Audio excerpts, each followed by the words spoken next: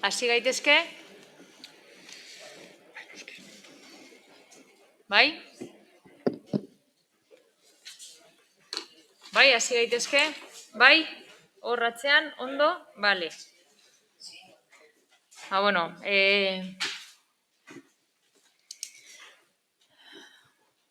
urriko osoko bilkurari hasiera emango diogu. Ja, ikusten duzute, osoko bilkuran denak gaudela batera, eta baita herritarrak ere parte hartu dezaketela osoko bilkura amaieran, azkeneko partean. Beraz, denbora gehiago galdu gabe, hasi egingo gera. Saiatuko gera 11:30 aldera edo, nola gabiltzan puntuetan, baina egingo dugu 20 minutuko atxeden aldi bat. Denak organizatzeko. Eta ikusten balin badugu ere bai bazkal orduan inguruan oso luze jongo garela, hor ere egingo dugu beste ordu erditxo bat zerbait hartzeko. Ados? Baina denboren arabera. Beraz, hasiko gara. 154. puntua. Getxoko udalbatzak 2021ko irailaren 30ean egindako aurreko ohiko osoko bilkuraren akta onesteko proposamena. 155. Lanpostuen eta plantillaren zerrenda aldatzeko proposamena. Langileen eta antolakuntzaren arloan, ahot plaza bat sortzeko.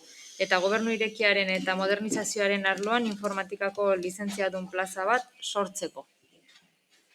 Batzordaren proposamen hau da, lehenengoa, administrazio orokorreko teknikaria plaza bat sortzea, administrazio orokorreko eskalan, azpi eskalan teknikoan. Bigarrena, administrazio orokorreko teknikaria lanpostua dotazio bat sortzea, langileen eta antolaketa arloari atxikita, bertan agertzen dira lanpostu horren ezaugarriak. Hirugarrena, informatikan, lizentziatuan, plaza bat sortzea administrazio bereziko eskalan, azpi eskala teknikoan. Eta laugarrena, proiektu informatikoen arduraduna lanposturako zuzkidura sortzea, gobernu irekia eta modernizazio arloari atxikita, eta bertan agertzen diran lanpostu horren ezaugarriak. Bosgarrena, sormen eta eraldaketa horie berekin dakarten indarrean dauden langileen plantilla eta lanpostuen zerrenda aldatzea. Aldaketa horrekin bat etorriz, lehen erazkin gisa erentzi da, azalpen memoria, aurrekontu zuzkidura nahikoa dago jasota bigarren erazkinean, kreditua badagoela, egiaztatzen duen erazkinean, eta hizkuntza politikarako sailburu ordetzaren nahitaezko txostenean hirugarren erazkinean. Seigarrena, alkateari ahalmena ematen zaio bere karguan diharduela erabaki hau benetan betetzeko behar diren neurri guztiak har ditzan. Eta zazpigarrena, akordioak Bizkaiko aldizkari ofizialean argitaratuko da jende guztiak horren berri izan dezan. Uriarte jauna. Eskerrik asko, egun guztioi. Udalean enplegu publikoko bi lanpostu berri sortzea proposatzen dugu, bata administrazio orokorreko teknikariarena, langileria eta antolaketaren arloan, eta bestea proiektu informatikoen arduraduna, gobernu irekia eta modernizazioaren arloan. Bi plazak egiturazkoak dira eta udal plantilla optimizatzeko eta hobetzeko neurrien artean kokatzen dira. Udal zerbitzu publikoak hobetzeko helburua lortzeko. Eskerrik asko. Eskerrik asko. Norbaitek hitza hartu nahi du? Ez? Beraz, bozketara pasatuko ginateke. Puntuaren aldeko bozkak. EH Bildu, PSE Euskadiko Ezkerra, EAJ PNV eta Elkarrekin Podemos. Kontrakoak, ez daudez, eta abstentzioak Partido Popularra. Honekin batera, 156. puntura pasatuko ginateke, Perualde elkartearekin sinatutako hitzarmenaren finantziaketa handitzeko kreditu gehigarria onesteko proposamena. Proposamena irakurri aurretik esan behar dut, Paula Amiebak ordezkatu dau bere botoa Carolina Uriben. Beraz, Carolina Uriben boto bi ematen ditu.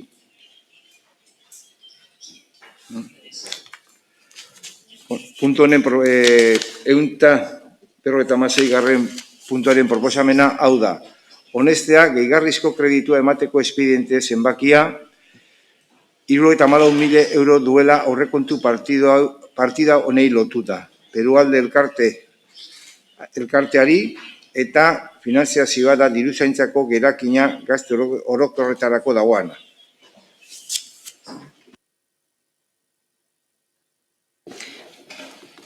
Uriarte jauna. Bai, Katanari, eskerrik asko. Bueno, Perualde gaur egun pertsonalde irabazi asmorik gabeko elkartearekin sinatutako hitzarmenak kalteberatasun egoeran dauden pertsonekin lan egiten duena, aurrengola klausula hau jasotzen du. COVID-19 pandemiak eragindako egoeraren barruan, premia berriak detektatzen diren neurrian enean, eta horietan Perualderen lankidetza funtsezkotzat jotzen den baldin eta horretarako aurrekontu kreditua badago, entitatearekin lankidetzan aritzeko laguntzen programen edo zerbitzuen kopurua handitu daiteke. Gizarte kohesioaren arloak, hala uste du, eta hitzarmen hori 74.000 eurotan zabaltzen eskatu du. Eta hori da proposatzen duguna osoko bilkuran. Norbaitek hitza hartu nahi du? Ez? Bilduk, ez? Díaz Anderea. Bueno, lo que se trae a este pleno...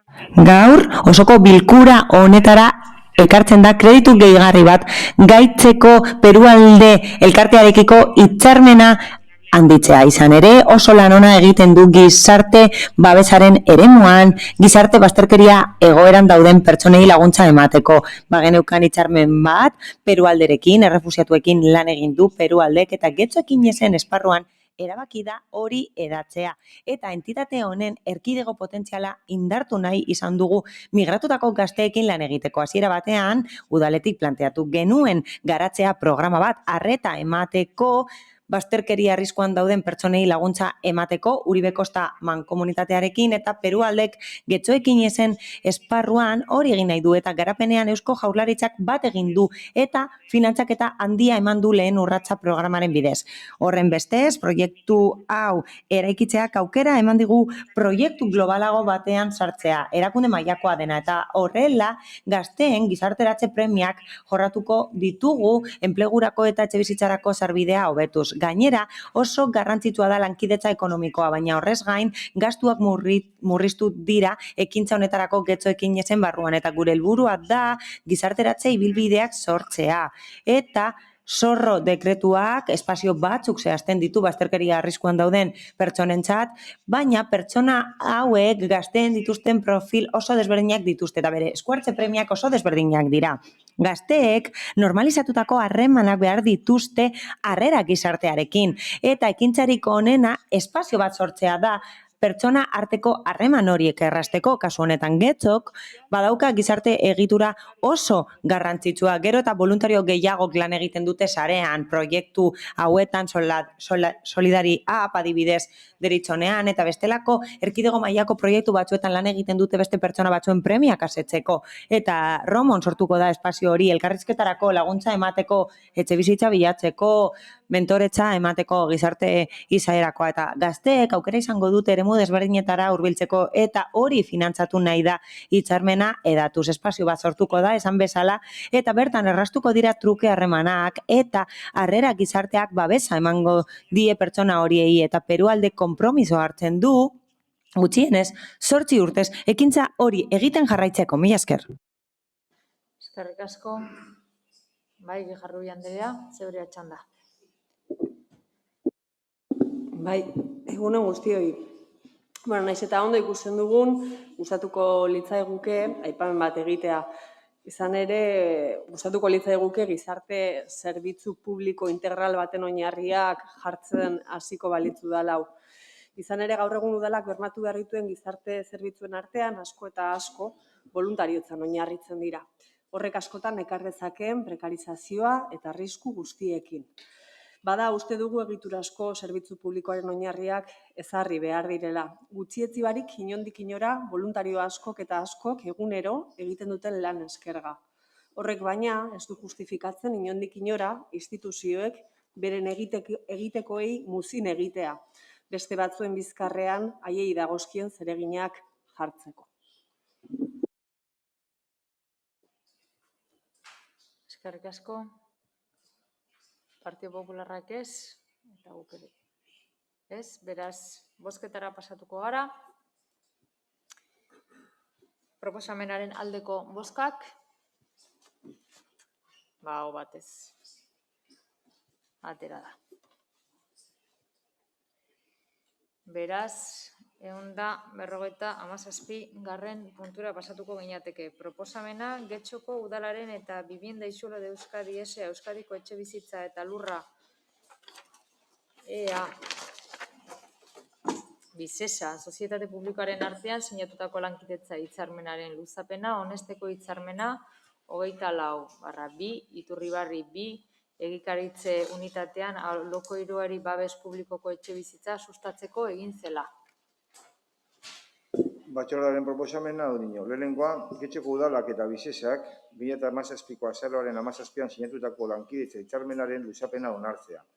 Hitzarmena 24/2 Iturribarri 2 egikaritze unitatean alokairuan babes publikoko etxebizitza sustatzeko egin zela, ebazpen honen eranskinean ezarritako terminetan.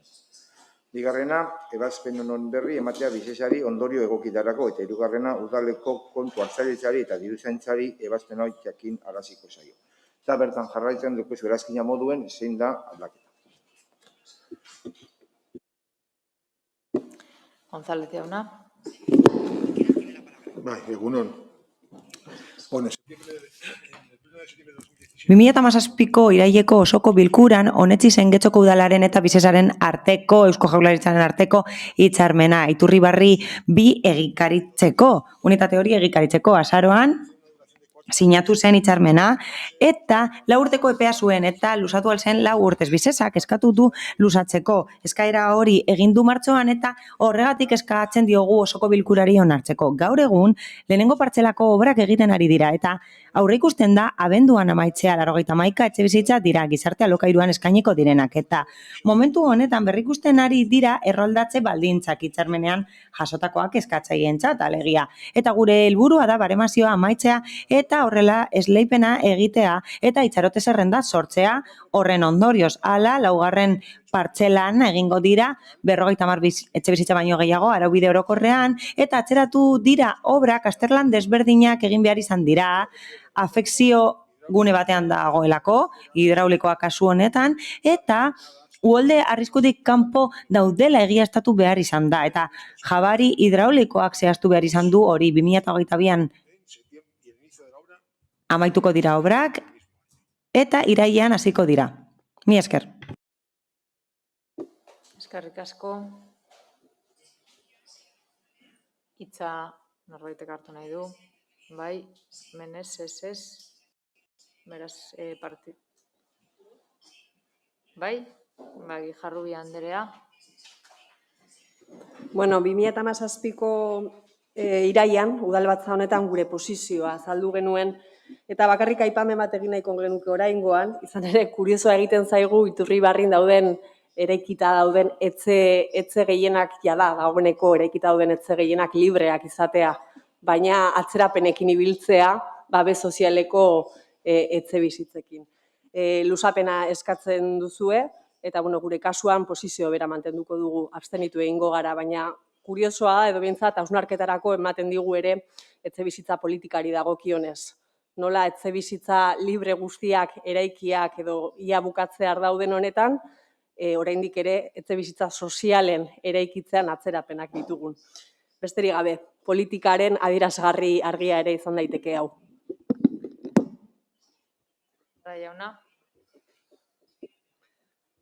Gracias, señora alcaldesa. Buenos días a todos. Eskerrik asko alkate anderea eta egunon guztioi. Guk alde bozkatuko dugu puntu honetan eta hurrengoan ere bai. Izan ere uste dugu lotuta daudela eta horrela behin bakarrik hitz egingo dugu. Hala ere, gustatuko litzaidake baiezkoa ematea, baina kritika bat egitea. Izan ere, zilegitasuna daukagu kritika bat egiteko. Izan ere, gobernu honen alde egin dugu eta horrelako aldaketetan beti babestu dugu udal gobernua. Hirigintza eremuan beti babestu dugu. Beraz, zilegitasuna dugunez etxebizitzaren inguruan hitz egiteko eta gobernu taldeari kritikatzeko esan beharra daukagu lehenengo puntuan eskatzen dela kontratua luzatzeko obrak hasteko eta bai beharrezkoa da luzapena bestela ez dagoelako hitzarmenik eta bai gehiengo absolutua dute, baina guk uste dugu egin behar dela bainala ere lotsagarria dela. Hori da gure iritzia. Esan den bezala lehenengo egikaritzapen unitatea bukatuko da abenduan, teorian gaur esan den bezala eta hurrengoa 4. partzelan 50 etxebizitza inguru aurrera doaz, luzatuko dira. Uste dut 2022ko otsailean edo irailean izango dela eta ni ez nago ados atzerapenekin. Ez dut ulertzen obra pribatu guztiak bukatuta daude eta kasu honetan babes ofizialeko etxebizitzak berriro ere atzeratzen dira eta etxebizitza horiek bere bizikoak dira. Gainera, Iturribarrin beste partzela asko daude udalarenak direnak eta ez da ezer esaten horien inguruan. Hala, beste puntu batean eskatzen da aldatzeko 2009ko hitzarmen bat. Eusko Jaurlaritzarekin sinatu zen eta Romoko lursail bat ordeztu genituen beste batzuengatik eta babes sozialeko etxebizitzak egiteko egin zen aldaketa hori. Eta hitzarmen hori orain ekartzen da 2019an ekarri zen eta 2020an ere bai. Eta beti bozkatu dugu alde. Hala, 120 etxebizitza dira babes ofizialekoak eta berriro ere ekartzen da hitzarmena. Beraz, lotsagarria da atzeratzea. 2009 urtetik, kasu honetan adibidez, behin eta berriz ikusten ditut egunkariak eta prentsa albisteak horren inguruan hitz egiten. Hala, Benantxoseko etxebizitzei dagokionez, edabideetan esan zenuten 2020ko urtarrilean hasiko zirela, 2021ko amaieran gaude eta oraindik ere hitzarmena aldatzen ari gara indarrean sartzeko. Beraz, eta bai, Benantxosekoei dagokienez, 2,3 milioi euroko aurrekontua eskatu zenuten eta alde bozkatu genuen. Beraz, esan bezala, zilegitasuna badaukagu behintzat kritikatzeko eta etxebizitza pribatuak hasi dira Benantxosen eta publikoak ez daude eta ez da espero horiek heltzea.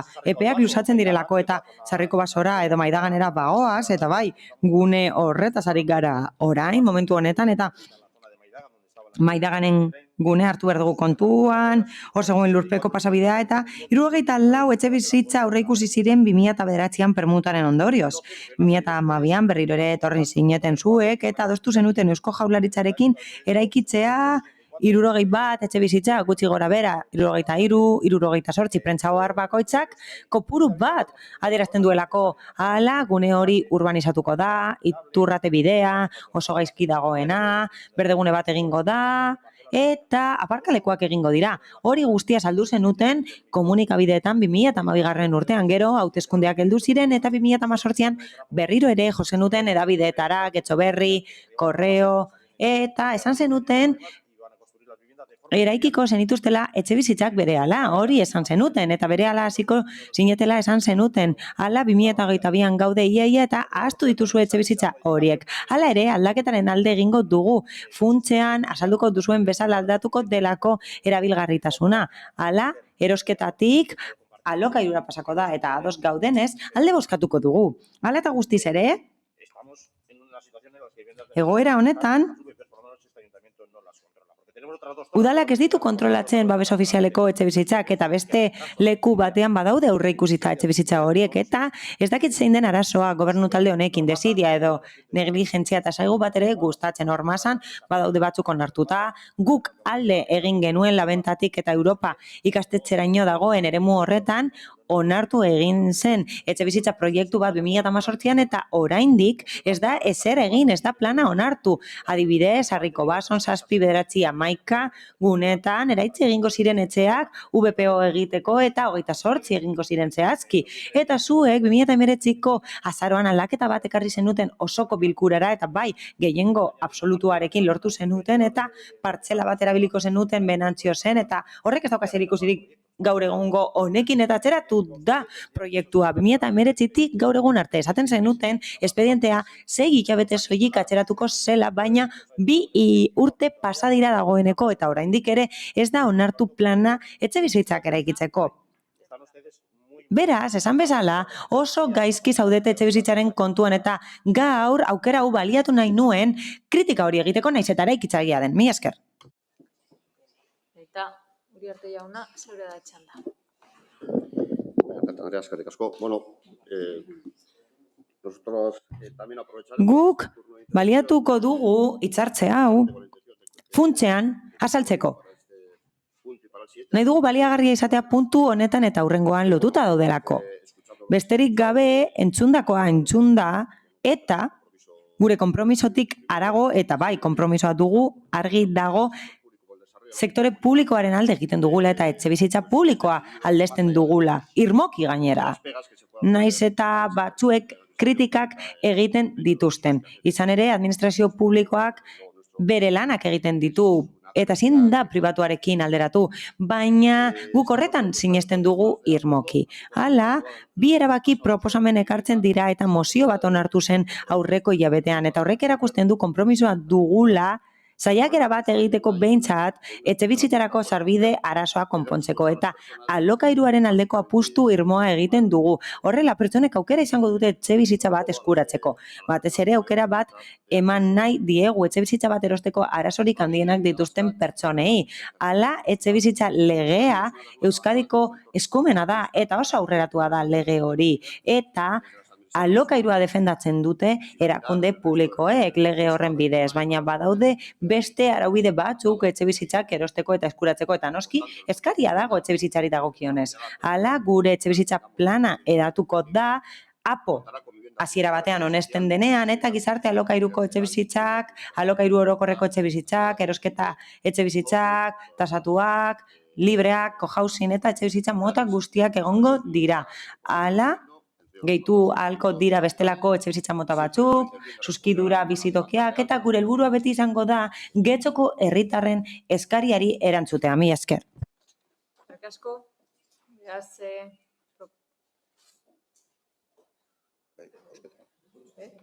bozketara pasatuko gara.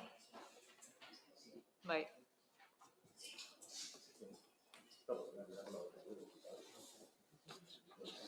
Si el proponente no vuelve... Proposatzaileak ez badu hitz egiten ez dago aukerarik bigarren txanda bat erabiltzeko. Bozketara pasatuko gara. Proposamenen aldeko bozkak. Partido Popularra, PS Euskadiko Ezkerra eta EAJ PNV. Kontrakoak, ez daude, ez da abstentzioak, Bildu eta Elkarrekin Podemosekoak. Honez beste, 158. puntura pasatuko ginateke, osoko bilkuraren 2019/1/30-ko 11. erabakia aldarazteko proposamena. Erabaki hori titulartasun autonomikoko Santa Eugenia aldeko 7.1 egikaritze unitatea eskuratzeko udal titulartasunekoak diren 37.1 Benantzioz egikaritze unitateko B eta C lurzatiekin, naiz 31.1 Sarriko Baso egikaritze unitatea berriro zatitzaren sortutako finkarekin trukatzeari buruzkoa dela.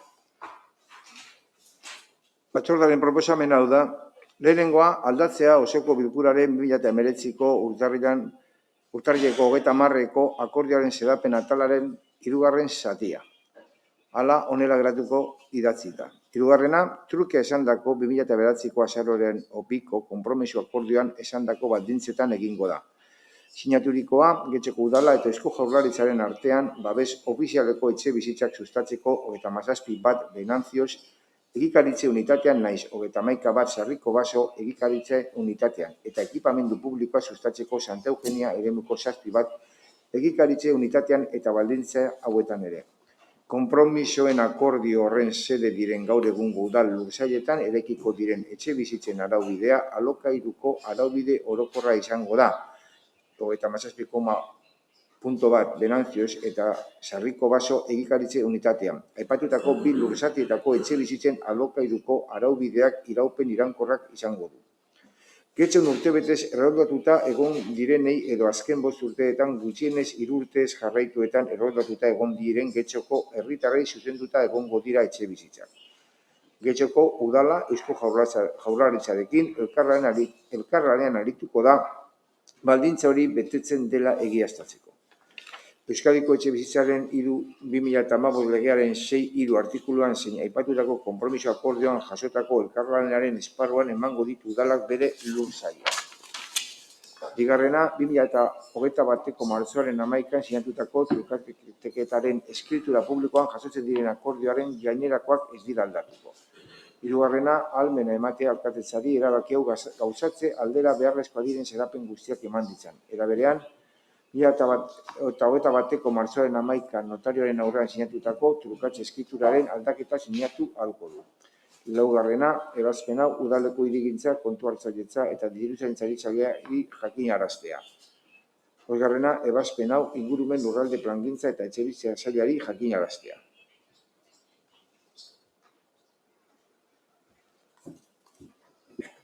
Aldeauna.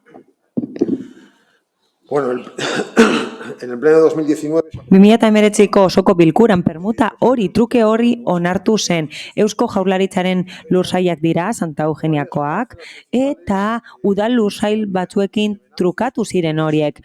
Benantxokoak eta Sarriko Basokoak, kasu honetan trukatu ziren besteengatik. Aldatu zen akordio hori 2020ko abenduko osoko bilkuran eskritura publikoan sinatzeko truke hori idazkariak adierazi zuen bezala. 2021ko martxoan berretsi zen akordio hori. Erabakitzen da, eraikiko diren etxebizitzen araubidea Benantzion araubide orokorrekoak izango direla, eta Sarriko Bason alokairu orokorrekoak. Eusko Jaurlaritzak eskatu zuen promozioak Benantzio zen aldatzea araubidea, eta hori aurkezten dugu gaur osoko bilkura honetan. Hala, Sarriko Basoko promozioan 75 bat etxebizitza egongo dira alokairu orokorrean, eta hala Bizkaiko garraio sailak txostena igorri behar du, eta udal txosten guztiak igorri dira dagoeneko eta aldekoak dira. Benantzi hori dagokionez 50 bat etxebizitza inguru egingo dira eta alokairu orokorrekoak izango dira.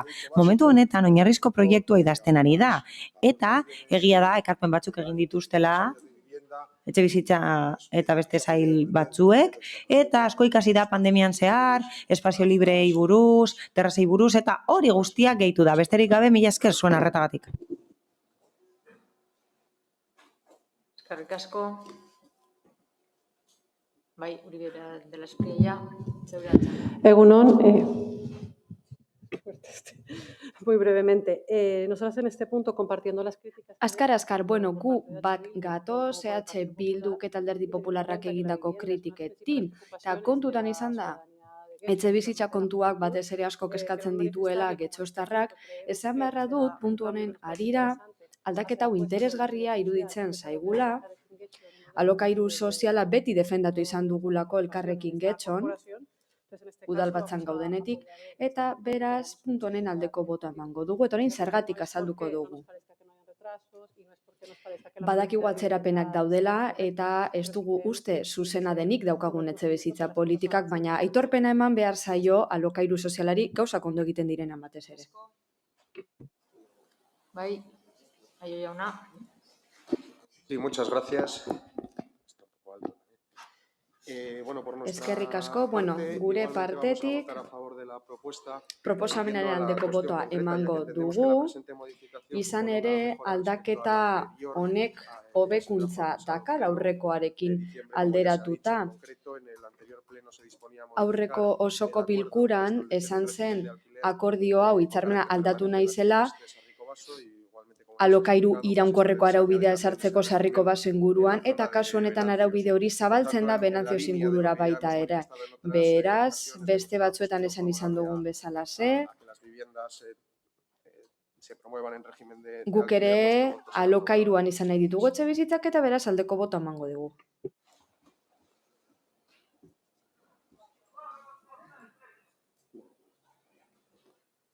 Eskerrik asko. Bai, Jarrubi Anderea. Ez dut amata. Egunon berriz ere, eskerrak udal gobernu honen apostu erabaki horra dala, babeseko etxebizitzen inguruan. Eskerrak. Hori bera, esan beharko zenieke, beren herria utzi behar izan duten gazte pilo bati, ezin izan dutelako hemen etxebizitza eskuratu. Esan beharko zenieke hori ere, hilero 800 euro baino gehiago ordaintzen duten gazteei, hori ere esan beharko zenieke. Zuen apostua babes etxebizitzen aldekoa dela. Bai, esaiezu horiei guztiei, zailtasunak dituztenei esaiezue zuen apostua hori dela. Ziur sinetziko dizuetela, ziur nago bai. Posten gara azkenean alokairuzkoak izango direlako, kostatu zaizue, urteak kostatu zaizkizue horrelako aldaketak egitea, izan ere EH Bilduk daramatza urteak salatzen etxebizitza babes ofizialeko salmentasko etxebizitzen zentzugabekeri itzela. Baina, bueno, pena ematen digu horren berandu etortzea, oso berandu, izan ere 2000-tik 2012 urtera bitartean guztira 1656 etxe eraiki ziren udalerri honetan, libreak 1262 hori da zuen apostua, eta babestuak 384. Bertan, horien barruan, tasatuak edo salmenta erregimenean bakarrik. 2000-tik 2012 horiek dira datuak, maneiatzen ditugun datuak. Beraz, argi dagona da urteetako politikek bere ondarrak dakartzetela, eta hau ez dela aldatuko egunetik egunera. Eta horretarako apostu sendoak behar dira, baina ez hitzezkoak, ekintzetakoak. Eta ekintzek ez dute hori erakusten, inondik inora. Baina, esan bezala, hor ere aipatu da etxebizitza plana, apo berriaren sortzea, apo berria, holako hitzak aipatzen dituzuenean, nik ez dakit inozotzat hartzen gaitu zuen. Uste dut baietz, hein handi batean inozotzat hartzen gaitu zuela. Bestela, ez dut ulertzen horrelakoak erabili egiten dituzuela, ekintzek beste zer erakusten digutenean urteetako atzerapena daramagu apoaren kontuarekin, eta baita etxebizitza plana. Nik ez dakit inoiz etxebizitza planik egon den, espada merkatuaren mesedetan sortutako etxebizitza politika egon den. Agian horrek azaltzen du ez, gaur egungo egoera, ezerk baino beto. Ezandakoa, zuek esaten duzue zuen apustua badala etxebizitza babestuen aldekoa, baina zuen ekintzek beste zerbait erakusten dute. Gauza bera, gaur dakar zuen aldaketa honekin, luzapen honekin. Etengabe luzatzen den, etengabe atzeratzen den kontua, etxebizitza babestuen eraikitzea, babesen eraikitzea. Beraz, nik eskatzen dudana da seriotasunez hitz egitea eta zintzotasunez hitz egitea. Eta uste dut hemen zintzotasun gutxi dagoela zuen aldetik, esaten dituzuenean hoiek. Beraz, egoera da dena, aporik gabe edo apo berritu gabe jarraitzen dugu, gazteen exodoak jarraitzen du, zailtasun ugari dituzte gaur egun ere gazteek etxebizitza eskubidea bermatua izateko, gazteek eta beste kolektibo batzuk ere bai. Eta, hiri antolamendua ikuspegi merkantilista ardatz erabakitzen jarraitzen duzue. Beraz, esandakoa, uste dut, seriotasunez eta zintzotasun apur bat gehiagorekin hitz egin beharreko afera dela etxebizitzarena. Eskerrik asko, Andrea jauna. Sí, gracias. No tenía intención de intervenir, pero como una cosa que ha dicho el señor Uriarte me preocupa, ¿no? Uriarte jaunak esandako zerbaitek eskatzen nau, aurreko hauteskundetan argi eta garbi esan zuten jarduketa ildoa jarriko zituztela martxan, etxebizitza arazoa konpontzeko getxon. Formaze, konporte, Maidagan, Iturribarri, Tokio hietan guztietan. Oraindik babes ofizialeko etxebizitzak falta dira eraikitzeko bertan. Baina, gero ematen du ildo estrategiko horiek plan berriaren onespenaren araberakoak izango dira. Honetxita zegoen etxebizitza batzuk egiteko plana, baina bere horretan geratuko da, bertan bera geratuko da, garapen planik ez badago. Beraz, lehen berandu bagabiltzan bai, orain beranduago. Eta etxebizitza horien proiektuan mantentzen bada, akordioak lortzen ari garelako, permutetarako, kalifikazio aldaketetarako, ikusiko duguean noiz honesten den plan berria, eta bestela VPOak alde batera utzi behar getxon. Eskerrik asko. Uriarte jauna. Andrea, eskerrik asko. Bueno, yo creo que se ha explicado en muchísimas ocasiones siempre que hay que traer... Hainbatetan azaldu izan dugu osoko bilkura honetan, etxe bizitzarloa zertanatzen, askotan ekarri dugu osoko bilkurara, todo aquello que se puede desarrollar con el plan vigente. Gara daiteken guztia garatuko da indarrean dagoen planarekin, lehen esan bezala. Con el plan que se apruebe luego. Y eso es lo que estamos en desarrollar. Eta horretan ari gara, gara daitekena garatzen. Y en ese aspecto, Zentzu horretan eskerrak eman nahi dizkiegu aldeko botoa emango diguten taldeei, kritikak hor dauden arren, koherentziaz dihardutelako, baina badago talde bat, aurreko puntuan, puntu honetan ez dakiz zer bozkatuko duzuen aldeko botoa emango duzuela uste dut, azken finean etxebizitza de vivienda en venta a vivienda en alquiler, y eso es coherente. Arlo honetan esaten ari garena da, salmentako etxebizitzatik alokairura pasatzea, beraz, baiezko bota espero dugu, baina gauza da zuek esaten duzula da gero ez da zer gertatzen. Eta osoko bilkuran gauden taldeek egin behar duguna da, baietz, ezetz edo abstentzioa bozkatu. Baina, gauza bat esaten denean, eta koherenteak izan behar dugunan zer dagokiena. Etxebizitza proposamenak babestea. Hori egin dute udal talde batzuk, hemen kritika bai, baina dos badaude, aldeko bota eman. Eskerrik asko. Beraz, puntuaren bozketara pasatuko gara. Puntuaren proposamenaren aldeko bozkak. Partido Popularra, PS Euskadiko Ezkerra, Elkarrekin Podemos eta EAJ-PNV. Kontrakoak ez daude eta abstentzioak EH Bildukoa. Eta honekin batera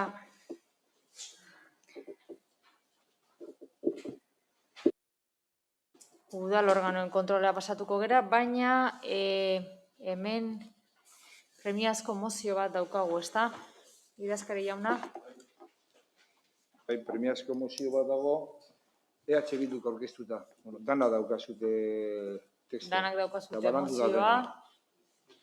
Eta beraz, oin premiatasuna eztabaidatu eta bozkatzen da, onartzen bada, geratuko da, azken mozio moduen, eta onartzen ez bada, ez da pasatuko. Hori da.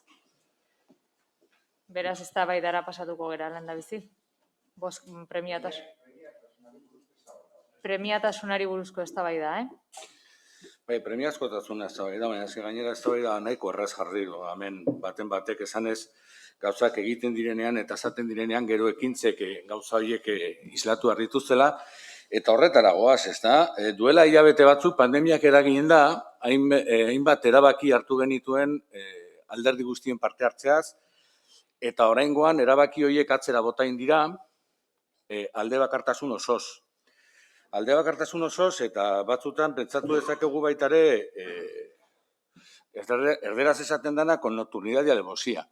Hau da, bapatean udal gobernuak erabaki dau, estiminen bitartez ez direla igorriko batzordeak eta artezkari kontseiluak, beraien bilerak lekuz aldatu ditu eta gainera erabaki da baita ere hemendik aurreraia herritarrek ezin dutela email bitartez pleno honi edo batzorde edo artezkari kontseiluei zuzendu.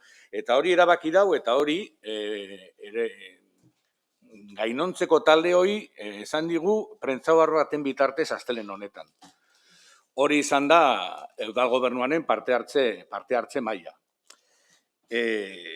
Claro, gero bakoitzak beti jasotzen dau besteen proposamenen obaria gustatzen zaizkio, lehen ere entzun dugu etxebizitza legea aipatzen ziona den, ahaztu zaio PNVko ordezkari esatea etxebizitza lege hori PNVk ez zuela babestu.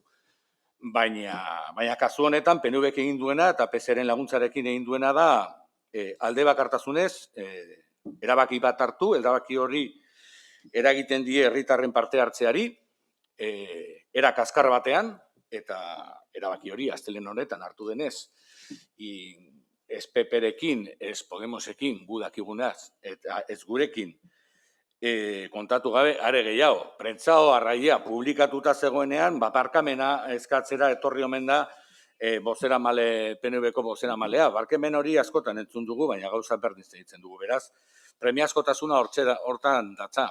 Hau da, hartutako neurri honen nola hartu den, eta noiz hartu den. Hartu denean, edo guk horren berri izan dugunean, beste herritarrekin batera, izan daia mozioak sartzeko epea agortuta zegoenean. Hortik dator premiazkotasuna, baina batez be premiazkotasuna dakar, porque lo que se está cercenando. Hemen azken finean, kalte egiten ari zaio herritarren parte hartzeari batzuetan, argi eta garbi egiten da kaltetze hori da beste batzuetan eskutuan. En la adopción del email como forma de participación. Parte hartzeko posta elektronikoa erabiltzeko aukera kentzen da, eta guk erabaki hori ez dugu hartu, prentsaren bitartez enteratu gara zuek hartutako erabaki horretaz. Gauza bera gertatu da batzordeen eta artezkaritza batzarren streaming erretransmisioarekin. Gainera, artezkaritza batzordeak Santa Clara etxera pasatu dira eta esaten dira irekikoak izango dira, baina foroa respetatuz, baina 21 pertsona gehi teknikariak egonda aforoa respetatzea ia zinezkoa da. Gure ustez, formari eta funtsari dagokionez, presazko mozioa da hau. Vale.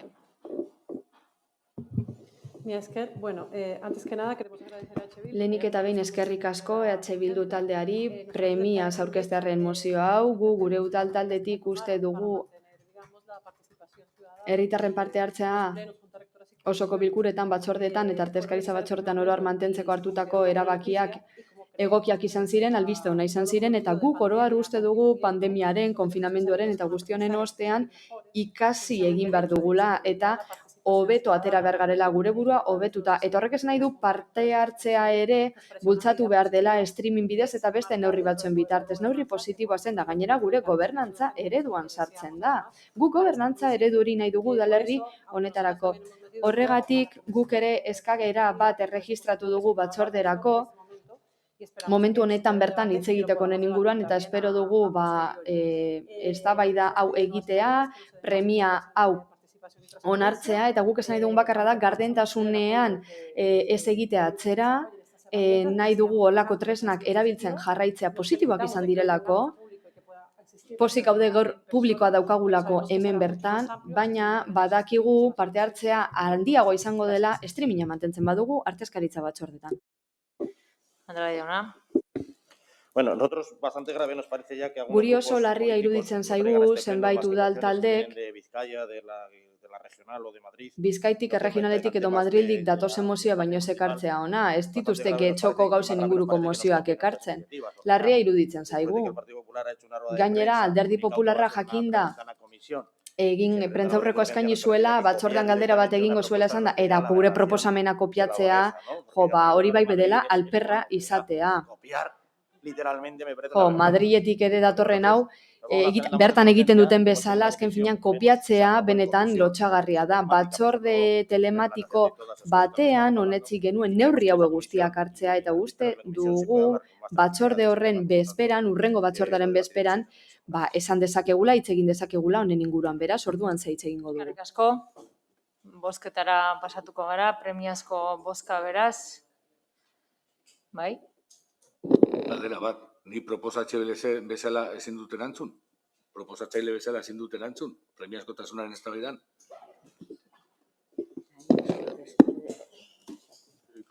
Larrialdi askotasuna bozkatzen ari gara, orduan orain. Baina, bueno, egia da, larrialdi proposamena, mozio honek eurek azten dabi, eurek ekarri dabi, eta bai turnoa deki. Osea, bigarrengo turnoa, azken batean, erantzun nahi badau, logikamente. Bai, nik uste bai dekola. Baina, premietasunari lotute. Premiatasunari lotuta. Ez mozioaren edukian. Edukiera ez premiatasuna. Edukia gero bozkatzen, bai, baina edukian sartzen ari gera nahiko. Horregatik esaten dut. Premiatasunari buruz hitz egin behar dugu orain. Bai. Bueno, creo que la urgencia queda justificada. Bueno, nik uste dut premia justifikatuta geratu dela, eta gauza bat baino ez nuen esan nahi. Ulertzen dut Alderdi Popularraren bozeramailearen egoa izugarria dela. Pero nosotros hemos hecho... No, estoy hablando de la urgencia. Eta premiaz ari naiz, Nosotros hemos hecho esta moción de urgencia... Guk premiazko mozio hau prestatu dugu, premiazko kontuak daudelako. Pero nosotros ni eta sentitzen duzu decepzionatzea, baina guk ez genekien prentsaurreko hori egon zenik, Kopiatu diegun bihar bakotzean, hala izan dadila, baina nik ez du bizitza pasatzen haren prentsaoharrak irakurtzen ere. Bozketara pasatuko gara. Beraz, premiatasunaren aldeko bozkak, EH Bildu eta Elkarrekin Podemos kontrakoak, PS Euskadiko Ezkerra eta JPNV abstentzioak, Partido Popularra. Beraz, bertan bera geratzen da premia eta ez da mozioa eztabaidatuko mozioen bukaeran. Eta honekin batera, 159. puntura pasatuko gara, 46/2009/2021 dekretuaren berri ematea. Dekretu honen bidez, zuzendu egiten da Udalbatzak 2021ko maiatzaren 27an hartutako 73. erabakian antzemandako akatsa. Batzordearen proposamena da, dekretu 4.629/2021 dekretuaren edukiaren berri geratzea. Bada, akatsa zuzenketa bat eta akatsa zan jartze bala 4.1a eta b, artikulu moduen eta da 4.2a eta b, hori izan akatsa.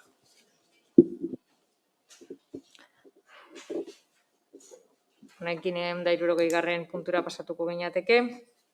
Udal diruzantzaren hiruhileko txostenaren berri ematea. 15/2010 legearen 4. artikuluan xedatutakoa bete beharrez. 2021ko 3. hiruhilekoa. Batzordearen proposamena da, 2001 diruzantzako txostenaren edukiaren jakitun geratzea. Txosten hori bete beharrak ordaintzeko legezko epea betetzeari buruzkoa da.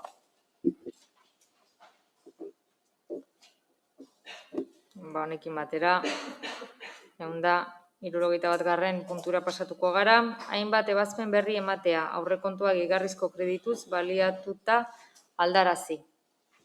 Batzordearen proposamena, hau da, kreditu gehigarrien erabilaren bidezko aurrekontu aldaketari buruzko zinegotzi eskuordearen ebazpenekin jakitun geratzea. Bertan zerrendatzen dire ebazpenak eta diru kopuruak eta helburuak.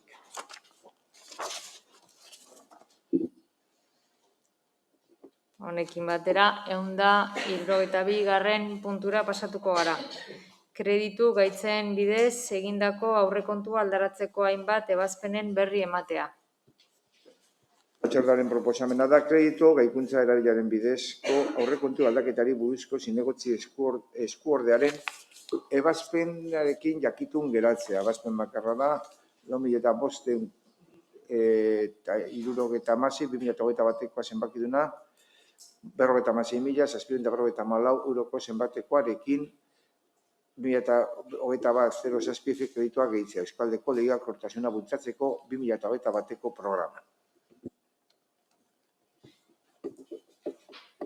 Inorrek ez du hitza hartzen, beraz, 163. puntura pasatuko gineateke, kontu hartzailetzaren 35/2021 txostenaren berri ematea. Finantzia iraunkortasunari buruzkoa da txosten hori, eta honekin dago lotuta aurrekontuaren aldaketak finantziatzeko asmoz 2020ko udal aurrekontuaren likidazioarekin lortutako altxortegiko geldikina 2021ko aldian, lehenengo, bigarren eta hirugarren hiruhilekoan.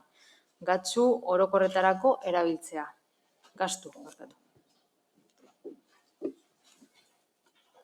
Batzordearen proposamena da, antolakuntza eta udaleko kontu hartzailetzak finantza iraunkortasunari buruz egindako urriaren 13/2021 txostenaren edukiaren jakitun geratzea. Diruzaintzako geldikinak erabiltzeari dagokionez.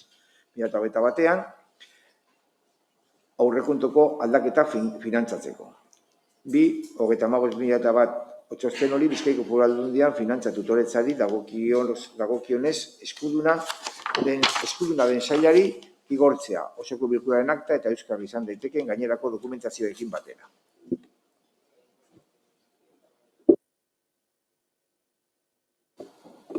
Eta honekin batera, mozio eta interpelazioen atalera pasatuko gineateke. Beraz,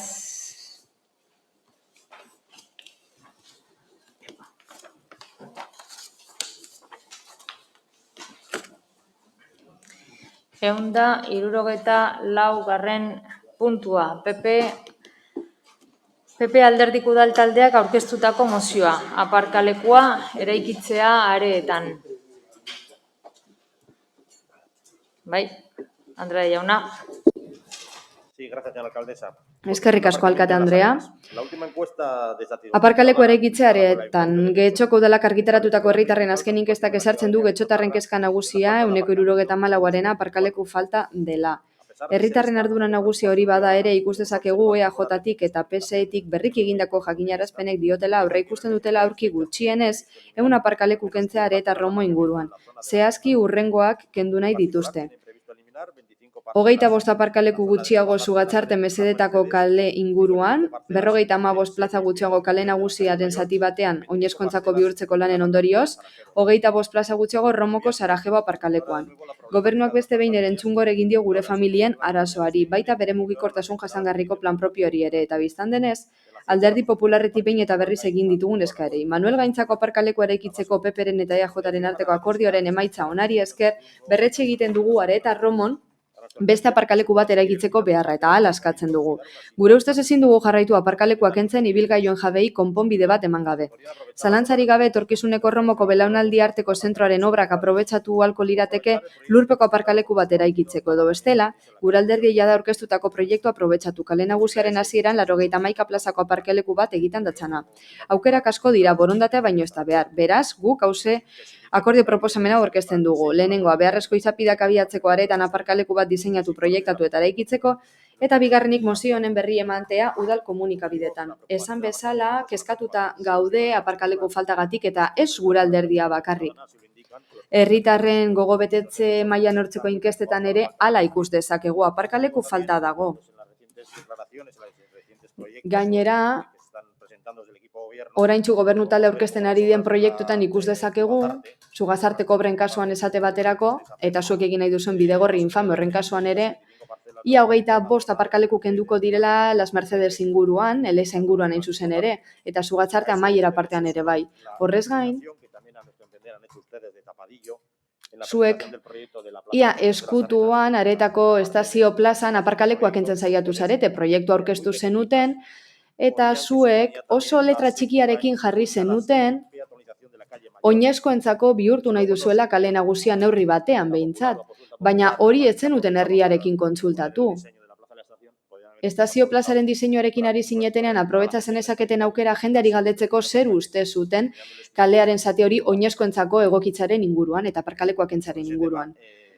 Kontu horren inguruan, nik batzordean galdetu nuen, PEMUSean jasotakoan mantenduko ote zen, hau da aparkalekuak behar direlako Sarajevo inguruan eta esan zidaten, ezetz lehenengo aparkalekuak kenduko zirela eta gero ikusiko zela zer egingo zen.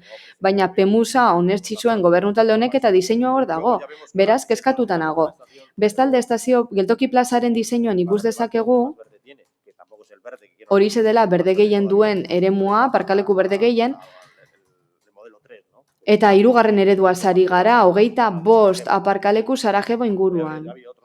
Beste diseinu batzuk egon dira, baina ziurrenik jendeak horri emango dizkio boto gehien inkestetan horrela ikusi dugulako. Eta guztiok uste dugu diseinu ondo dagoela eta Aretak merezi duela, eta Getxok ere oroar.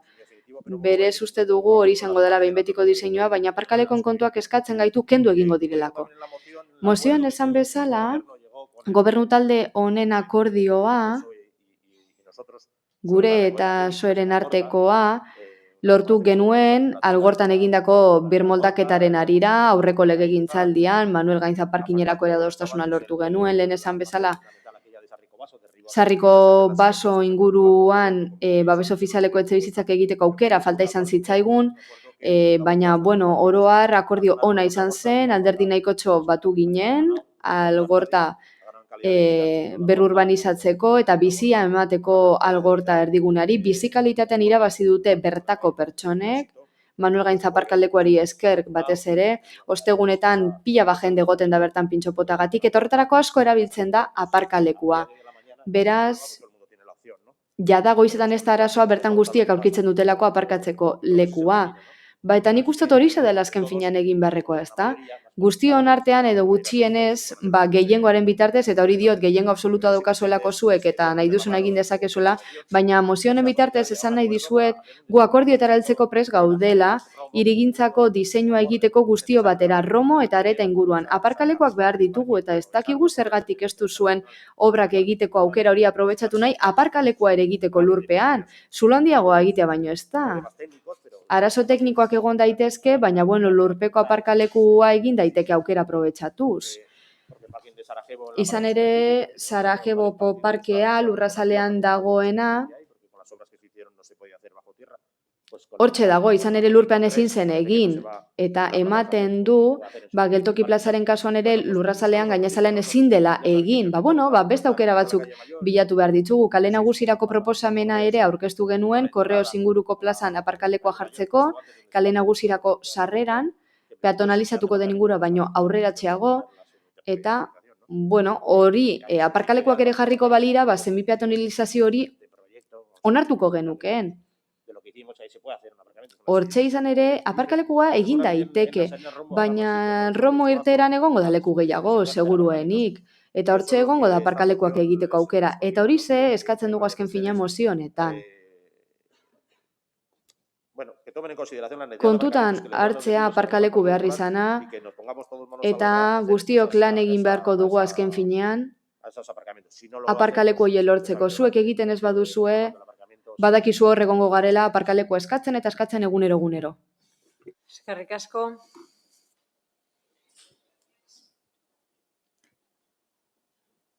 Hori bide despriella. Eskerrik asko. No es el primer pleno en que abordamos el tema. Lehenengo osoko bilkura da, aparkalekuaren gaia jorratzen duguna, ez da lehenengoa esan nahi dut, eta guk beti hitz egin nahi izan dugu horren inguruan nahi ditugulako autoak kendu gure hirigunetik garraiobide publikoak sustatuz, edo adibidez, bizikleta edo patinetea sustatuz. Horretatik abiatuta askotan eztabaidatu honen inguruan, adibidez, Manuel Gaintza izan dugunean izpide, edo Tao izan dugunean izpide, nire udaltaldetik beti esan izan dugu diagnostiko globala egin behar zela aparkaleku premiak aztertzeko, ez soilik Taoren inguruan, eta ez soilik aztertzeko aparkaleku bat beharote zen gune batean, diagnostiko globala behar da. Izan ere, baditugu espazio asko aparkatzeko, eta hori da adibidez San Nikolasekoa edo Ibarbengoakoa, eta bertan oso auto gutxi egoten dira. Zentzu horretan, esan nahi dugu aparkalekua konpontzeko aukera bilatu behar dela, eta bai, aparkaleko arazo bat da, eta azterlanek esaten dute herritarrek premia dutela hori konpontzeko, eta aurre egin behar diogu horri, baina ez dira konponbide zehatzak eman behar. Besterik gabe nik uste dut ingurumen ikuspegi hartu behar dela kontuan, eta etorkizuneko hiri eredua aztertu behar dela. Guk hori aztertu nahi dugu, hala ez dugu lurpeko aparkalekuz beteriko udalerri bat, hala ez dugu auto gehiago sartzeko udalerri bat, auto gutxiago, kutsadura gutxiago eta aire zikin gutxiago nahi dugu. Eta bai, Alderdi Popularrak proposamen hau egiten du eta haiek askotan esan dute kezkatuta daudela, plaza gutxi daudelako, Sugatzarte, Sake plaza edo hori bezalako proiektuetan adierazi dute kezkatuta daudela horrekin, baina guk uste dugu kutsadura murriztu behar dela. Eta askotan alde bozkatuko dugu, baina guretzat oreka bat egon behar da. Auto gehiago edukitzeko eta gure ingurukoek gure udalerriaz gozatzeko. Horrez gain ez dugu argi ikusten beharrezkoa denik aparkaleku bat egitea Alderdi Popularrak dioen bezala. Eta orain beste leku batzuk aipatuko ditut, baina esaten da belaunaldi arteko zentroaren azpian egitea, eta horretarako nagusien etxea eraitzi beharko litzateke, eta gu ez gaude batere ados horrekin, guztiz aurkak gaude, naiz eta herritarrek eta adinekoek erakutsi duten askotan, bai Aldundian, bai udalean ez daudela ados. Hala ere, JK jarraitzen dute eta planifikatuta daukate hori eraistea. Horrez gain ez gaude ados Alderdi Popularraren ereduarekin mugikortasunari dagokionez. Guk uste dugu autoak kendu behar direla kaletatik eta ez aparkalekuak sortu horientzat. Zentzu horretan, guk uste dugu horren inguruan eztabaidatu behar dugula ikuspegi global batetik, getxo oso hartuz, horregatik guztiagatik ez dugu alde bozkatuko. Eskerrik asko. Díaz Anderea. Mi esker alkate Anderea. Bueno, Eskerrik asko, alkate Andrea. Alderdi Popularrak datu bat ematen du. Hala, Getxostarren 70%ak gutxi gora bera esaten du bere kezka nagusia aparkaleko falta dela. Eta hori da herritarren asebetetze inkestaren araberako datu bat, eta ez diogu garrantzia kenduko, noski. Datu hori ematen du inkestak, eta ez dugu ukatuko hori badela herritarren kezka nagusia Getxon. Ez dugu ukatuko, baina hori gora bera badugu informazioa eta datua 70% ingurukoa da, eta bai, oso handia da, baina 74% horretatik urrun dago, beraz gustatuko litzaiguke jakitea nondik atera duten datu hori, eta gustatuko litzaiguke noski bere informazio hori ezagutzea. Horrez gain, bidezkoa da esatea inkesta horretan oinezkoentzako espazioak positibotzat hartzen dituztela herritarrek gobernu taldearen ekintzari dagokionez, eta adibidez areetan eta Romon oso positibotzat hartzen da. Bai, eta etorkizunean oinezkoentzako espazio gehiago egingo dira bi auzo horietan, eta proiektu horrek harrera oso ona dauka, batez ere inkesta horren arabera. Eta gainera, oso harrera ona izan du beste proiektu batek. Sugatzarten bidegorrian dituko da, eta horrek harrera ona izan du. Eta aretako geltoki plaza berreraikiko da eta berrituko da, eta herritarrek asko parte hartu dute prozesu batean horren inguruko proposamenak egiteko, eta nabarmena da egindako proposamen bat. Hala, aurrentzako jolasgune handituko da, eta proposamen hori asko eginda. Hala, koalizio gobernu honek beste proiektu batzuk egingo ditu areta eraldatzeko, eta proiektu horiek asko eskatzen dituzte herritarrek, eta horregatik harrigarria da 3 proiektu horiei dagokienez Alderdi Popularrak aurka bozkatu izana ideia bakar batekin. Hau da, haientzat aitzakia da aparkaleku plazak murrizten direla, hori da esandako bakarra. Hala, Alderdi Sozialistatik aurkeztu ginen hauteskundetara esanez aparkaleku arazo bat zegoela, auzo desberdinetan hori aitortzen genuen, eta bagenekien arazoak zeudela areetan eta Romon. Hala, esan bezala, konponbideak zeharkakoak izan behar dira, eta aldatu behar da ikuspegia, eta mugikortasun jasangarria sustatu behar da, eta aldaketak egin behar dira TAO sisteman gobernu akordioetan erakutsi genuen bezala. Santa Ana eta Romo guneak handitu behar dira, eta aparkalekuen makidak aztertu behar dira, adibidez, meseetako aparkalekuan oso edukiera gutxi duelako, hau da, oso aparkaleku gutxi erabiltzen direlako. Hala, Santa Eugeniako edo Gobelako aparkalekuetan alokairu plazak aztertu behar dira. Eta hurrengo hilabetetan aztertuko ditugu zeintzuk izango diren aldaketen ondorioak, izan ere, indarrean sartuko da ta honen ordenantza berria, eta ikusiko dugu zeintzuk diren bere ondorioak. Horrela, espero dugu auto gutxiago heltzea, inguruko udalerrietatik datozen autoak murriztea espero dugu, eta horrela, Txandakatxe plazen egoera aldatuko da. Horren guztiaren ondorioz uste dugu beharrezkoa izan daitekeela plazak handitzea areetan eta Romon, guk gure programan proposatu genuen bezala, adibidez Santa Eugenia partzelan, esaten duzuen bezala, edo beste partzela batean, izan ere belaunaldi arteko zentroaren partzelan horiek egin daitezke eta beste leku batzuk azter ditzakegu. Horregatik guztiagatik, aztertu behar diren aldagai guztiak, momentuz, abstenitu egingo gara Alderdi Popularraren proposamen honetan. Argi utzi nahi dugu, interesatutak gaudela balorazio horretan, eta defendatzen dugu proposamen hori noski udal gobernuan, eta jarrera irekia daukagu, eta Alderdi Popularrarekin ados egon gaitezke abagune denbora da hau, konponbideak behar ditugu, zeharkakoak hain zuzen ere, eta uste dugu une egokia dela elkarrizketa sustatzeko zentzu horretan. Mila esker. Bai, Rodríguez jauna. Bai, bueno, egia da herritarrek eta dendariek etortzen duten parkin arazo bat aitortzen dutela, baina geruzez parkin arazo hori arazo larriagoak izkutatzen ditu, batez be, eta Elkarrekin Podemosek esan duen bezala zen mugikortasun orokor ikuspegi batetin ikusi barko genuke. Eta mugikortasuna hemen asko aipatzen da, baina gero ikusten dugu denak elkarrekin batzen diela, eta mugikortasun eredu oso desberria dauzela osoko bilkura honetan. Alderdi Popularrak beti egin du apostua parkinen alde. Are gehiago, beraien hauteskunde programa ikusiko bagenu, herria osoa zulatuko zenukete. Ja, soilik geratzen zaizue parkinak tunelez bitartez lotzea, eta ja izango zenukete herri zuterreneo bat. Baina gainerak mozio honetan nagusien etxean egingo da eraikutzaren azpian proposatzen duzue parkina. Eta behin eta berriro esan behar dugu, eta Alderdi Popularrak etzi badu, ez da gure kasua, nagusiaren etxea zaharraren edo Romoko nagusi etxe zaharra eta euskaltegi zaharraren eraikinaren biziraupenaren alde segituko dugu azken unen arte, are gehiago, orain herritarrak herri galdeketa eskatzen ari direnean. Baina, claro, ¿qué es lo que hace el Partido Popular? Pues nos enseña un modelo muy conocido también.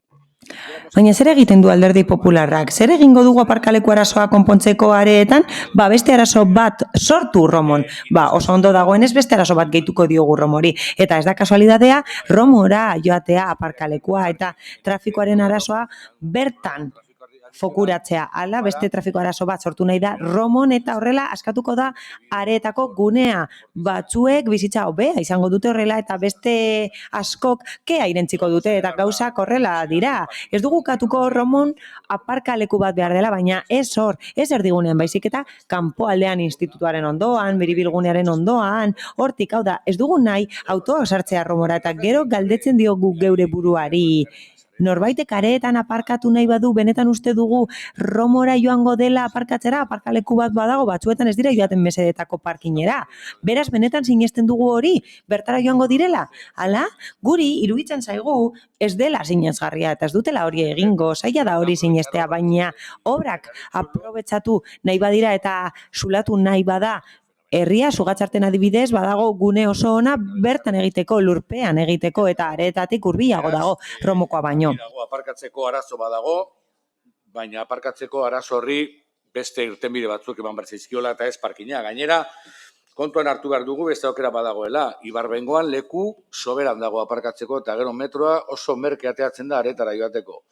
Leku soberan dago ere aparkatzeko areetan, hor ez dago leku, areetan markatu. Algortako San Nikolas plazan, hor ez dago leku soberan, lekua badago, baina ezin da erabili. Hori diru publikoaren hilobia da parkin hori. Beraz, aukera badaoz, baina kontua da, eta honetan bai etortu behar dugula Alderdi Popularrari alde dagoela, herribusa ere berai planteatzen dutela, bakoitzak bere ereduarekin, baina garraio publikoa sustatu behar da, eta gakoa da, hiriak irabaztea oinezkoentzat eta pertsonentzat, eta ez hiriak jartzea kotzen menpe.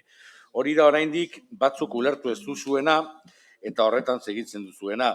Beraz, guk ez dugu mozio hau babestuko argi dagoenez, ez dugu uste parkin bat leku horretan behar denik, parkina behar da Romon, baina atarian kotxeak barrura sartu ez da ditezen, eta areetan parkina egin baldin baduzue, beste aukera batzuk egon dira, baina kasu guztietan izan beharko dira hirietatik at, ez hiri erdigunean. Guztioi gustatzen zaikigu eroso bizitzea, baina gure erosotasun partikularra ezin dagoen erosotasun orokorraren menpe. Eta hori da zaindu behar duguna. Hiriak guretzako dira ibiltzeko eta lasai bizitzeko, eta ez kotxeak ekiritzin ibiltzeko. Eta Elkarrekin Podemoseko ordezkariak esan duena, lo que se trata es sacar los coches de la ciudad. Y aquí se están tomando políticas que no compartimos. Hemen, politika batzuk ez ditugu partekatzen eta ez dute errasten autoa ateratzea adibidez, Manuel Gainzako aparkalekuko tarifa politikak ez du hori konpontzen eta horekin alderatu da eta ez dugu alde bozkatuko esan bezala eta nola ez gaude ados Alderdi Popularraren proiektuarekin nahi dutelako udalerria zulatu aparkalekuak egiteko. Andrea, zeudara txanda. Bai, eskerrik asko alkate Andrea. Ser un referente la movilidad. Erreferente bat izatea mugikortasun jasangarria erdigunetarako sarbidea errastuz konponbide berrien bidez eta aparkaleku aukeren bidez, aparkaleku berriak berria eta garraio bide publikoaren sustapena. Hori da gure ardatz estrategikoetako bat getxon. Hala, hori jaso da gure legegintzaldi planean. Eta horretarako zenbait ekintza egingo ditugu. Besteak beste hauek. Sustatuko da Manuel Gainza Txandakatxe aparkalekua. Txandakatxe eta Egoiliar plazak dituena, 2020an hasi dena eta funtzionamenduan dagoena. Irekiko da Alangoko aparkalekua, 100 plaza inguru dituena Egoiliarrentzat. Hori bukatu da, konpromisoa bete da eta funtzionamenduan dago. Hala, irekiko da disuasio aparkalekua Ibarbengoan eta abian jarriko da metro geltokia Bizkaiko garraio partzuergoarekin, sustatzea konponbide berriak aparkalekurako TAO sistemaren bidez. aurreikusi da eta abian jarriko da 2022rako eta jarraitu ahal dut ekintzak gehiagorekin eta hartutako konpromisoekin eta hori guztiak daude jasota legegintzaldi planean eta hori da gure ibilbide orria. Oso ondo ezagutzen ditugu zeintzuk diren herritarren premiak eta kezkak. Eta, horrez gain, etengabe lan egiten dugu konponbideak emateko arazo horien aurrean. Mugikortasunari erreparatuz, oinarritzat hartzen ditugu PEMUSA jasotzen dituen neurriak. Hala, Getxoko udalgobernuak argi dauka sakondu behar dugula autoetan zentratutako hiri batetik pasatzeko herritarrentzako hiri batera. Hiri bat herritarrentzat eta herritarrekin. Hala, baditugu beste proiektu batzuk eta eraldatu nahi dugu adibidez Ugatzarte etorbidea, birmoldatu nahi dugu Geltoki plaza eta oinezkoentzako espazioak sortu nahi ditugu areetako kale nagusian. Horrela, gure udalerria atseginagoa izango da bere herritarrentzat. Hala, azkenengo proiektu hau da, kale nagusia oinezkoentzako egingo da, eta hori PEMUSean jasota dago. Eta horre jasotzen du beharrezkoa dela aparkaleku plazak handitzea Romon eta areetan, eta nola ez, udal gobernuak uste du beharrezkoa dela hori, eta horregatik ari gara hori aztertzen udal zerbitzuetatik. Horren bestez, mozioaren aurrean, abstenitu egingo gara, mila esker. Eskerrik asko. Andrade jauna. Gracias, señora alcaldesa. Eskerrik asko alkate anderea. Hala, asebetetxe azterlanean esaten da, Getxoko biztalen 70%ak baino gehiago uste duela ez dagoela plaza nahikorik, eta horregatik aurkeztu dugu mozioa. Eskerrik asko abstenitzeagatik, EAJ eta PSE-ri eskerrik asko ematen du ados daudela, eta bai, PSE-ek 300 plaza egin nahi zituen bertan areetan eta Romon eta EAJak hori jasota zeukan, PEMUSek esaten duelako beharrezkoa dela aparkalekuak eraikitzea. Baina, batzordean esan nuen bezala, ematen du ahaztu egin dela. Zaila da kentzea, baina zailagoa da eraikitzea, eta mozioan ez da soilik aipatzen hori, hau da, ez da soilik aipatzen nagusien etxea eraitzi behar dela, belaunaldi arteko zentroa egiteko. Mozioan hori aipatzen da, baina horrez gain, Alderdi Popularrak proposamen bat egiten du, eta guk aparkalekuak aipatu ditugu kalean gaudelako, eta badakigulako herritarrek kezka dutela horren inguruan, eta Alderdi Popularrak behin eta berriz esaten du beharrezkoa dela hori egitea areetan eta Romon, Algortan, Arrigunagan, eta beste leku batzuetan beharrezkoa da aparkalekuak egitea, eta bai, beharrezkoa da aparkalekuak egitea, naiz eta beste neurri batzuk hartzen diren. Horregatik, azpimarratu nahi dugu beharrezkoa dela aparkaleku hori egitea, eta posten gaitu zuek abstentzioa bozkatzeak, eta bai, eskua luzatu dizuet urbanizazioaren inguruko akordio batera heltzeko, eta horrez gain gustatuko litzaidake EAJaren islariari esatea aipatu dituela 3 oinarri garraio bide publikoa sustatzea esan du, eta gu aitzindariak izan ginen, herribusa proposatu genuen lehenengo aldiz, eta bai, proposamenak kopiatzen dizkigute, herribusa esaten dute, baina gauza bera da, getxobusa edo herribusa, gauza bera da, ematen du, gero egiten dutenez, desberdina dela, baina kopia-pega egin zuten. Hala, gustatuko litzaidake garraio publikoa, garraio bide publikoa sustatzea getxobus horrekin. Hala, tokiko araubideen legeak behartzen gaitu hori edukitzera eta atzeratzen ari gara, baina nik uste dut oso beharrezkoa dela udalerriaren funtzionamendurako. Mila esker. Beste norbaitek hitza, Udela Espreia ez. Hemen ez, beraz, Rodrigo jauna, zeurean garran izan da. Aquí se habla mucho de lo que... Askotan hemen esaten da zer egiten duten taldeek, zer egin beharko luketen, eta ematen du batzuek borondate paternalista dutela, eta bai, ekintzak eta hitzak desberdinak dira. Horregatik guztiagatik, nik aurkatu nahi ditut, ekintza eta hitz batzuk garraio bide publikoa sustatzea esan du EAJak. Nik esaten dut herribusa ukatzea. Sustatzea aparkalekua, EAJkoak hori esan du. San Nikolaseko aparkalekua utzik dago, ez dakit orain dela zenbat, eta askotan esan dute, aztertuko dutela nola jarri abian. Utzik, 80 plaza. Hala, aipatu du berak Ibarbengoa, eta denok dakigu asko erabiltzen dela eta trafikoa ateratzen ari dela Algortatik edo Getxotik oroar. Aipatu da TAO sistema, eta bai, oso ona da TAO sistema. Beraz, denok dakigu logikoena dela autoak kendu nahi direnean tao merketzea dela, aparkalekua baino merkeagoa izatea, tao oso logikoa da, eta normalean bai jendeak hori egiten du, aparkalekuak erabiltzen ditu tao merkeagoa denean. Eta Sarriko Basoko bidegorriaren aurka bozkatzea oso seinale argia da, eta bozeramaileak esan duen bezala, EAJak esaten duena egiten du baina sui generis modu batean, ezta? Eta niretzat ez da harrigarria, nolabait abstenitzea edo bestela ados egotea zementuaren inguruan, hau da, PSE, EAJ eta PP beti egon dira ados gai horien inguruan, baina ez daukat inolako arazorik eta bai, onartu behar dut, osoko bilkura honetan lehenengo proposamena Getxobusari dagokionez Alderdi Popularrak egin izana. Agian pentsatzen du kopiatzen dugula, baina ez da hori, baina bi alde nabarmendu nahi ditut. Hala, Alderdi Popularrak hondartzetara eraman nahi zuen jendea. Guk auzoetatik eraman nahi genuen jendea osasun zentroetara, eta bai, guretzat hiribusak dira biak, baina bere helburuak oso desberdinak dira, baina bakoitzak nahi duen egin dezake. Hondartzetara eraman dezakegu jendea, edo zergatik ez dugu zulatzen hondartza eta parkaleku bat egiten dugu. Zuek ere bazenuten proposamen bat hori egiteko, hau da, hondartza zulatzeko eta parkaleku bat eraikitzeko. Mila esker. Bozketara pasatuko gara. Beraz, mozioaren aldeko bozkak Partido Popularrekoa daukogu. Kontrakoak EH Bildu eta Elkarrekin Podemos. Eta abstentzioak PSE Euskadiko Ezkerra eta EAJ PNV-koak. Eta honekin, 175. puntura pasatuko ginateke, PP Alderdi Udal taldeak aurkeztutako mozioa, gernuen aurkako tratamendua fatxadetan eta hiriko altzarietan. Eskerrik asko alkate Andrea. Getxoko Alderdi Popularrak osoko bilkura honetara dakar, gure udalerriko hiri altzarietan naiz gure etxeetako fatxadetan txakurren gernuak eragiten duten arazoan landu eta konpontzeko eskaera. Aurrez landu ez izanak ez du esan nahi gaia ez denik garrantzitsua. Gai honi eman behar zaion garrantziaren muina gernuen kalteak dira, objektu materialei naiz gure kaleen osasungarritasunari eragin dietenak. Horrez gain, irudi negatiboa helarazten die, bai herritarrei, bai turistei. Objektu materialetan, hau da, hiriko altzarietan kalteak sortzen dituzte, eta hori kostu handia dakartza udalarentzat.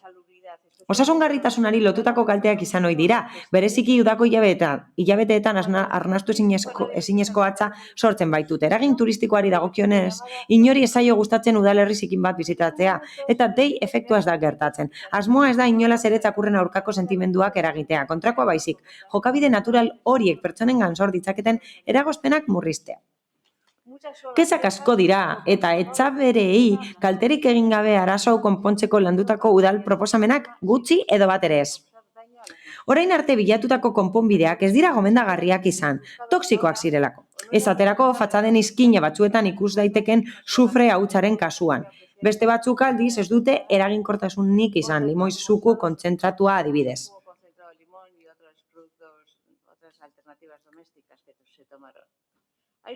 Produktu berriak daude. Udalerri askotan aplikatu diren konponbideak eta horien emaitzak egiaztatu dira. Irtenbide berrietara egokitu behar gara eta teknika berrietara ere bai, izan ere, seguruagoak, eraginkorragoak eta beraz merkeagoak dira. Azaldutako guztiagatik, Popular Udal taldeak honako hau aurkezten du. Bat, usagarrien erabilera ezartzea umen jolastokietan eta txakurrek zeinkatuek lurralden markak gisa erabilitako fatxada guztietan. Bigarrena, etxabere asko ibili ohi den kaleetan, usagarri ekologiko dun ureztatzea erabiltzea. Hirugarrena, mozionen berri eman dadila udal komunikabideetan.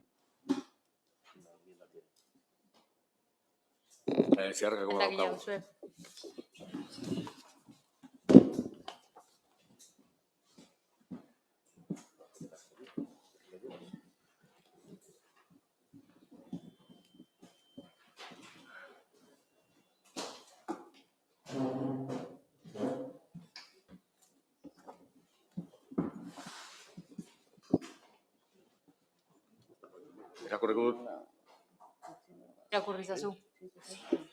Euskal Herria Bildu Getxo Udaltaldeak honako zeharkako zuzenketa aurkezten dio Alderdi Popularrak 2022ko urriko osoko bilkuraren 175 puntuan gernoen aurkako tratamendua fatxadetan eta hiriko altzarietan izenarekin aurkeztutako mozioa.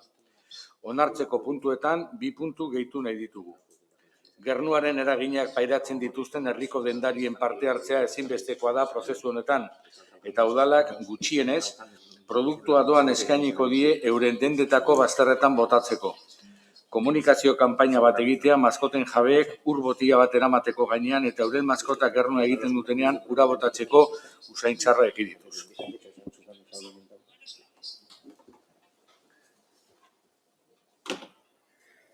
Bueno, González del Valle Andrea. sí, voy a responder. Erantzungo dut.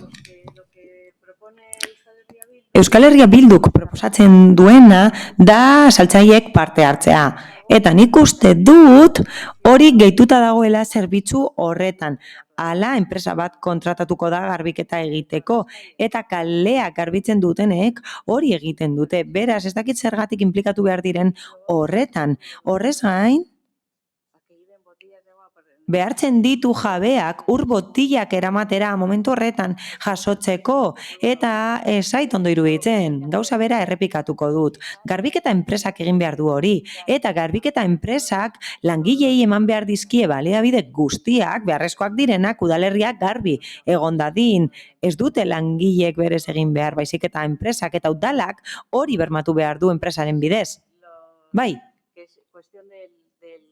Esan bezala, garbiketa enpresaren ardura da hori egitea, eta enpresak egin behar du hori. Hau da, enpresak bermatu behar du eta ziurtatu behar du garbiketa hori, eta udalerria garbi egon dadila bermatu behar du. Eta udalak proposatu behar dio enpresa horri, erabiltzea horrelako baliabideak eta usagarriak proposatutako tratamendua alegia. Beraz, jarraituko dut gure argudioak azaltzen. Ez duzu onartzen? Ez dugu onartzen. Ados, defentsarekin jarraitu mesedez. Zalantzarik gabe, osoko bilkura honetara ekarri duguna arazo bat da.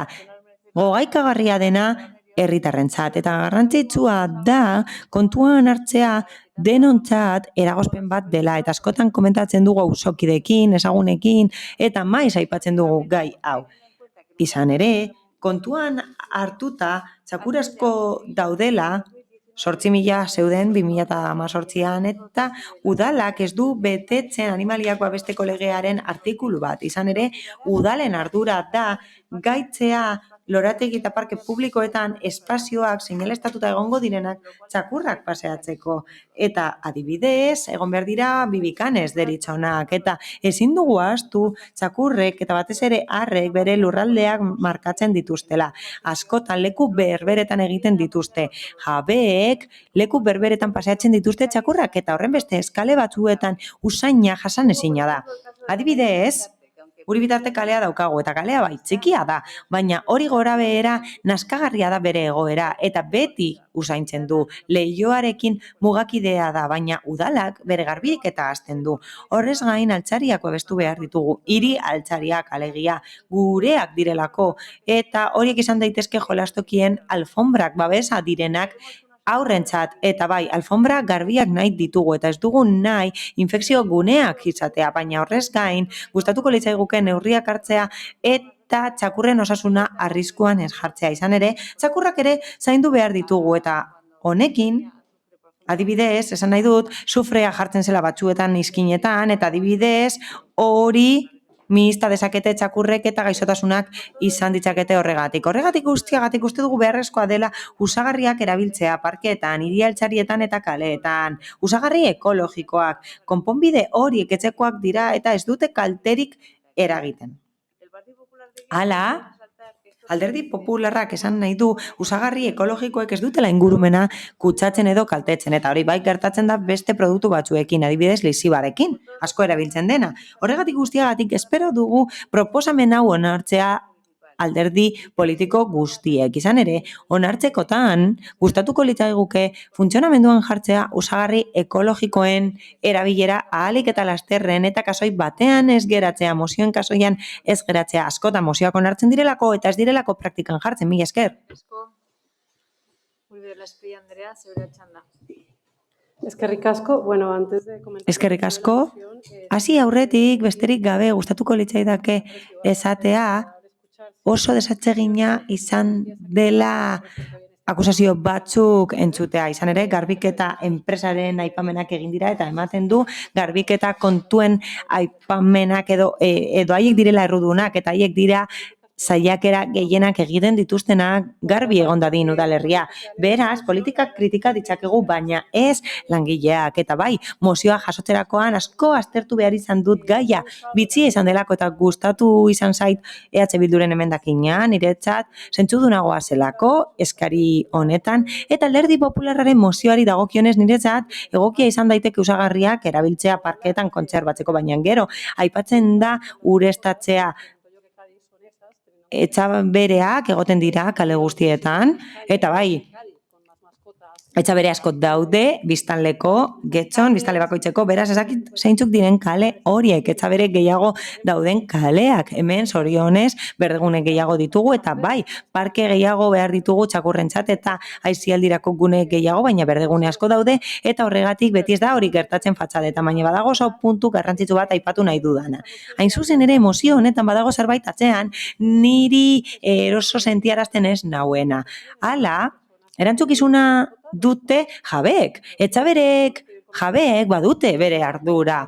Eta jakin behar dute etxabereek non egiten dute txisa. Eta nik ez diet usten txisa egiten aurrentzako jolastokietan. Izan ere soberan ditugu espazioak gure etxabereak eramateko, naiz eta beste batzuk nahi ditugun, baditugu espazio nahikoak haiek txisa egiteko adibidez. Eta esaten dugu, ez dugula nahi, gaizotzea eta usagarria ekologikoa da, baina pipikanak aipatzen dira eta adituek eta albaitariek esaten dute infekzio foku izugarria direla etxabereentzat. Beraz, pipikanak ez dira aukera egokia eta gainera usagarri bat erabiltzen badugu niretzat ez da koherentea proposamena, berez eta bai egia da neurri hau aplikatzen ari dela udalerri batzuetan eta adibidez Iruñan, Irunen, Hernanin eta Erandion adibidez, Erandion eginda batez ere saltzaileek eskatzen zutelako hori egiteko eta arazoak zituztelako erdoltzen zirelako pertsianak eta horregatik pentsatzen nuen EH Bilduren proposamena egokia zela saltzaileei laguntzea ondo legokeelako eta hitz egin dezakegu honen inguruan foro honetan jakiteko benetan kezkatuta dauden gai honekin. Baina esan nahi dut usagarria ezarri zenean Iruñan eta aitzindariak izan ziren eta esen jarri etxabereentzat, baizik eta jaietan txisa egiten zuten entzat. Ez egiteko eta komentatu nahi dut eta sortu da pertsonentzat txakurrentzat baino gehiago. Beraz, bai, interesgarria da kanpainak egitea, hezkuntza sustatzeko eta etxabereek ondo egiteko gernuak eta bai, botila hori erabiltzea egiten da, Kanarietan eta Andaluzian eta bai gehiago garbitzen ditugu kaleak hemen, baina hori egiten da beste leku batzuetan eta ohitura ona da lisiba erabiltzen ez bada, bestela arazo bat izan dezakegulako abereekin, etxabereekin eta nik uste du zibismo kanpainak direla garrantzitsuagoak. Txisen kontua eta gernuen kontua barne hartuta eta nik uste du saltzaileekin aztertu behar dugula gai hau eta adibidez Portu Zaharreko jaietan, San Ferminetan gertatzen den gauza bera gertatzen denez, azter dezakegu aukera hori. Eskerrik asko.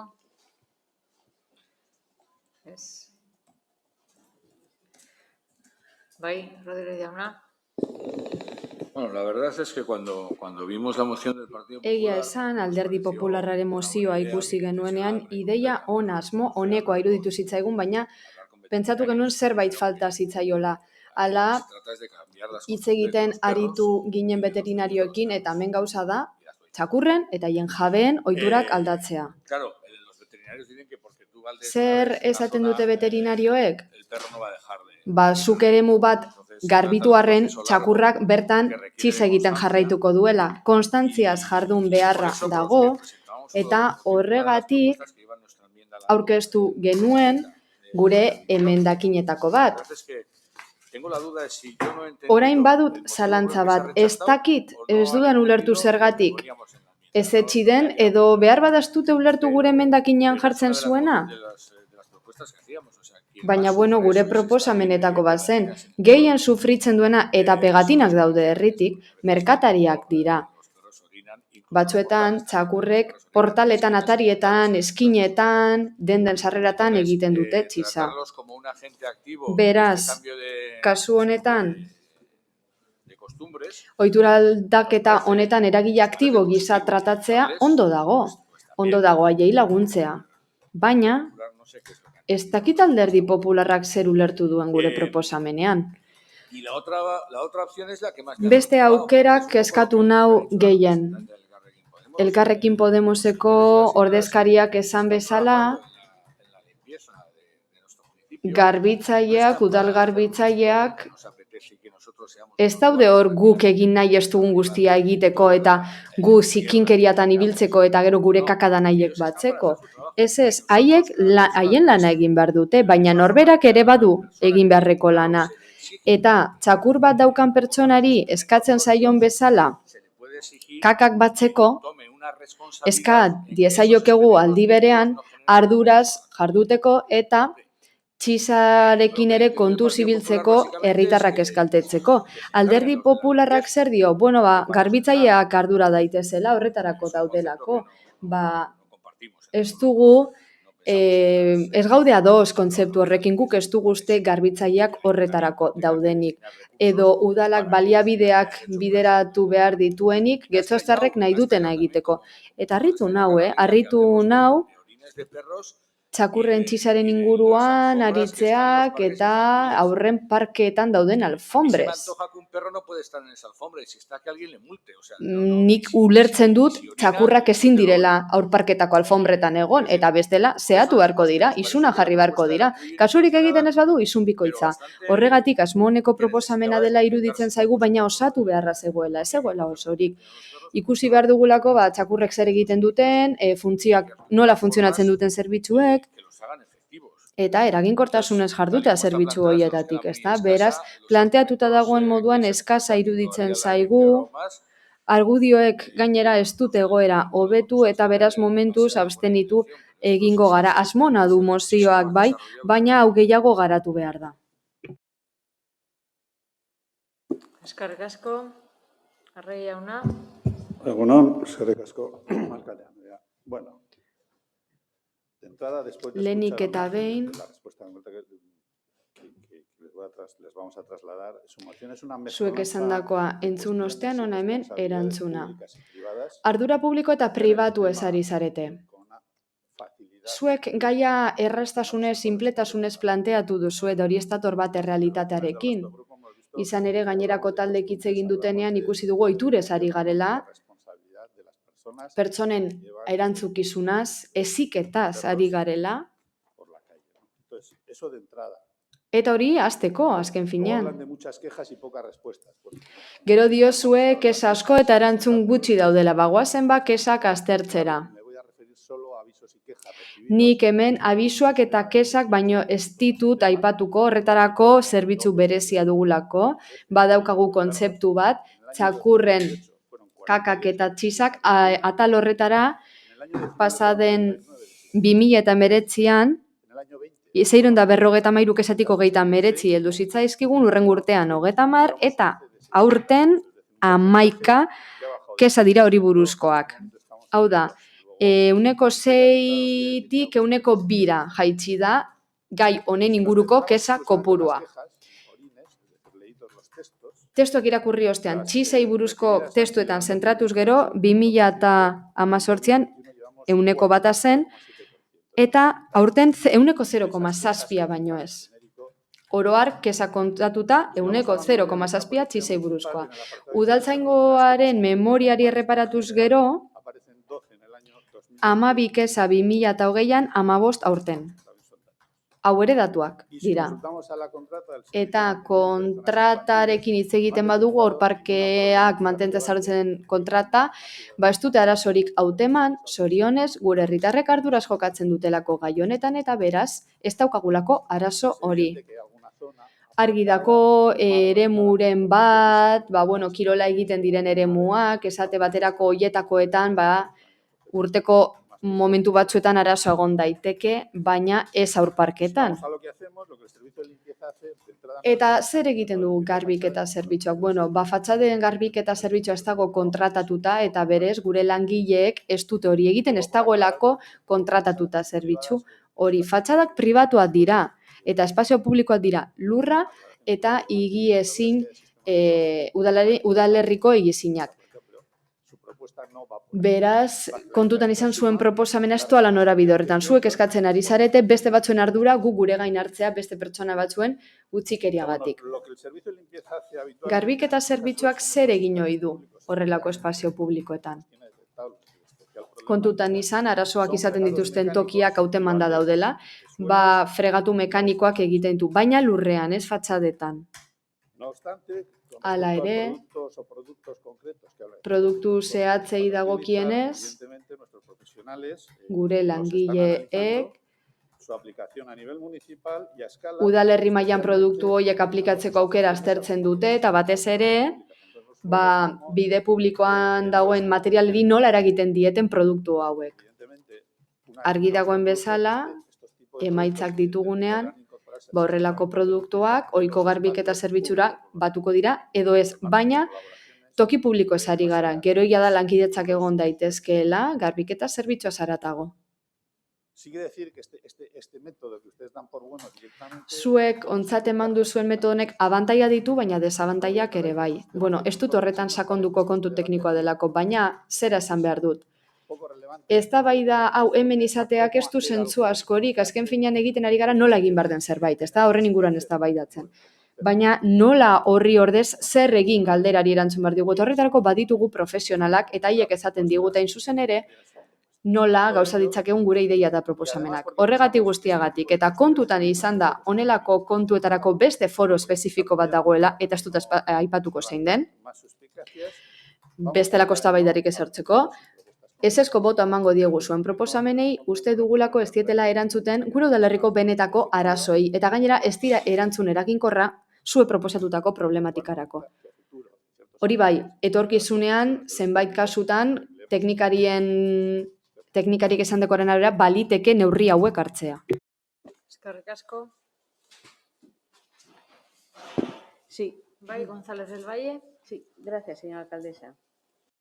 En primer lugar, voy a... Lehenik eta behin, Elkarrekin Podemoseko ordezkariari erantzungo diot. Nik garbitzaileei ez diet errurik bota. Ez dakit ondo entzun nauzun, bestela entzungo duzu berriro grabaketan.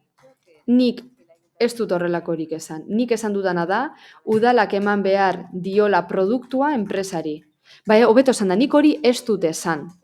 Zuk esan duzu baita ere, komenigarria dela ostalariei, merkatariei laguntzea, noski, baina nola? Garbitzeko likidoa langilei emanda.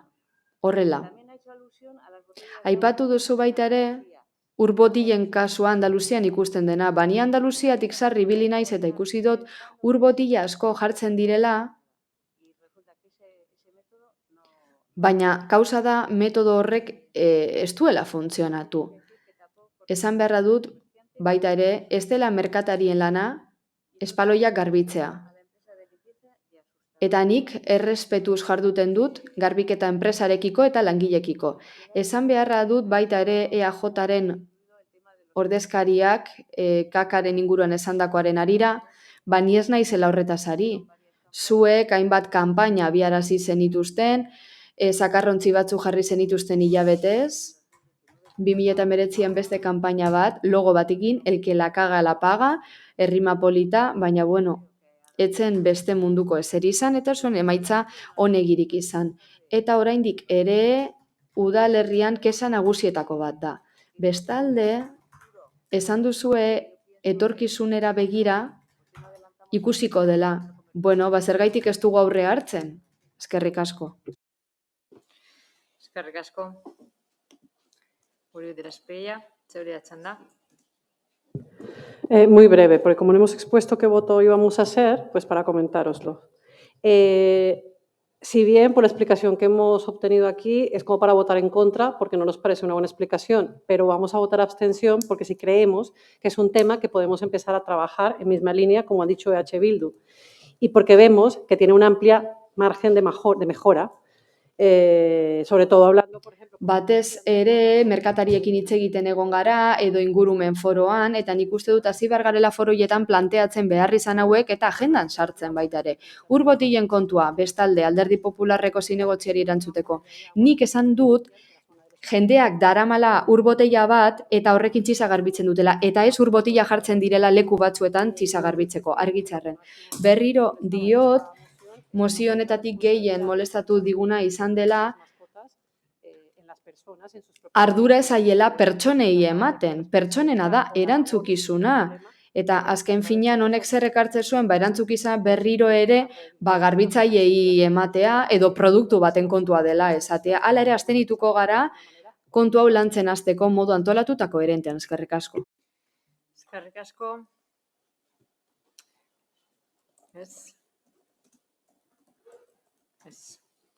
Beraz, bozketara pasatuko gara. Mozioaren aldeko bozkak, Partido Popularra, mozioaren kontrakoak,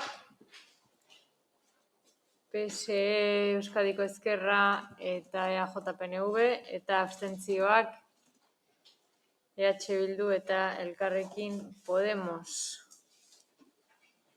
Eta honekin 176 garren puntu. Si nosotros queríamos hacer una... Bai, azkar gure boto azaldu nahi dugu.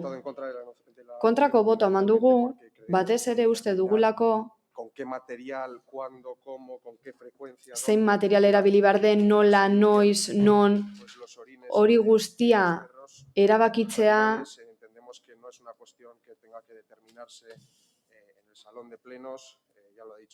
ez da osoko bilkuren aretoan egin beharreko zerbait, Josebak esan bezala.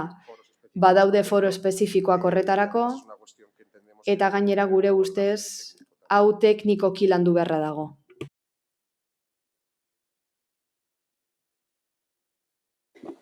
Eskerrik asko, Aio jauna. Beraz honekin 176 garren puntura pasatuko gara, eta gero 20 minutuko deskantzo egingo dugu. PP Alderdiko Udaltaldeak aurkeztutako mozioak bidegorrien araudia. Elorza jauna. Egunon eta eskerrik asko alkate Andrea. Mozioa irakurriko dut. Bidegorrien araudia.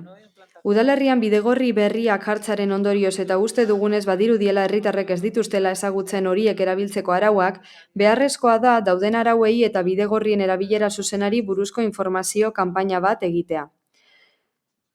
Herritarrak kontzientziatu behar ditugu oinarrizko zirkulazio arauak errespetatzeko eta gainera oraingo araudia patinete elektrikoen erabilerara egokitu behar dugu. Gero eta gehiago daude eta, bereziki gazteen artean.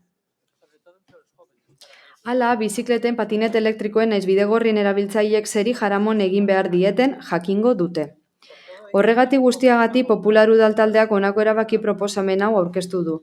Lehenik eta behin, bizikleten eta bidegorrien erabilera zuzenari buruzko informazio kanpaina bat jar dadila abian. Bigarrenik, bidezkuntzako ikastaroi berrekiteko.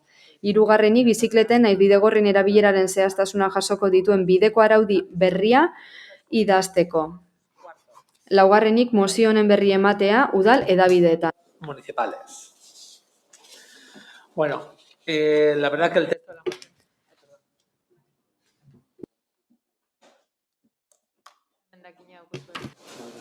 Gracias.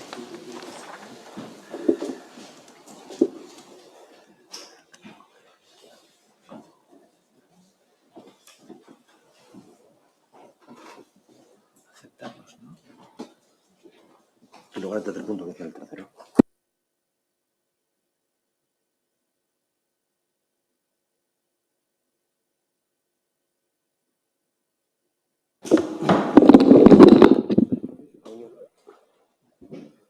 Irakurriko dut. EH Bildu Getxo udaltaldeak honako zeharkako zuzenketa aurkezten dio PP alderdiak 2021ko urriko osoko bilkuraren 176 puntuan bidegorrien araudian. Onartzeko puntuetan, 3. puntuan zehazten denaren ordez, honako hau jarriko genuke. Behin betiko, bideragarritasun integraleko araudi berri bat idaztea, gure hirian dabiltzan bizikleta, auto, patinete eta gainerako ibilgailuen berezitasuna jasoko dituena. Oinarri bezala, herritarren mugikortasun jasangarri eta segura izango duena.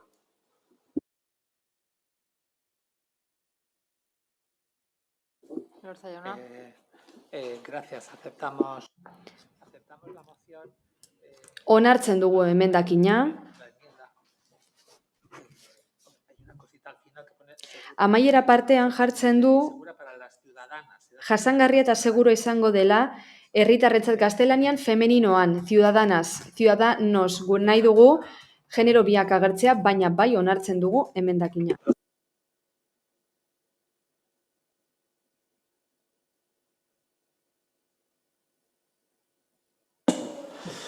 El texto de la moción es muy claro y sencillo. Mozioaren testua simplea, argia da, ez da azalpen handirik behar. Nola nahi ere, berriro diot, gero eta bidegorri gehiago daudela. Hau bezalako bideak, ibilgailuentzako zirkulazio askerako errepideekin batera daude, eta oinezkoentzako tokiak espaloiak ere bai bestalde, esan beharra dugu gero eta bizikleta gehiago daudela, eta askotan bizikleten erabiltzaileek ez dituzte ezagutzen zein eskubide dituzten, zein obligazio, zein zirkulazio arau, ondorioz istripuak eta gatazkak daude, eta ekidin daitezke beharrezko prestakuntza eman da. Horregatik gobernu taldeari eskatzen diogu kontzientziazio eta informazio kanpaina bat abian jartzea. Gauzak argi eta garbi esateko eta erakusteko txirrindulariei zein obligazio dituzten, gaizki ulertuak ekiditeko. Nik uste dut askotan ikusi izan ditugula egoera absurduak, bizikletekin zerikusia zutenak, kontrako norabidean joatagatik, bizikletak espaloiti joatea, ziurrenik txekitelako. San Ignacio kalean esate baterako behin baino gehiagotan ikusi ditut familia osoak, bizikletan joaten beranzko norabidean, kontrako norabidean, aurreta guzti, eta autoa gelditu behar izatea guztiak aurretik ez eramateko, eta haiek kasurik ere ez, nik uste dut kontuan nola funtzionatzen duen ezekitelako zela. Bestalde, informazio kanpaina honekin batera, bide hezkuntzako ikastaroak eskaini beharri direla uste dugu bizikleta behar bezala erabiltzen ikasteko. Eta horretarako bide hezkuntzako pista ireki beharko litzateke. Itxita dago eta ez dugu lertzen, gainera bestelako erabilera ematen zaio gaur egun. Momentu honetan biltegi modura erabiltzen dela uste dugu. Ez dakite biltegia edo zer den, baina behintzat bertatik pasatzen garen bide bakoitzean eta begiratzen dugun bakoitzean, pista hori benetan egoera deitoragarrian dagoela ikus dezakegu. Uste dugu txirrindulari asko adingabea direla eta kasu askotan ez dutela ezagutzen zirkulazio araudia. Negligentziaz erabiltzen ari dira bidegorriak eta bizikletak integritatea eta beste erabiltzaileena arriskuan jarriz. Amaitzeko, hortze daukagu bideen gaineko araudia 2001koa da, eta horrek zer esan nahi du, 20 urtetik gora dituela. Gure udalerriaren errealitatea orduz geroztik asko aldatu da, eta ez bakarri bidegorrien eta bizikleten itxurari erreparatuz, patinete elektrikoak eta abar agertu dira eta horrelako limbo legal batean daude gainera. Azken finean, daukagun araudia ez dator bat gure egungo errealitatearekin eta ez die erantzuten arazo berriei. Horregatik, gobernu talderi eskatu nahi diogu, behingoz udal osoko bilkura honetara ekar dezan, biden gaineko ordenantza, baina egungo errealitatera egokituta. Eskerrik asko. Eskerrik asko. Juli de la Espriella. Eskerrik asko. Vamos a apoyar la moción. Mozioaren aldeko botoa emango dugu. Emendakinaren aurretik ere jada aldeko botoa ematekoa ginen, baina emendakinak osatzen duela uste dugu. Beraz, hasierako iritzia mantenduko dugu badakigu, Getxon, bizikleta eta patinetea beste udalerri batzuetan baino gehiago erabiltzen dela, badakigu gainera bidegorri sarea daukagula, eta hori osa daitekeela, konekta daitekeela beste bide batzuekin, baina oraindik lanetan ari gara bidegorri sarean, eta horregatik uste dugu ekimen oro, zirkulazioa hobetzekoa den ekimen oro, helburu badu behintzat. ibilgailua kotxak gidatzen dituzten pertsonen, txirrindularien eta oinezkoen arteko harremana hobetuko duena, aurrera atera behar dela. Gainera, hasiera batean egia da mozio hau iruditzen zitzaigun norabide bakarrean zijoala, bakarrik txirrindulariak eta patineta dituzten pertsonak aintzat hartzen zituelako, eta guk uste dugu oro har biztanleri oso hartu behar dela kontutan. Ez bakarrik txirrindularien obligazio hitz egin, baizik eta gidarien, autogidarien eta patineteetan doazen pertsonen obligazioez ere hitz egin. Bestalde, kontuan izan behar dugu batzuetan pertsonek bizikleta eta kotxa biak gidatzen dituztela, eta beste batzuetan pertsonek ez dituzte bide hezkuntzako ikastaroa jaso ez dutelako kotxerik, eta bizikleta ere ez duten erabiltzen, baina ezagutu behar dut araudia. Horregatik uste dugu ikastaroak berriro hasteko eskakizun hori positiboa dela, horrek gainera mugikortasun segura sustatzen lagunduko luke, batez ere lehen hezkuntzan eta bigarren hezkuntzan, eta horregaitik aldeko botoa emango dugu. Uste dugu honelako ikastaroak interesgarriak direla, etorkizuneko gidariak errespetatsuek izan daitezken gainerakoekiko, eta azken finean mugikortasun jasangarrien alde egiteko. Araudia eguneratzearen inguruan hori eskatu delako Bilduren emendakinaren harira. Uste dugu bai mahai gainean jarri beharreko zerbait dela, udalerria behar izana duelako. 2001ko araudia eguneratu behar da, bidegorriez ere aritu gara, ordenantzaz, badaude kapitulu espezifikoak bizikletei buruzkoak, baina ez patinetei buruzkoak, 2001ko araudi badaukagulako, beraz bai eguneratu behar da, eta beharrezkoa denean foro guztietan hitz egin behar dugu inguruan, ingurumen foroan, batzordeetan, edo begoki diren bilereetan, gardentasunez eta guztioren parte hartzarekin lan egiteko. Uste dugu landu eta sakondu beharreko gaia dela, eta beraz aldeko botoa emango dugu. Eskerrik asko, Díaz Anderea. Ni esker, alkate Anderea. Argi dago paradigma aldaketa baten aurrean gaudela mugikortasun arloan. Mugikortasun jasangarriaren bidetik goaz, eta hemendik eta urte batzuetara motordun ibilgailuak erabiliko ditugu bai, baina kutsagarriak ez direnak. Horixe da guk lortu nahi dugun egoera. Hiri hori eraikitze bidean goaz da, eta hau bidegorriekin ikus dezakegu. Legegintzaldi honetan izugarri hasiko da bidegorri sarea. Beraz, prozesu batez ari gara, eta ez irudi finko batez, prozesu azkartzen aritu gara azken aldian, eta nola ez horretarako araudiak aldatu behar dira. Esate baterako, trafiko zuzendaritza nagusiak egin ditu aldaketak eta patineteak galtzadetan erabiltzea baimendu du, eta aldaketa hori urte honetan bertan egin da. Beraz, trafiko zuzendaritza nagusia bera araudiak egokitzen ari bada momentu honetan, erabilera berria daudelako, zentzua du baita ere udalek gauza bera egitea ordenantzekin. Hori bai, askoz ikuspegi zabalagoarekin Alderdi Popularrak esandakoaren aldean.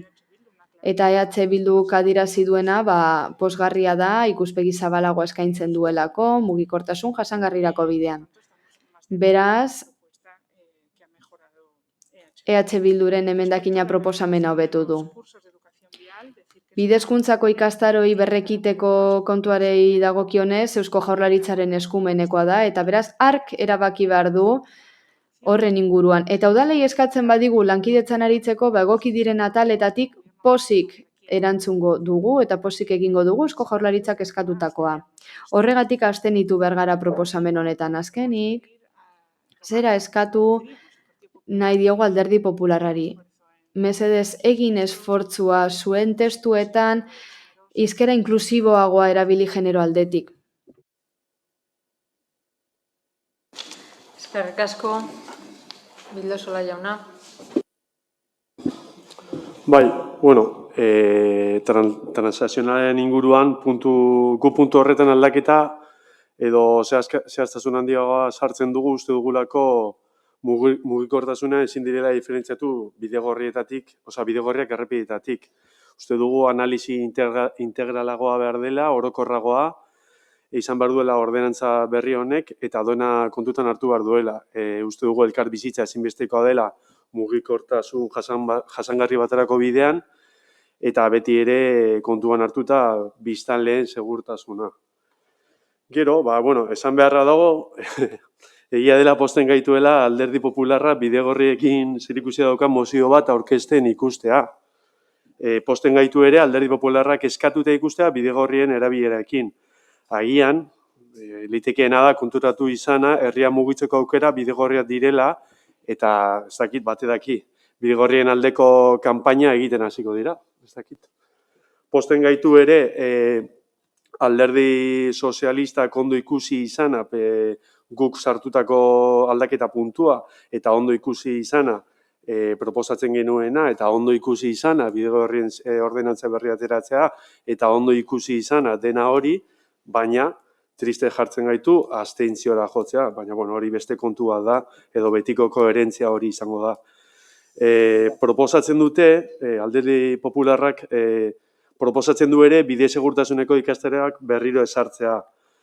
Guk ondo, edo oso ondo ikusten dugu hori berriro ezartzea, baina ondo legoke hori berriro ezartzekotan mugikortasunen gaian adituak direnekin kontatuan jartzea, adibidez inguruko elkarteren batekin, eta hori aurrera pasoa izango litzateke, herriarekin bat lan egiten hastea. Mozioan eskatzen denarekin, orotara edo orokorrean ados gaude, hala ere, puntu bat ateratzearren, ez dugu ulertzen Alderdi Popularrak gazteekiko daukan fijazioarekin. Aukera daukan bakoitzean, gazteen jarrera zalantzan jartzen dute. Oraingoan diote patineten erabiltzailea asko eta asko gazteak direla. Eta gaizki erabiltza dituztela. Gero eta gazte gehiago dagoela, argi dago, patinete erabiltzaile gazte gehiago dago, baina Fundación Mafrek ateratako ikerketa batean, edo emaitza bezala ateratzen zuen patinetek elektrikoen erabiltzaileen bataz besteko adina 37 urtetik gorakoa dela. Beraz, nik 38 urte ditut eta ez dut nire burua gazte moduan kontsideratzen. Beraz, gazteak ez dira 100% altuan.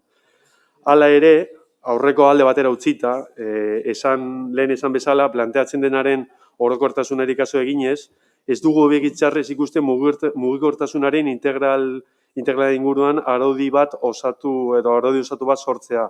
Gainera, araudi landu batek, araudi landua egingo balitz, errepidetan edo bidegorrietan ahulak diren erabiltzen protagonista bihurtuko lituzke eta bide batez, kotxe daukaten espazio eta lehentasunak eraldatuko lituzke mugikortasun jasangarri baterako bidean. Beraz, azaldutako guztiagatik, guk mozioaren alde egingo dugu. Eskerrik asko. Eta Arregi jauna, zeure txanda. Bueno, empezando, voy a comentarnos. Bitxia da, lehenik eta behin Alderdi Popularra eta EH Bildu ados egotea mugikortasunaren eremuan.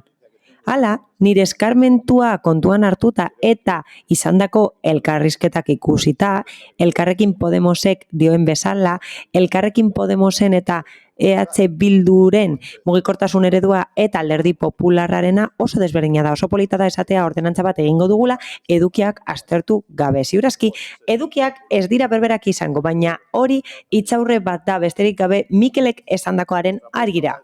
Hala, guk berrikuspenen ostean apustu bat egingo dugu eta Espainiako Parlamentuan berrikusten ari da, hori zehaztu nahi dut, eta gure helburua da momentu horretan edukiak ezagutu ostean araudia egokitzea gure eskumen eskalara, mugikortasun jasangarria egi bihurtzeko gure udalerrian, eta gaur egun esan bezala hori aztertzen ari da eta berrikusten ari da Espainiako Parlamentuan. Hala, Senatuan egonda, Kongresura itzuli da, eta nik uste dut ari direla trafiko legea doitzen, eta etorkizunean ere bai zirkulazio arautegia doituko da. Beraz, prozesu horretan gaude. Sistema berriak eta mugikortasun eredu berriak daudelako, eta ibilgailu berriak daudelako, eta horregatik beharrezkoa da lege araudia egokitzea. Hortik abiatuta, nik uste dut printzipioz gainerak gauzak nahazten ari garela.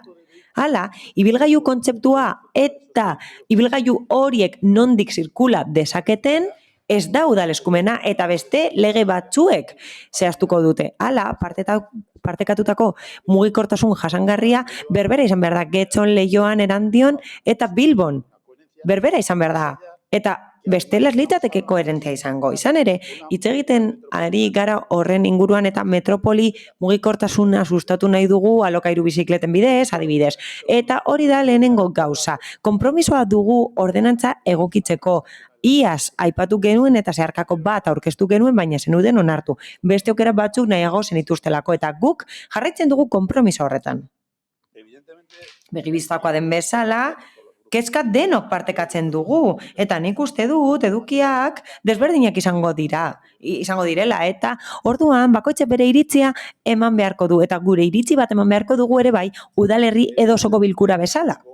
Eta bai, mugikortasun ereduak gakoa dira araudia garatzeko, eta horregatik hain zuzen ere, abstenituko gara konpromisoa dugulako, ez gaudelako ados mozioko edukiekin eta aurrekoan bezalase buenismo hori helarazi nahi duzue, zerbait egiten duzuela, erakutsi nahi duzue, eta kezkatuta zaudetela erakutsi nahi duzue, baina ez duzue ezera aipatzen. Besterik gabe, udal eskumenak ez direnak aipatzen dituzue, eta ematen du horrela guk gehiago esan dezakegula, eta oso gutxi esan dezakegu. Izan daiteke hezkuntza, izan daiteke estatu araudia, baina hori da kontua. Mila esker.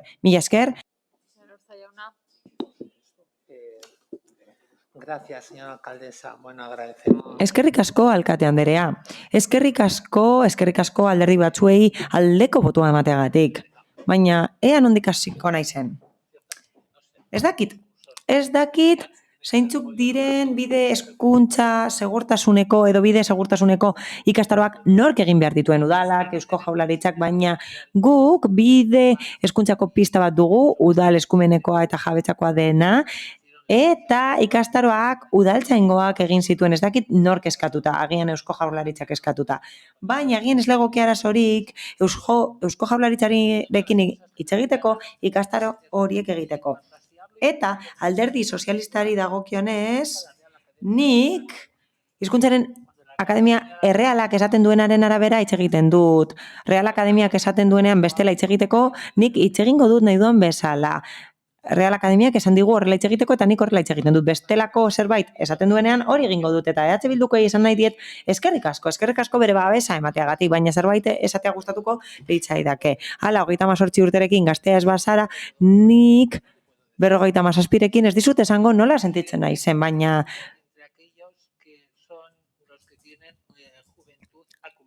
nik gazteria pilatuta daukadala uste dut.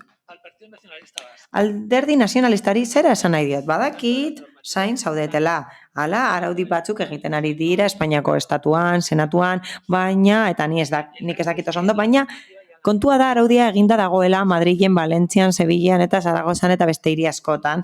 Eta zuentzat Nueva Zelanda bezain urrun daude leku hauek, ezta? Gure inguruan autoz joan gaitezke bertara eta bertan araudia ezarri dute berriki. Ematen du hemen zain gaudela. Eta bertan dagoeneko egin dute egin beharrekoa. Eta koherentziari dagokionez, koherentzia da norberak egin behar duena egitea. Eta gobernu taldea zaretenez, zuek ikusi behar duzue gure udalerrian jendeak bizikletak erabiltzen dituela eta patineteak erabiltzen dituela nahi bezala, nahi eran, eta ezin zarete zain egon, oraindik ez dute zer egin Madrilen. Ez, neurriak hartu dira beste hiri batzuetan eta egin dute koherentziaz egin beharrekoa. Eta aparentatzearena eta irudi bat ematearena, ez dakit nork egiten duen, nik uste duan lana egiten dut eta ez dut ezer aparentatu nahi, baina zuek ematen du nahi duzuela hori egin.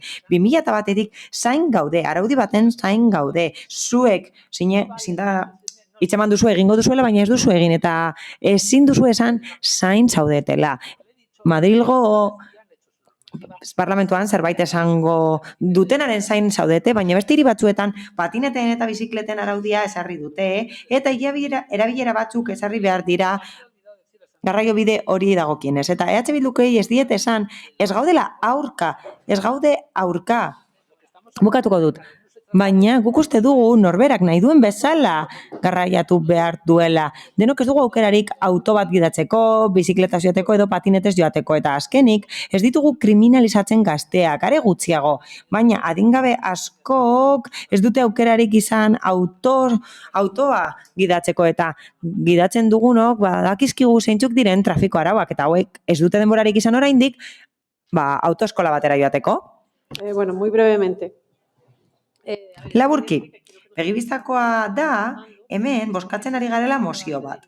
Guri gustatuko litzaiguke eztabaida baten aztertzea aldaketa bat, izan ere guretzat iraungita dago ordenantza. EH Bilduren ordenantzarik emendakinarekin mozioa hobetzen zen, izan ere erdigunean jarri nahi da mugikortasun segurua eta jasangarria. Horregatik alde bozkatzen dugu.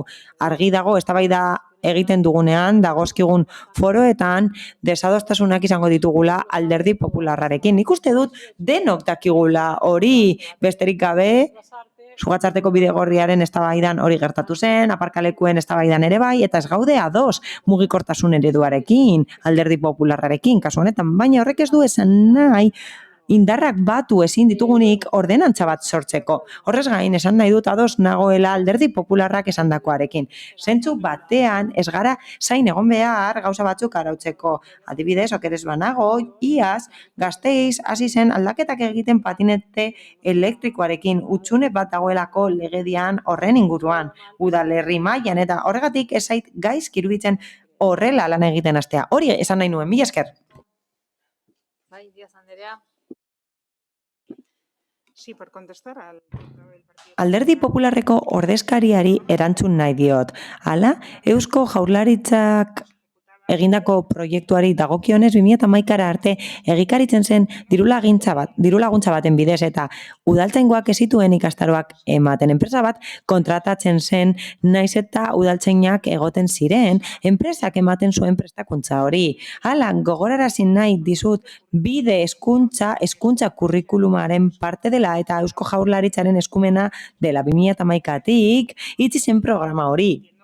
Jakin badakit, hezkuntza hau ematen dela eskoletan beste modu batera, baina esan bezala, jarrera irekia daukagu Eusko Jaurlaritzarekin elkarlanean aritzeko hori eskatzen bada. Eta EH Bilduk esandakoari erreparatuz, esan dizuet proposamenak Alderdi Popularrarena hobetzen duela begirada handitzen duelako. Ez da erreforma zehatza. Begirada zabaltzen da, jasangarritasun begirada zabalagoa aplikatu, aldaketa zabalagoa delako, baina oso ondo azaldu du mugikortasun jasangarriko zinegotziak. Aldaketak egiten ari dira momentu honetan eta horiek egiten ari dira estatu mailako arautegietan eta instrukzio teknikoetan, trafiko zuzendaritzan eta gu egokitu beharko gara aldaketa horietara tokatzen zaigunean, besterik gabe, mila esker. Ez. Bai, Arregi jauna. Solo una cuestión, es decir... Gauza bat bakarrik ezagutzen dugu, araudia, Valentziakoa eta Madrilgoa ezagutzen dugu. Ez dakit zein erabiltzen duzuen getxorako proposatzeko. Uste dut, ez daudela Alderdi Popularrak nahi duen bezala idatzita. Ez dakit zuen mugikortasun araudia aplikatzen den Madrilen. Eta bai, jarraitzen dugu eta jakin badakigu doikuntza batzuk egin behar dituztela araudi horietan. Eta ez dago lege hutsune bat, ez dago lege hutsunerik. Eta bai, arauak gara daitezke, baina momentu honetan argi dago zein den ibilgailuen araudia eta nondik joan daitezkeen ibilgailu pertsonalak. Eta esan nahi dut, hemen zaharkitutako kontuak aipatzen ditugu lehen, eta Carmenek aipatu du. Zuzendaritzak definitu zuen bere burua eta araua badago. DGTek sortu du bere araua. Beraz, ez sortu nahasmendurik mesedez. Hala, araua sortu behar da eta gero dagokigun bezala garatuko dugu eta ñabardurak zehaztuko ditugu, baina araua badago esarrita dagoeneko. Eskerrik asko. Beraz, bozketara pasatuko ginateke, mozioaren aldeko bozkak, Alderdi Popularra, EH Bildu eta Elkarrekin Podemos, kontrakoak, aurkakoak ez daude, eta abstentzioak PSE Euskadiko Ezkerra eta EAJ PNV-koak ditugu. Eta honekin etenalditxo bat egingo dugu, 20 minutuko etenalditxo bat. Bale? Orduan 12etan hemen ikusten gara.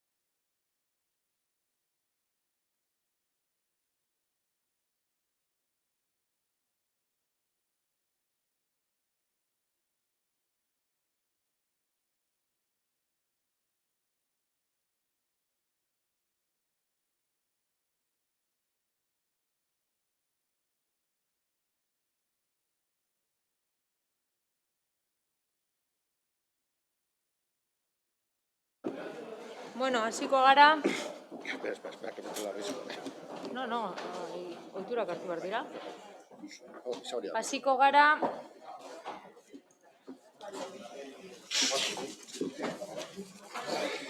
Uy, ¿quién se ha llevado mi...? Hemen daukazu, ez dakit. 163. puntuarekin, barkatu. 167. puntuarekin. Getxo, EH Bilduko jendea falta zaigu.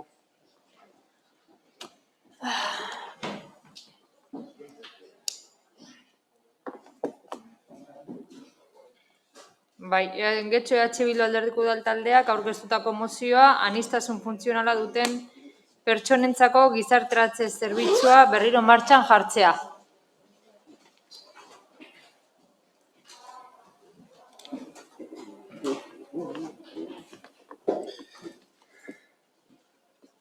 Osoko bilkura hasi gera berriro, Rodríguez jauna, defendatu behar duzute mozioa?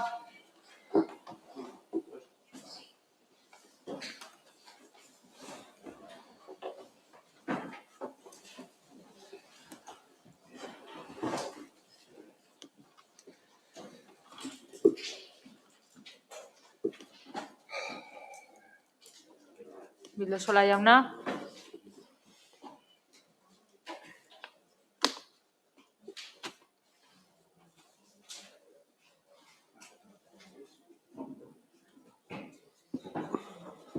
Bai. Aniztasun funtzioa duten pertsonentzako gizarteratze zerbitzua berriro martxan jartzearen aldeko mozioa. Gizarte justago eta parekideago baten aldeko mozioa aurkezten dugu gaurkoan. Hau da, pertsona guztien benetako inklusioa ematen den gizartea hain zuzen. Datu orokorrei begira, munduko biztanleen 15% inguru aniztasun funtzional batekin bizi dira. Hori asko da kontuan izanik askok eta askok ingurukoen laguntza behar dutela egunero. Inguruko horiek ez dira jakitun jaiotzen eta hauek ere laguntza behar dute gauzak ahalik eta hobekien egiteko. Horretarako, behar diren laguntzak eman behar zaizkio aniztasun funtzional duten pertsonei eta aukera sortu behar zaizkio parte hartze komunitatean eta aisialdi inklusiboaren eremuan. Gogoratu behar da, aniztasuna duen mundua mundu funtzionala dela eta egun zegoen zerbitzuak kentzarekin hori ez da gertatuko. Aniztasun funtzionala duten pertsonen bizikalitatea hobetzea izan beharko litzateke erronka. Era askotan egin daiteke. Bai pertsone bere kabuz erabakiak arditzan lagunduz, bai komunitateen aktiboki integratuz eta parte hartzea erraztuz, bai aisialdiko kulturako eta kiroleko jarduerak garatuz. Asko dira aipatu zitezkeen adibideak, baina oinarria hurrengoa da. Berdinekin harremanak eta interakzioak garatu laguntza eta dizketasun lotura finkatzeko. Gizarteratzea ez da desgaitasuna duen pertsonak ikasten duen zerbait. Funtsean, gizarteak oro har sustatzen duen kontua baizik, politiken, aukeren, espazioan eta laguntzen bidez. Gizarte inklusiboa desberdintasunak aberasgarritzat hartzen eta balioesten dituena da. Gizarte osoa indartzen duena eta pertsona guztientzat aukera berdinak ahalbidetzen dituzten mekanismoak gaitzen dituena. Horregatik, aniztasun funtzionala duten pertsonek ez ezik, haien gizarteratzea sustatzen parte hartzen duten eragile guztiekin lana egin behar da eta hori bultzatzeko garrantzitsua da udalaren babesa. Getxon hori gertatzen zen. Zerbitzua baino gehiago zen, haratago zijoan. Baina egun batetik bestera ura kentzea erabaki da. Aurretik azaldutako guztiagatik hurrengoa eskatzen diogu osoko bilkura honi. Bertan behera geratu zen zerbitzua berriro martxan jarri dadila, eta bi, eragileekin lankidetzan azterketa bat egitea, zerbitzuak izan ditzazkeen hutsuneak aurkitu eta osatzeko.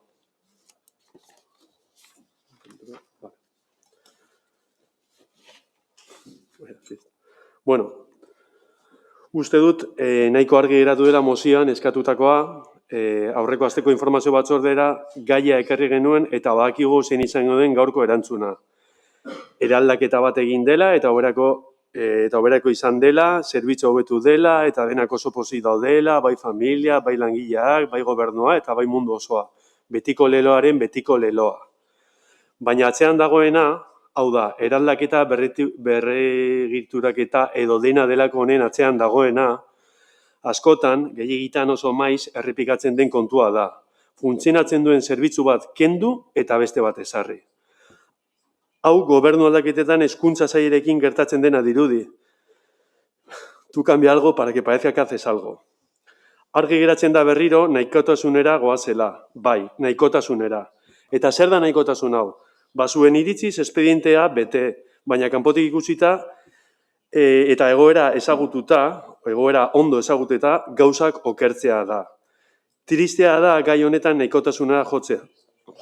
Horrelako arlo batean kapasa badira nahikotasunan ibiltzeko zer egingo dute ezagutzen ditugun beste arloetan, batek daki.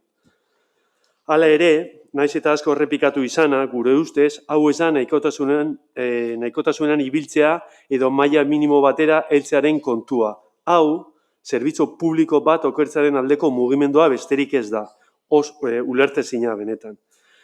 Esango digute, dene daukatela aukera parte hartzeko, baina ze baldintzen pean, ze baldintzatan.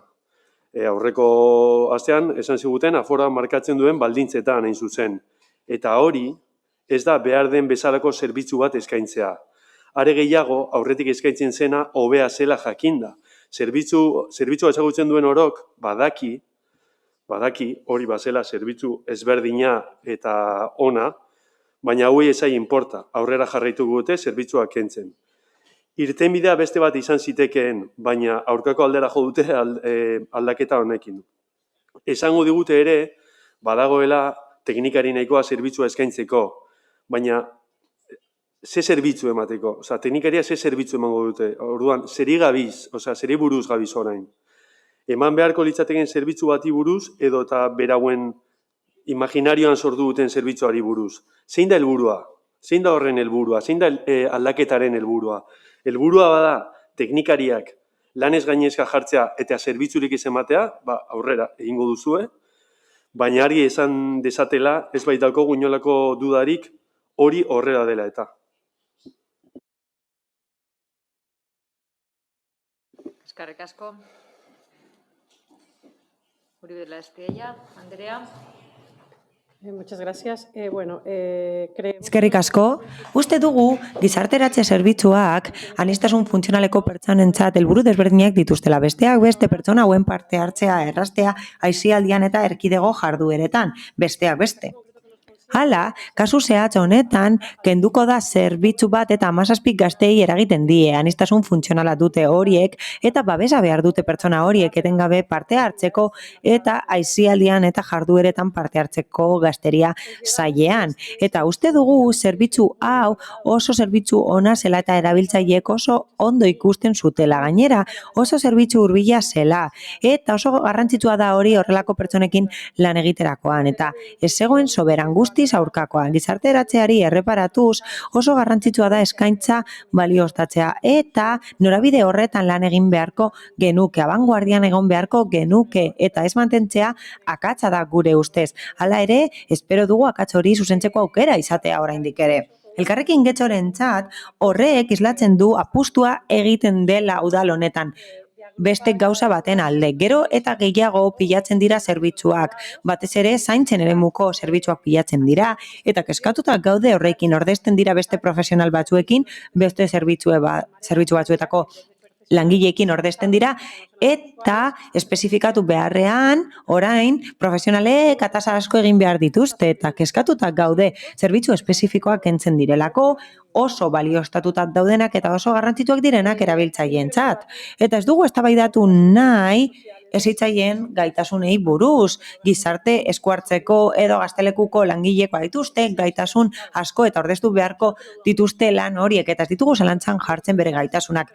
Baina, pentsa dezakegu haiek badituztela bere eginkizunak eta beste batzuk gehitzean bere lana zail daitekeela eta gainezka egon daitezkeela. Hori argitu beharko genuke eta horregatik arretaz jarraituko ditugu sailaren azalpenak. Hala, psikologiako eta gizarte hezkuntzako profesionalek ematen zuten zerbitzua espezializatuta daude zerbitzu horretan, oso ondo egiten zuten lan hori, modu pertsonalizatuan eta ohituta zeuden erabiltzaileak haiekin egotera, eroso zeuden, konfiantza zuten eta orain bai haientzat, bai familientzat, horrek kadentzia ikaragarria sortu du. Gainera, zerbitzuak ez zuen gastu handirik eragiten udalarentzat.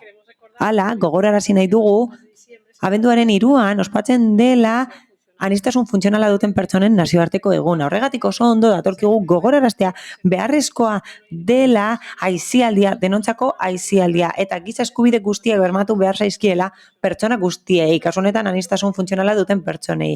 Eskubidea dute botere publikoetatik eta udaletatik hurbilenak direlako jarduketak sustatzera bere autonomia pertsonala indartzeko. Hala, garrantzitsua da aniztasun funtzionala duten pertsona gizarteratzea, eta hori egiten ez bada desberdintasun egoera batean geratzen dira, eta ezin dugu beste leku batera begiratu. Apustu egin behar da, eta politikak lehengoratu behar dira, eta zerbitzuak lehengoratu behar dira baldin, eta horiek autonomia pertsonala sustatzen badiete herritar guztiei. Mila esker. Eskerrik asko. Aio jauna. Sí, muchas gracias. Eskerrik asko, alkate Anderea. Inklusio edo gizarteratze zerbitzua aipatzen dugunean, gaztelekua aipatzen dugu eta gaztelekuak antolatutako jarduerez ari gara. Gaztelekua ematen da kontratazio baten bidez. Hala, iraungi da, 2022ko martxoan, iraungiko da 2022an, eta orain dela 2 urte beste hilo batean lan egin dugu. Zerbitzua hobetu dugu bere eraginkortasuna hobetzeko eta eraginkorragoa izan zedin. Eta aurreko ekitaldian, COVID-a dela eta ezin izan genuen egin. Hausnarketa prozesu bat egin genuen gaztelekuarekin, teknikoki, eta aukera izan genuen luzitazio berria egiteko, eta orduan berrikusi genuen sakonki zerbitzu hori. Eta hori egin genuen eskaintza handitzeko gure gazteentzat, bai ordutegiei, bai jarduerei dagokienez. Horren guztiaren ondorioz, egia da, handitu egingo dela aurrekontua eta horrela giza baliabideak eta jarduerak areagotuko dira, baita ordutegiak ere. Berrikuspen honetan badago sartuta gizarteratze zerbitzua esan bezala. Hori dagokionez eta aurreko gizarte kohesioko batzordean esan genuen bezala 2021ko urtarrilean iraungi zen kontratua zerbitzu hori ematen zuen enpresarekin eta erabaki zen luzatzea kontratu hori edo beste kontratu bat egitea, kontratu txiki bat egin zen ikasturtea amaitu arte 2021ko ekainean. Hala, teknikoki eta politikoki aztertu zen ibilbidea eta zeintzuk ziren premia gizarteratzeari dagokionez, gaztei dagokienez, noski, eta ez gaztelekuari dagokionez soilik. Eta familiekin batera ere bai, erabaki da zerbitzu hau ematea udal baliabideekin. Izan ere, badaukagu gizarte hezkuntzako eskuhartze zerbitzua eta gaztelekua bera. Izan ere, horiek badituzte hezitzaileak, gizarte hezitzaileak noski, eta horiek badituzte gaitasun tekniko nahikoak eskuhartze hauek egiteko. Eta helburua zein izan da? Esan bezala, helburua izan da zerbitzua betzea, gain jartzeak saihestea eta hobekuntza tarteak aurkitzea. Ondorio nagusi bat atera dugu, eta zera da. Hala, gizarteratzearen helburua gazteriaren arloan ezin da izan soilik gaztelekoa. Begira da, integralagoa izan behar da. Hori da ondorio estatutakoa. Horrela, aniztasun funtzionala duten gazteek aukera izango dute jarduera desberdinetan parte hartzeko, bai udalean, bai udalerrian orokorrean. Eta garrantzitsua da figura bat edukitzea erreferentzia bezala. Orain arte esku hartze figura desberdinak zeuden eta teknikoki jotzen da gizarte hezitzaileak daudenez, sail horretara atxikita, horiek hartu behar dutela bere gain lan hori eta gainera babes neurria jarriko dira noski eta kasu guztietan babes neurriak ez dira berberak izango. Azkenengo ikasturtean 12 gazteek hartu dute parte gizarteratze zerbitzuan, 2 ez dute parte hartuko, adinez nagusiak direlako, beste bat beste udalerri batean bizi da eta gainerakoi dagokienez teknikoki joda 4 behar luketela gizarte hezitzailearen babes hori udal zerbitzuan. Beraz, inolako babesik gabe lan egin dezakete, hau da, gizarteratze normalizatua dute bestelako gazteek eta gizarte hezitzaileek gaztelekuan proposatzen dituzten jardueretan parte har dezakete. Muga horiek antzeman ditugu eta orain arte geneukan zerbitzuarekin bazegoen itxarote zerrenda bat. 4 gazte zeuden eta ez zuten aukerarik gaztelekuan egoteko eta uste dugu garrantzitsua dela sarbidea ematea gazte guztiei baldin eta zerbitzu hori erabili nahi badute eta muga bakarra dago. Hala, batzordean esan genuen bezala, aforoaren muga izango da muga bakarra, baina horrek ez du esan nahi bere desgaitasuna edo aniztasun funtzionala muga bat izango denik eta itxarote zerrenda logikoa da aforoa gainditzen denean eta ezin dugu onartu inola ere gazteria zerbitzutik zerrenda horiek soilik aniztasun funtzionala duten gazteek osatzea. Izan ere, hori gertatzekotan, helduera urrenkeraren arabera ordenatu egingo dira. Beraz, ulertzen dugu gaztelekua behar dugula, inklusiboa izango dena. Eta ez baztertzailea den gizarteratze zerbitzu bat, horregatik egin dugu aldaketa hori. Hala, posible denean, beti uste dugu hobea dela zerbitzuak ematea titulartasun publikotik, hau da, egiturazkoak diren zerbitzuetatik. Eta uste dugu hor ados egongo garela, noski, eta EH Bildurekin ados egon gaitezkela zentzu horretan.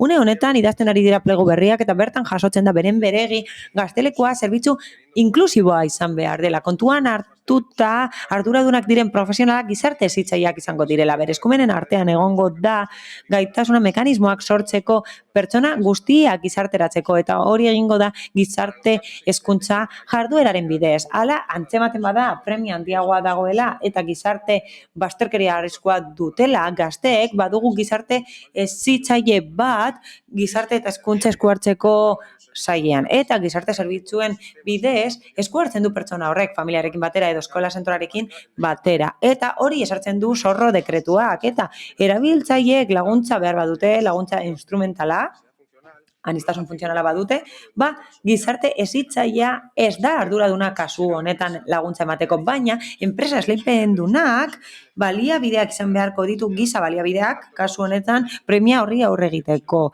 Beraz ez dugu mozioa aldeztuko. Izan ere planteamendu tekniko bat egiten da idazketa honetan, plegu honen idazketan, eta plegu horiek nabarmen hobesten dute oraingo zerbitzua. Mila esker.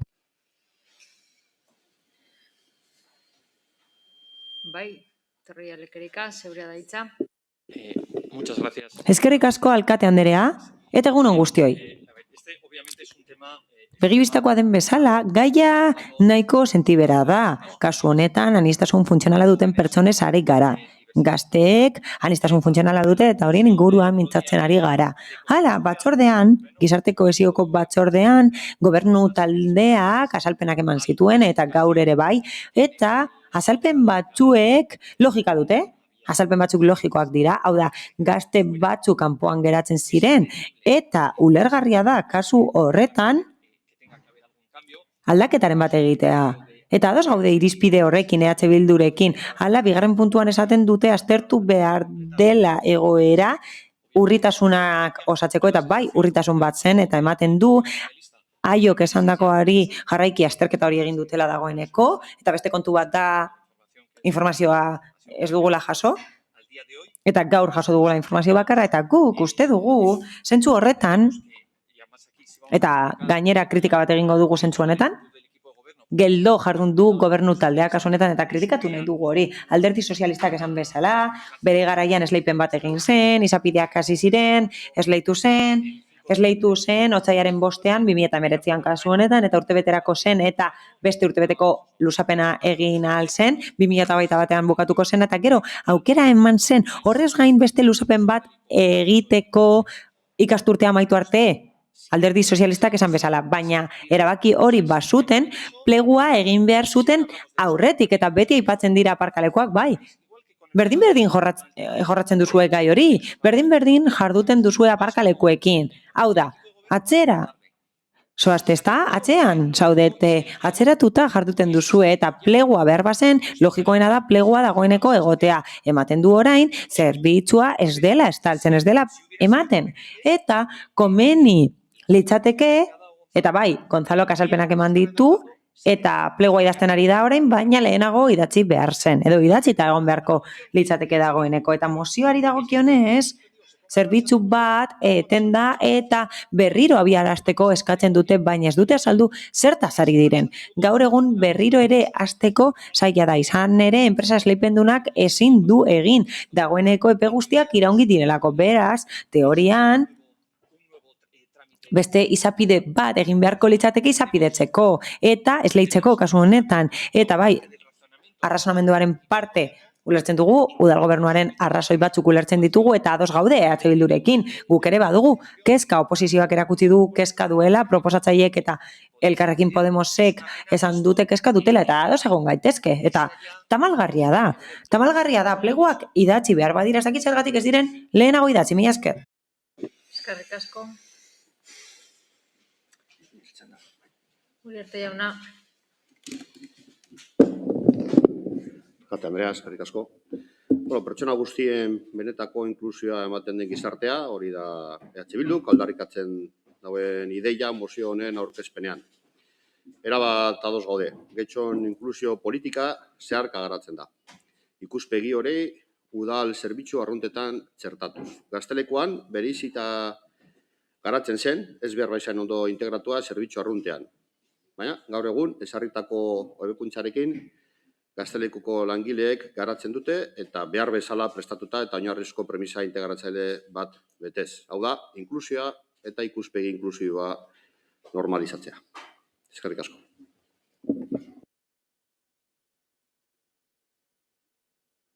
Eskerrik asko. Bildosola jauna. Bigarren txanda. Bai, bueno, ez dakit nondik hasi, asko dago erantzuteko. Carolina, has hablado del 3 de diciembre.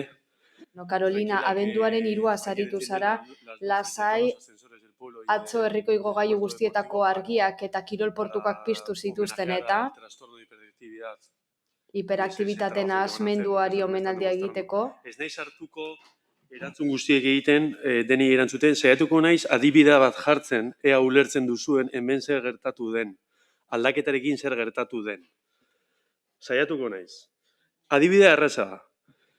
Guazen denok igerileku batera. Guazen adin txikiko umeen ikastaro batera. Jarriko digu adin bat, adibidez, 3 urteko umeak dira. Askok eta asko badakizue zer den, igerilekuan 3 urteko ume batek dituen arazoak. Gaineratuko diogu arazo horri, igerilekuko sakonera handia dela. Ez da ezer gertatzen. Orain pentsatu zu ezadetela tekniko espezialista horiek. Pizina horretan zaudete eta klasea eman behar duzuela.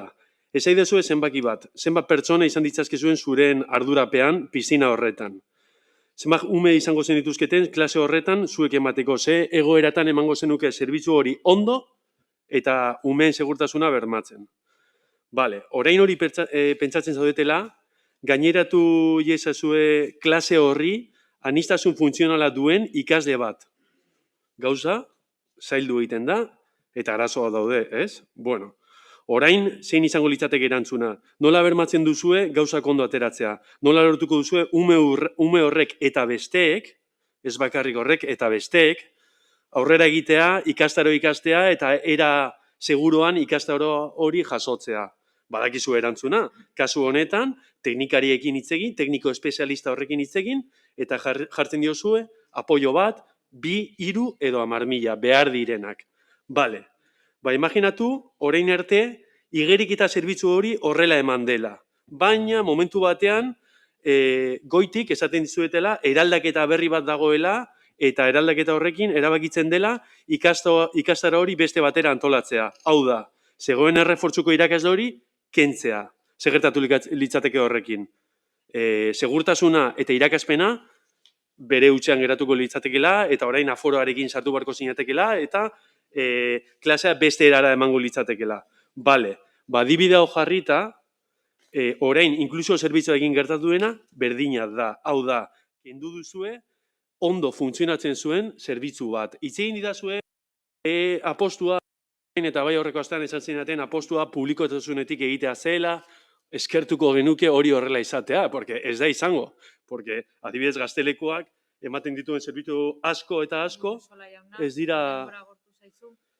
dira alde publikotik ematen, besterik gabe. Espero dut argi geratu izana zer gertatu den hemen zerbitzu horrekin.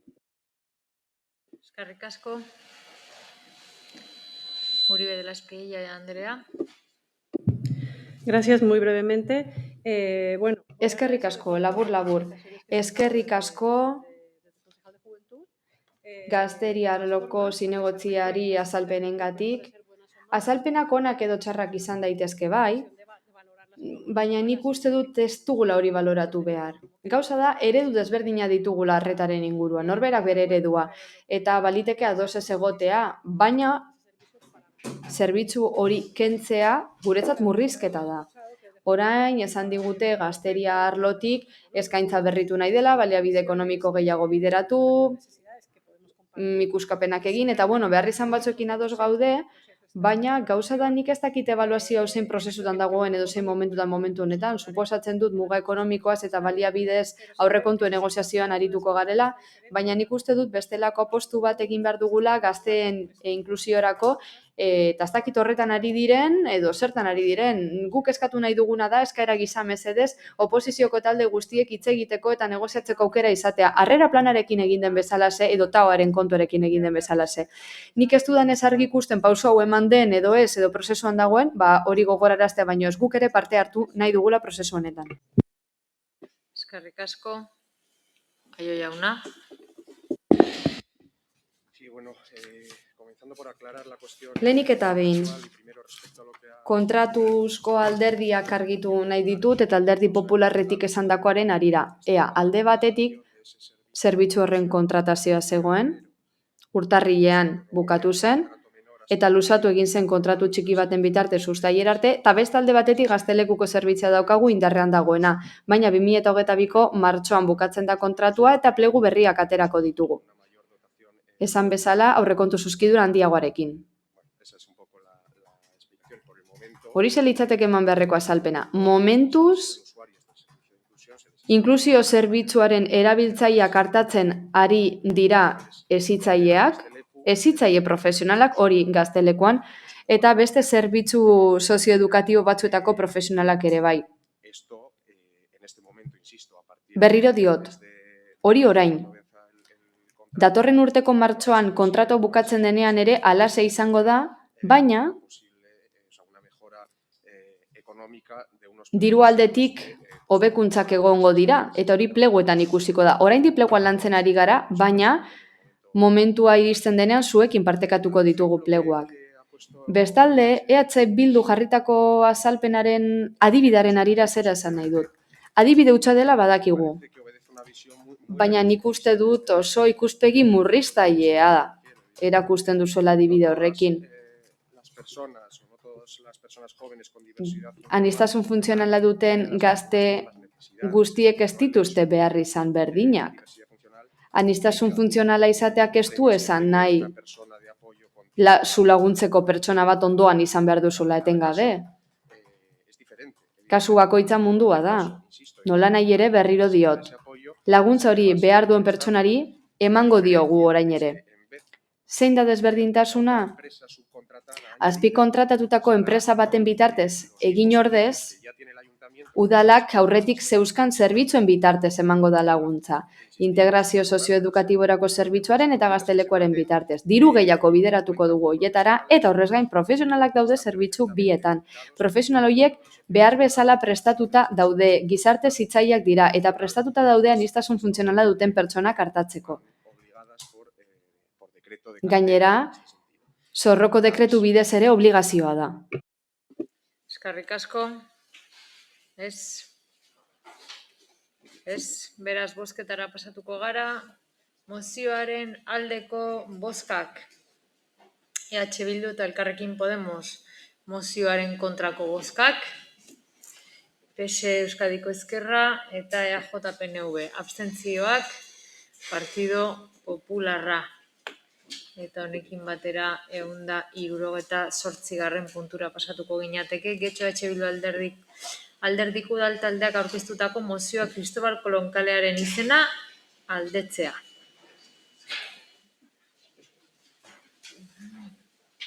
Gijarroi Anderea. Bai, irakurriko dut.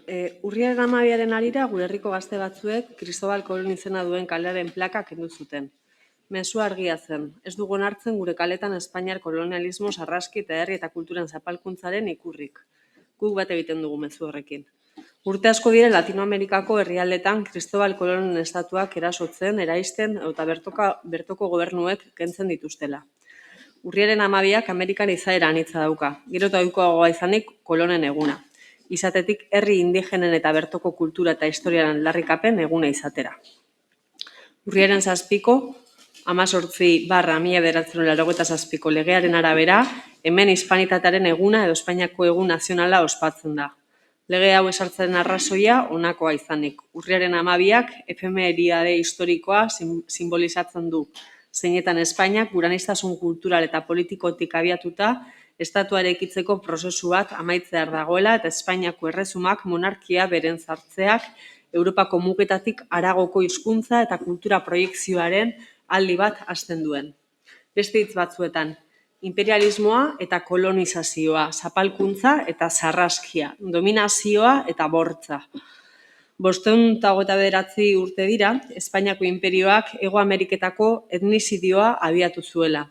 Eta 529 urteren ostean hala ospatzen jarraitzen da. Ukazioa eta inposizioa harrotasunez bizi duen estatua da Espainia. Hego Amerikan indigenak erail zituen supremazismo arrazistan baitu oinarri egun mugak itxi eta haien herrialdetatik ihes egitera behartu dituen estatuak. Cristobal Colón sinbolo bat bihurtu da, aurreko guztiaren ikur. Horregatik uste dugu gure herriak ez duela bere izena duen kalerik eduki behar Hego Amerikako herrialde eta herritarrekiko errespetuagatik eta nortasun, hizkuntza, kultura eta historia propioa duten munduko herriekiko dugun begituneagatik. Hori guztia dela eta honako akordio hau proposatzen dugu. Lehenengoa, Cristobal Colón kaleari izen hori kendu eta prozesu parte-hartzaile baten bidez erabaki dadila izen berria. Eta jarraituko dut. Dagoeneko informazio eta argudio nahikoa eman dugula uste dugun arren, Cristobal Colón Amerikaren aurkitzailea. Horrela definitzen dute askok eta asko. Sinistuta gaude Amerikak eta bere herrialdeek ez zutela inoren aurkikuntzaren beharrik. Eduardo Galeanok adierazi zuen bezala, 1492an natiboek deskubritu zuten indioak zirela. Deskubritu zuten Amerikan bizi zirela. Deskubritu zuten biluzik zeudela. Deskubritu zuten bekatua existitzen zela. Deskubritu zuten beste mundu bateko errege eta erregina bati eta beste mende bateko jainko bati zor ziotela obedentzia. Eta jainko horrek asmatu zituela errua eta jantzia. Eta agindu zuela bizirik erreta izan zedila, eguzkia eta ilargia eta lurra, eta hau buskitzen zuen euria urtzen zuen oro. Historiako liburuek 1492ko Amerikaren aurkikuntza azaltzen digute, historiako pasarte nagusienetakoa bezala.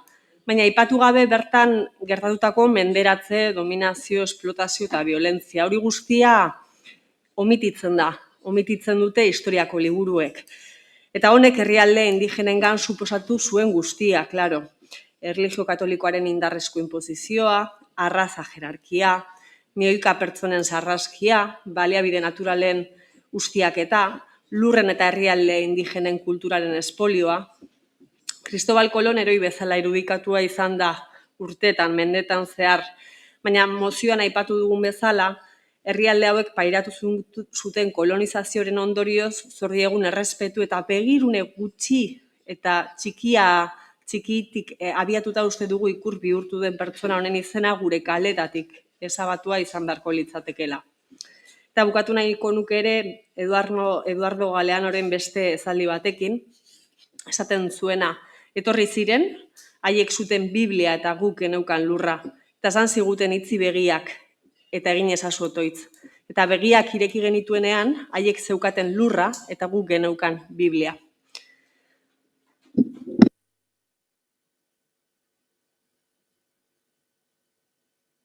Amaitu duzu? Bai.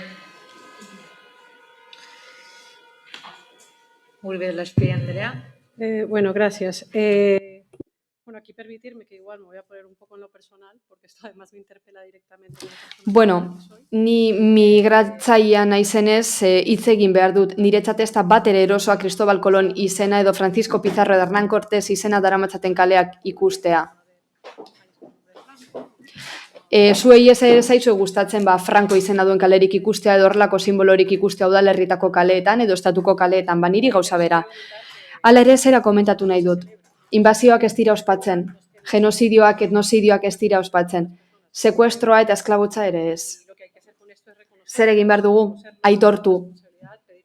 Ardura gure gain hartu, barkamena eskatu eta erreparazioa bermatu. Elkarrekin getxotik, Unidas Podemosekin estatuan gertatu bezalase, hau bezalako ospakizunen aurka egingo dugu, urriaren 12 aurka, herri baten menderakuntzaren simbolo delako. Eta ezen ezera aurkitu hori beti egon zen hor herri hori baliabidekin, mundu ikusteko modu propioekin eta barrekin.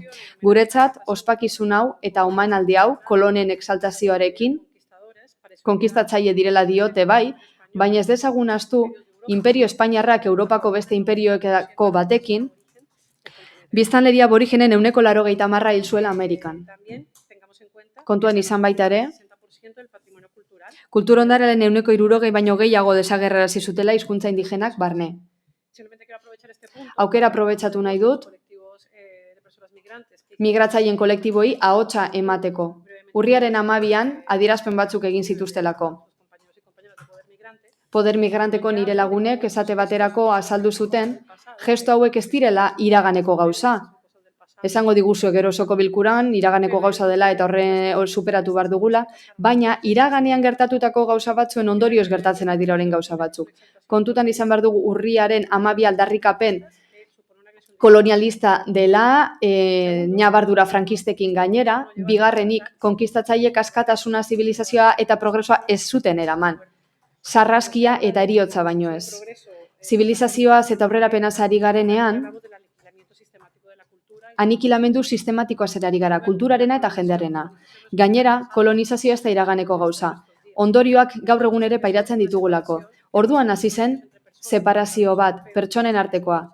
Europar zuriak eta gainerakoak, indigenak, beltzak, ijitoak, pertsona razializatuak. Banaketa edo bereizketa rasista hori areagotu egin zen kolonizazioaren ondorioz eta gaur egun ere ikusten dugu. Horregatik, gaur egun, iparraldeko nolabait esaterren gizarteek oraindik ere bereizketa hori egiten dute, extraktibismoz jarduten dute eta betiko aitzakiaz jarduten dute.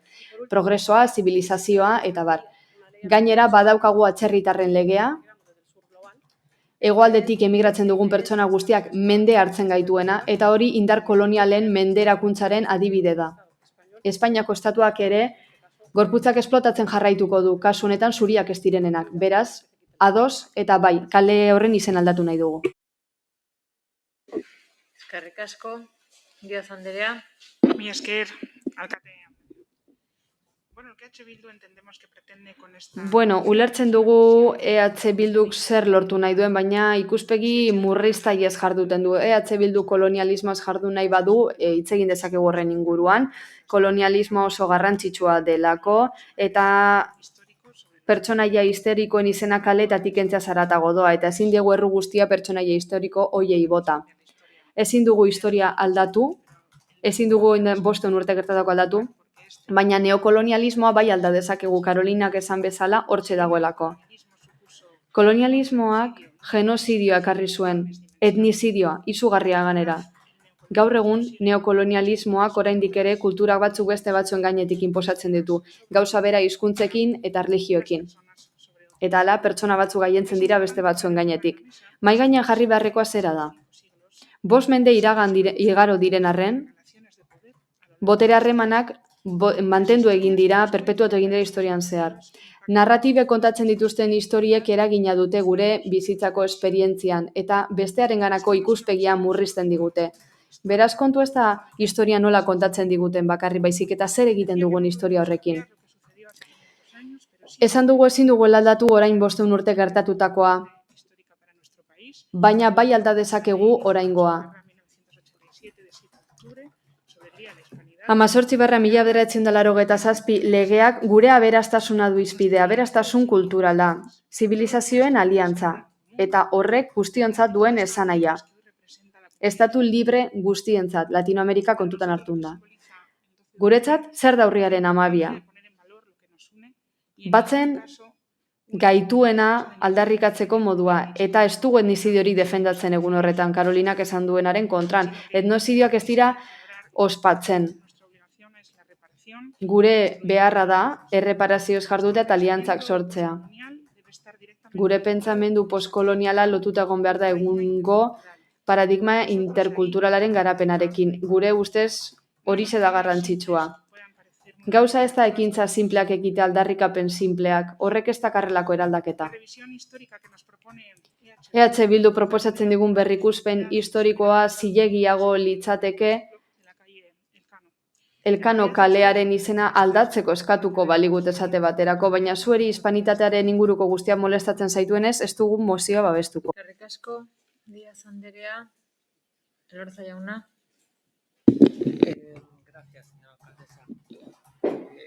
Eskerrik asko alkate Andrea. Egia esan entzun duguna eta gero ez dakit historiaren errege akademian, unibertsitatean edo historia katedran edo non gaude. Gogoraratziko dizuet Getxoko osoko bilkuran garela. Bai, Cristobal Colón kalearekin arazo asko ditugu. Osoko bilkuran, batzordetan eta udalforo guztietan salatu dira. Baina, kesa iradokizun salaketa eskaera idatzi hoietako bakar bate ere ez da kalearen izenaren ingurukoa. Botelloiari, zikinkeriari, trapitxeoari, osasun baldintzei eta barri buruzkoa dira kesak. Ez dudana ulertu zera da. Zergatik ez diezu jaramon egiten eskaera hoiei? Gure legezko egitekoa da gobernu taldeari zerbait egiteko eskatzea bizilagunen eskaerak daudenean. Hainbat kesa daude gauetan botelloiak egiten direlako eta horrek dakartzan zikinkeria, zarata eta bar. Gure asmoa zen zaintza gehiago eskatzea eta batez ere bide publikoan egiten den botelloia erregulatzea. Zer erantzun ziguten? Xenofobo, rasista deitu ziguten eta jendea saldatzen ari ginela esan ziguten. Eta gune genuen bakarra da bizilagunek ondo atxeden hartzea eta kaleak garbi mantentzea horretarako eskubidea dutelako. Gainera, kallejoiaren inguruan ere arazoak daude, gobernu taldeak ez zuen ezer egin eta badirudi horrela jarraituko duela gauzak. Zer kezkatzen zaitu gehien? Ezer ez egin ja, Cristobal Colón kalea eta bertako kallejoia oraindik kaosa izango dira. Ez dugu lertu ez da ere, nola egon alzareten 15. mendeko kontuak eztabaidatzen horrek ez duelako zerikusirik gure lanarekin. Mozion badago beste zerbait asko harritu nauena. Zuei pasatu zaizun guztiarekin, egin duzun guztiarekin, zuek aipatzea masakrea, opresio supremazista, genozidioa, zuek zuen tartean gaizkiak dituzue alderdian, beraz, ez deitoratu salaket edo salatu hilketarik. Begira bestela argitu gabe dauden etaren hilketak. Ezin izan zenuen gure udalerriko bizilagun baten sexu erasoa ere salatu gure udalerrian bertan. Alderantziz dago guztia. Nola izan dezakezue adorea 15. mendeko krimenez hitz egiteko, oraindik ere zuek hemen egindako krimenez ez duzuenen ezer egin. Azken 10 urteotan, nire ustez, printzipioak falta zaizkizue eta hori ondo begiratu mesedez. Zuen datu historikoak zuzendu nahi ditut, baita ere. Azterlan historiko bakoitzerako kontestua izan behar da kontutan. 15. mendea ezin dugu 21. mendearekin ahaztu. Cristobal Colónek Amerika deskubritu zuen kultura, modernitatea eta bar eramanez zibilizazio occidental guztiari. Gure historia imperialaz harro egon behar gara momentuko testuinguruan. Zaiei esker Amerikan tradizio occidentala jaso zituzten da Europaren antzak hartu. Esatea Espainia etnozidio eta masakren erantzule dela ez da zuzena, faltsua da. Amerikako biztanleak subdito berdinak eta leialak bihurtu ziren hementxe bezalaze eta kristautasuna zen inposatu. Besteak beste mestizajea gertatu zen eta mesedez errespetuz ez egin barre. Ipar Amerikan 19. mendean bertakoek ere indigenak hil zituzten eta espainiarrak ez ziren izan. Amaitzeko egin dezagun lan udalerrian, ordezka ditzagun gure bizilagunak, haiek aukeratu gintuzten arazoa konpontzeko eta ez beste zertarako. Bilduko jaunandarentzat uste dut, nik gaztelaniaz hitz egiten du nahi dudan moduan, eta generikoa maskulinoa da. Bestela egin berba raerekin. Gazteak aipatu dituzue, ezta? Ziurrenik zuek izango duzu informazio gehiago kaleen kontuaren inguruan. Uben plazan badakizu nortzu jarri zituzten plakak eta San Nikolas plazan ere bai. Uste dut kasu horretan zuek lagun dezakezuela ikusteko zein gazte ibiltzen diren vandalismo kontuetan, eta hori izango litzateke zuen lana, eta ez hemen eztabaidatzen hastea kale baten izenaren inguruan. Gertakari historiko batzuen ondorioz. Eskerrik asko. Gijarrubi Anderea.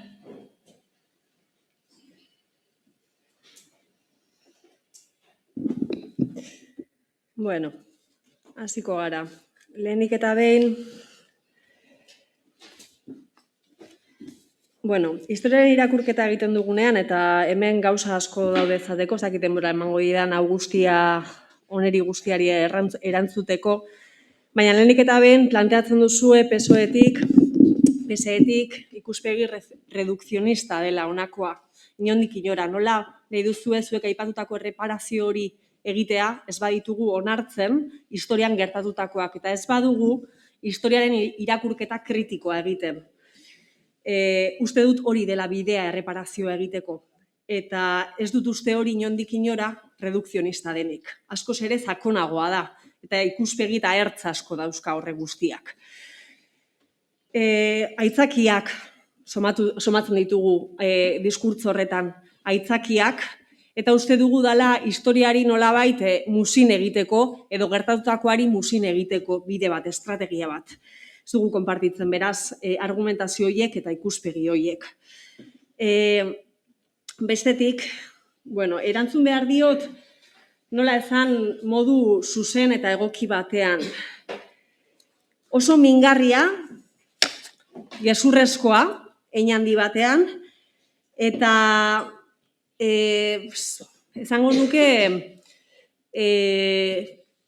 aipatuko nuke oso totalitarioa, diskurtso totalitario eta autoritarioari erantzun behar dio dela.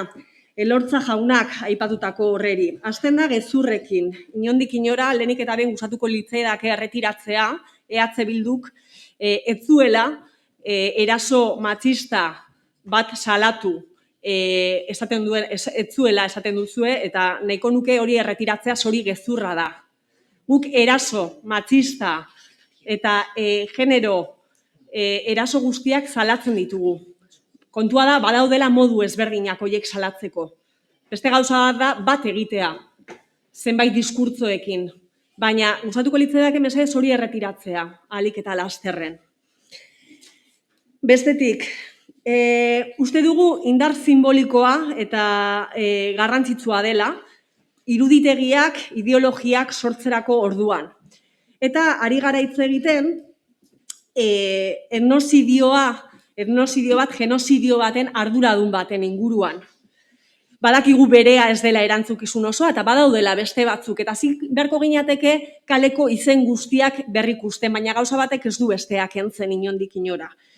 Beraz, uste dugu historiaren irakurketa egiten dugunean, ura ulertzeko, benetan ulertzeko, bertsio ezberdinak ezagutzeaz gain, garrantzitsua dela irakurketa kritikoa gauzatzea. Horrela soilik lortuko baitugu hainbat, eta hainbat zorigaitza, tragedia, guda, genozidio, berriz ez gertatzea. Eta irakurketa horretan ezin dugu bukatuko dut orain zertan, itsasontziz mundua zeharkatu zuten gizon zuri hoiek, balentria egiteaz gain itsasoa zeharkatu zutelako mundua, genozidioak ere egin zituztela. Hilketak, bortzaketak, ankerkeria andana egin zutela. Hori da irakurri, ulertu, interpretatu behar duguna. Izan ere horrela izan zen. Beste guztia aitzakia baino ez da, eta totalitarismo eta autoritarismoaren diskurtzoak baino ez dira. Eskerrik asko.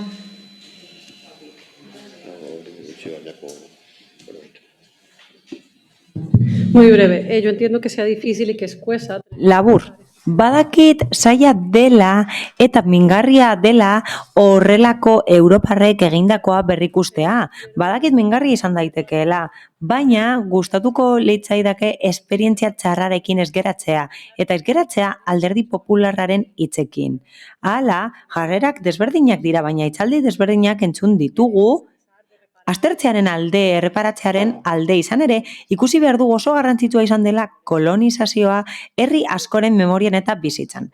Zentzu horretan, eta bai, uste dut feminismoan eraikitzen garen bezala, termino hauetan aukera izango dugula geure burua berrikusteko eta eraikitzeko. Hala, Alemanian ez da ospatzen noiz inbaditu zen Polonia edo noiz ireki zen lehenengo kontzentrazio eremua. Beraz, Amerikarentzat Urriaren 12 oso data mingarria da, esterminazio prozesu bat ospatzen duelako data horrek, eta nik fede ona dut. Uste dut, iraganaren inertzia batzuek ez digutela usten aurreratzen, baina gustatuko litzaidake benetan edalontzia erdi beteta ikustea. Uste dudalako gero eta aurrera pauso gehiago ematen ditugula.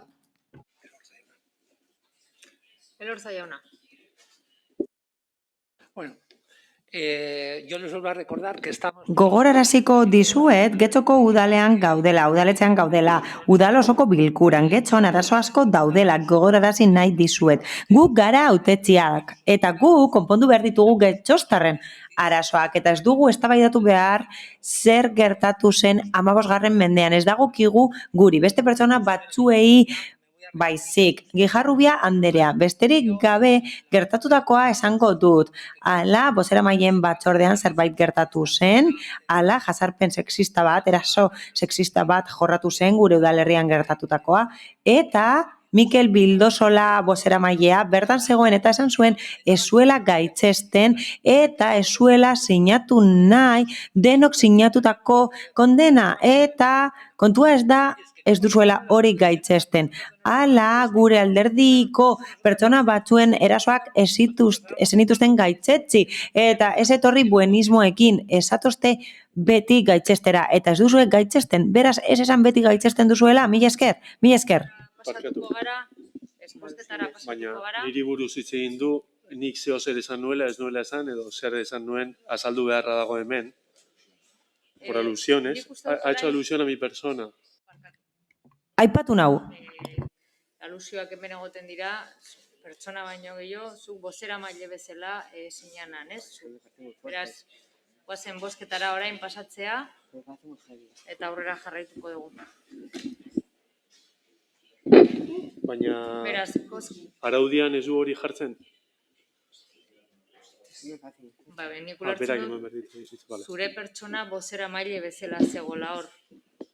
Ez zure gatik, baizik eta zure bozeramailea zu hor partido baten. Izen eta abizena esan du, Mikel Bildosola esan du. Bozeramailea zarelako.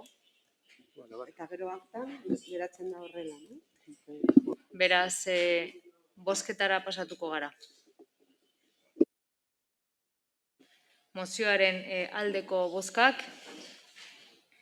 EH Bildu eta Elkarrekin Podemosekoak. Kontrakoak, Partido Popularra eta PSE Euskadiko Ezkerra. Eta abstentzioak EAJ-PNV. Beraz, botoaren azalpena, Uriarte jauna. Alkate Andrea, eskerrik asko. Kaleak izendatzea Alkate Andrearen eskumena da. Kale berriak izendatzeko irizpideak bi dira, emakumeen izenak edo toponimioak. Horiek dira alkateak jarraitzen dituenak. Baina herriko kaletegiaren berrikuskatea ez dago mahai gainean une honetan. Eskerrik asko. Eta honekin 169. puntura pasatuko ginateke, EH Bildu alderdiko udaltaldeak aurkeztutako mozioa, eraso sexisten prebentziorako aurrera pausuak ematea. Indarkeria matxistaren erroa gizartaren egituretan dago, eta guztiok hartu behar dugu eraso sexisten gaineko ardura. Emakumeok ahalduntzeko bideak aurkitu behar ditugu, baina horrez gain instituzioek indarkeria matxista errotik mosteko moduak asmatu behar dituzte. Hezkuntza eremuan txiki-txikitatik landu behar dugu gaia. Herri moduan heldu behar diogu gaiari. Eta jendartea osatzen dugun guztio konpromiso hori hartu behar dugu. Eta batez ere erakunde publikoetan gaudenok, hitzetatik ekintzetarako jauzia eginez. Aldi berean azpimarratu nahi dugu gizonek kontu honetan duten erantzukizuna. Aztertu zuen jarrerak, interpelatu zuen lagunak, jarri zelantzan zuen jokatzeko moduak. Asko ikasi dugu azken urteotan publikoki esan behar dugunaren inguruan, baina eremu pribatuan emakumeon askatasuna ukatzen duzue askok eta askok. Ez dugu onartzen gure gorputzen eta bizitzen aurkako erasorik. Ez dugu onartzen horren ardura gure gain jartzea. Gaia morruoz tratatzea edota gertatzen ari denari garrantzia kentzea. Ez da gure askatasunari mugarik jartzea ere. Ez dugu adi bizi nahi, aski izan nahi dugu. Horregatik gaur bi proposamen zehatz dakarskigu. Erazori gabeko herria bihurtzeko norabidean ekarpena egin dezaketenak, biak prebentzioan oinarrituta. Azaroaren 25 edo martxoaren 8 bezalako egunetan kalera ateratzen gara aldarrikapenak egitera. Eraso sexistaren bat gertatzen denean ere protokoloak aktibatzen ditugu mezu argiak adieraziz.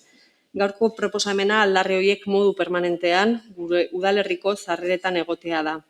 Mezua behin betikotzea, jarrera irmo eta iraunkorra adieraztea. Gure herritik atera eta sartzen garen bakoitzean gogoratzea herri honek ez duela erasorik onartzen, eta erasotzaileek sentitu dezatela birritan pentsatuko beharko dutela. Ikusten ez dena, ez dela existitzen esaten da askotan, eta gu gaurkoan horretan oinarrituko gara, ikusarazi dezagun zein den gure jarrera. Bigarrenak, gure gaztetxoengan jarrera du arreta.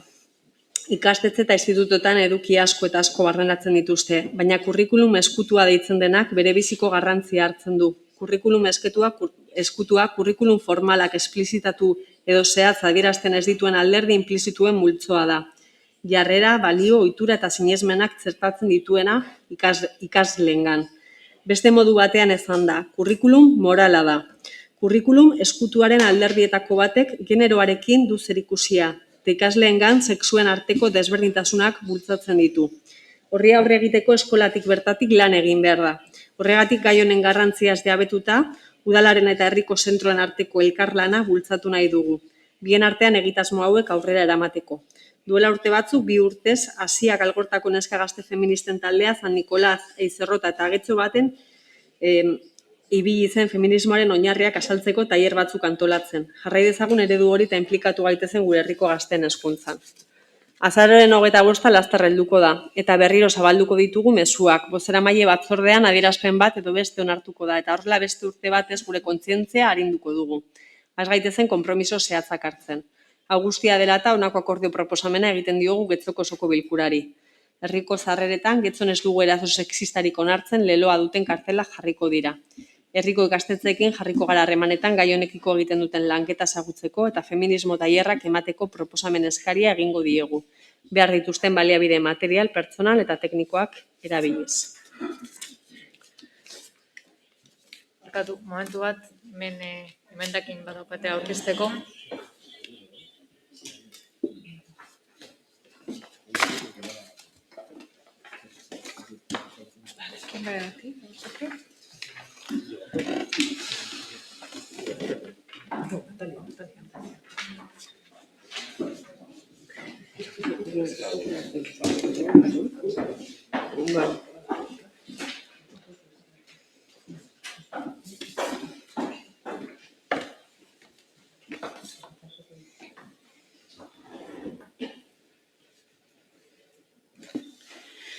Paso a leer la enmienda parcial para el punto 169 por parte de los grupos EAJ y PSE Euskadiko Ezkerra. Para el punto 1 se colocará el logo Planto Eraso Sexiste y Getxon en los carteles de entrada al municipio. Y para el punto 2 continuaremos trabajando con los centros escolares del municipio a través de la formación feminista y de prevención de la violencia machista que el Servicio de Igualdad Municipal viene realizando. Asimismo, continuaremos complementando este trabajo en todos los espacios de intervención socioeducativa no reglados. Gracias.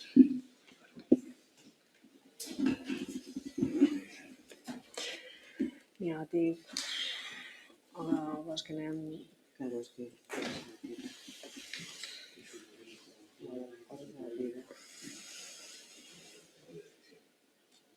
Claro, ez da... Ez dakit, ez que...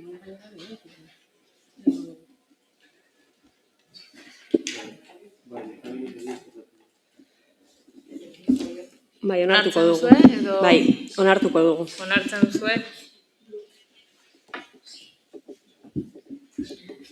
Defentsara pasa zaite. Vale. Bueno, zentratuko naiz nire herrian, orain arte egin dudan bezala, Getxo nahi zuzen ere, izan ere, batzuek oraindik ez dakit lotura mentalak egin dituzten eta ez dakiten munduan, estatuan, ondoko estatuan eta bestean gertatzen denak ere eragina daukala gure herrian.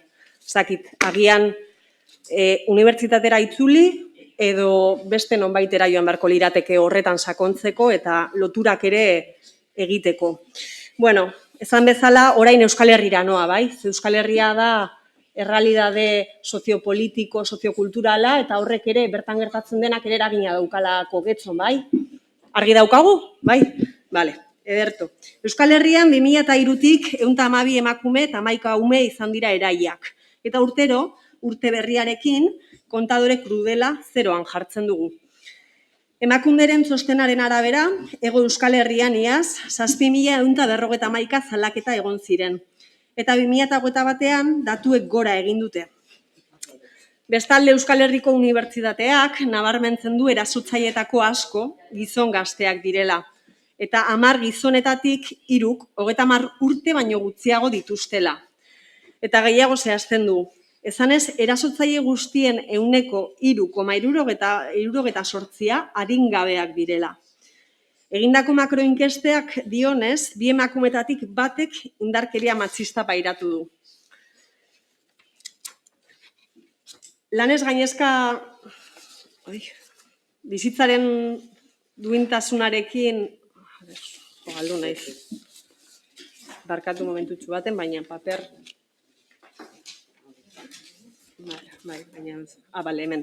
Osasunaren mundu erakundeak 81 herrialde aztertu eta gero, indarkeria matxistak emakumeen 35% eragiten diela adierazi du.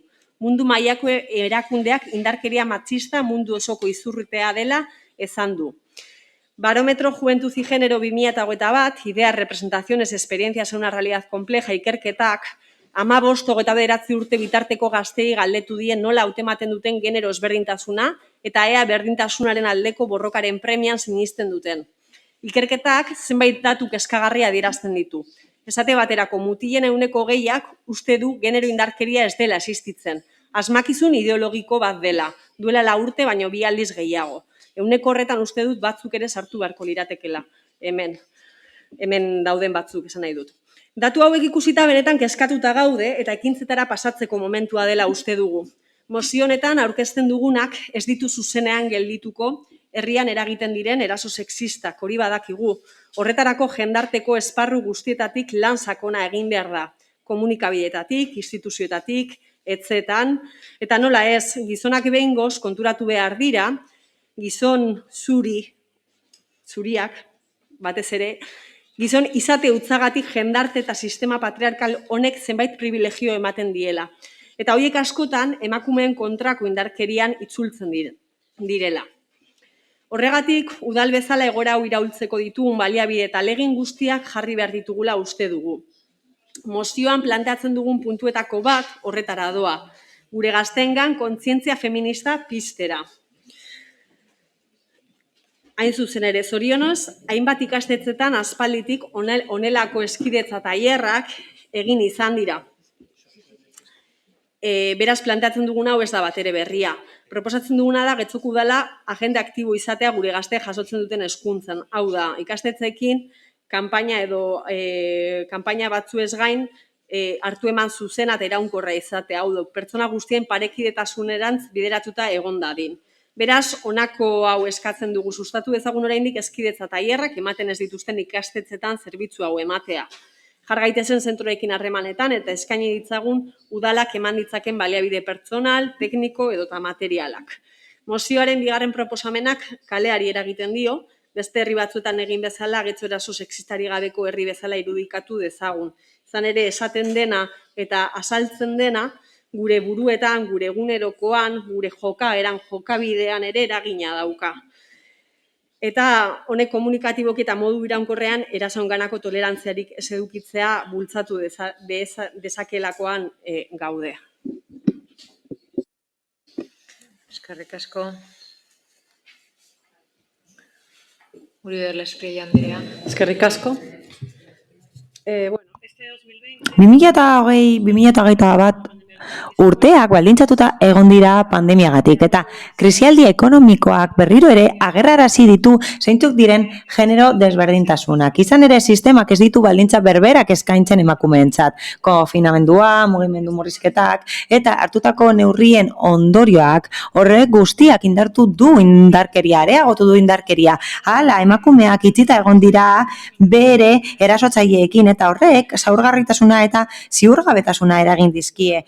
Eta horrez gain, zantza lan gehiago hartu behar izan dute bere gain emakumeek, eta dakizuen bezala, atasen 70% emakumeek egiten dituzte eta pandemian, gainezka egon dira emakumeak telelana dela eta adingabeak eta menpekoak zaindu behar izan dituztelako. Batez ere, pentsatzen da, ekonomikoki eta sozialki bizi dugun krisialdiak eragin gehiago eragingo duela emakumeengan eta bikotekideekiko menpekotasun handiagoa izango dutela. Eta horregatik erasotzaileekin egon beharko direlako. Eta indarkeria ekonomikoa ere bada indarkeria bat matxista dena. Hala, errotuta dago indarkeria hau gizarte matxista batean. Guk, emakumeok, badaukagu paper pasiboa eta gizonezkoek aktiboa. Momentu honetan, Euskadin, Estatuan eta udalerri honetan ere bai, erailketa bakoitza seinale bat da, gizarte alarmarako seinale bat da. Eta horrek erakusten du indartu behar ditugula erantzunak horrelako indarkerien aurrean. Horretarako beti sakondu behar ditugu kanpainak sentsibilizatzeko herritarrak eta aurrekontu eta baliabide gehiago jarri behar ditugu prebenitzeko. Gure helburua da errotik desagerraraztea indarkeria guztiak ikusten direnak eta ikusezinak. Hala, indarkeria ekonomikoa eta indarkeria psikologikoa nabarmendu behar ditugu. Premiazkoa da indarkeria matxista guztiak aitortzea eragina dutelako sakonki gainera emakumeengan. Horregatik hain zuzen ere konpromiso hartu behar dugu, gero eta zabalagoa izango dena, eta gero eta indartsuagoa indarkeria matxistaren aurka, inoiz ez dago soberan. Hala eta guztiz ere, jakin badakizue guk nahi dugula ekintzetara pasatzea, baina horrelako gaietan, indarkeriarekin lotutako gaietan, uste dugu asko dagoela egiteke eta keinu guztiak direla beharrezkoak. Horregatik hain zuzen ere, EH Bilduren mozioaren alde egingo dugu kartel bat jartzeko eskatu dute, eta Alderdi Sozialistak eta EAJak osatu du eskaera hori, eta argi utzi nahi dugu ez ditugula onartzen sexu jasarpenak eta erasoak. Baina ez da konpromiso simbolikoa izan behar, ez da keinu horretan geratu behar. Hala, zeharkako politika bat behar dugu. Egikaritu behar dena udal zail guztietatik eta bai egia da gai horretan aurrera egiten dugula, baina asko daukagula egiteke. Horregatik sailek baliabideak behar dituzte eta aurrekontua behar dute politikak egiteko eraginkorrak izango direnak indarkeria matxistei aurre egiteko. Zeharkako politika horien artean daude beste batzuk feminismoa indartzen dutenak eta haurren eta nerabeen artean horiek indartu behar ditugu eta mozioan aipatutakoa bada modu bat hori egiteko eta bai, horrekin ados gaude, baina esan nahi dugu benetan behar dena apustu bat dela. Izan ere, eskidetza sustatu behar dugu eta ondo zehaztearren uste dut eskidetza dela hezkuntza metodo bat berdintasunean oinarritzen dena eta sexuagatiko diskriminazioa ukatzen duena. Hala, garrantzitsua da errealitatea ikusaraztea eta gizonezkoen eta emakumezkoen arteko desberdintasun hori helaraztea eta agerraraztea. Izan ere, oso garrantzitsua da hori gainditzea. Horregatik guztiagatik alde bozkatuko dugu, ados gaude proposamenarekin, erabat, uste dugu indartu behar direla, tailerrak ikastetxeetan eta lanak indartu behar direla balio feministak sustatzeko gazteen artean eta nerabeen eta adingabeen artean, eta naiz eta aldatu den oso interesgarria zen mapeo bat egiteko eskatzen zen lehenengo mozioan, eta hori interesgarria da. Gurutza daitezkelako datu horik eta beste datu batzuk udalak egin du mape hori, eta nik uste dut hori guztia uztargarria dela prebentzioa indartzeko indarkeria matxisten aurrean. Mila esker. Alkate Andrea, voy a empezar por el final. Hasiko naiz amaieratik. Elkarrekin Podemoseko ordezkariari gogorarazi nahi diot gobernu taldeak aurkeztu duela emendakina. EAJak eta PSEek aurkeztu dugu emendakina denok elkarrekin. Eta puntu honetan, eta EH Bilduk onartu du gure emendakina eta onartzen da ekintzekin jarraitzea. Eta noski jarraituko dugu gauza berberak egiten eta planto seinalea jarriko dugu sarreran. Nik uste dut logoa harrera ona duela eta herritarrek aitortuko dutela. Eskerrik asko EH Bilduri proposamena egiteagatik. Hala eta guztiz ere gustatuko litzaiguke hori egin izana berdintasun kontseiluan. Eztabaidatzeko aukera izango genuke horrela elkarteekin eztabaidatzeko. Izan ere, azkeneko bileran beren beregi eskatu genuen ekintzak egiteko kanpaina honetan, azaroaren 25erako kanpaina honetan. Eta horren esparruan, horrela aukera izan genezakeen eztabaidatzeko eta eragile desberdinen eta elkarteen iritzia ezagutzeko. Eskertzen dizuegu emendakina onartu izana benetan. Uste dugu oso garrantzitsua dela arbuiatzea erakundeetatik indarkeria matxista. Oso garrantzitsua da hori ukatzea eta zalantzarik gabe ekintza honek, hau da logoa jartzeak eta planto logoa jartzeak balio duela ikusarazteko arbuio hori eta ukapen hori. Baina horrez gain logoak irudiarekin ezaguna da eta informazioa dauka eta logoa erabili izan da azkenengo kanpainetan festetan. Eta bigarren puntuari erreparatuz, harrigarria da.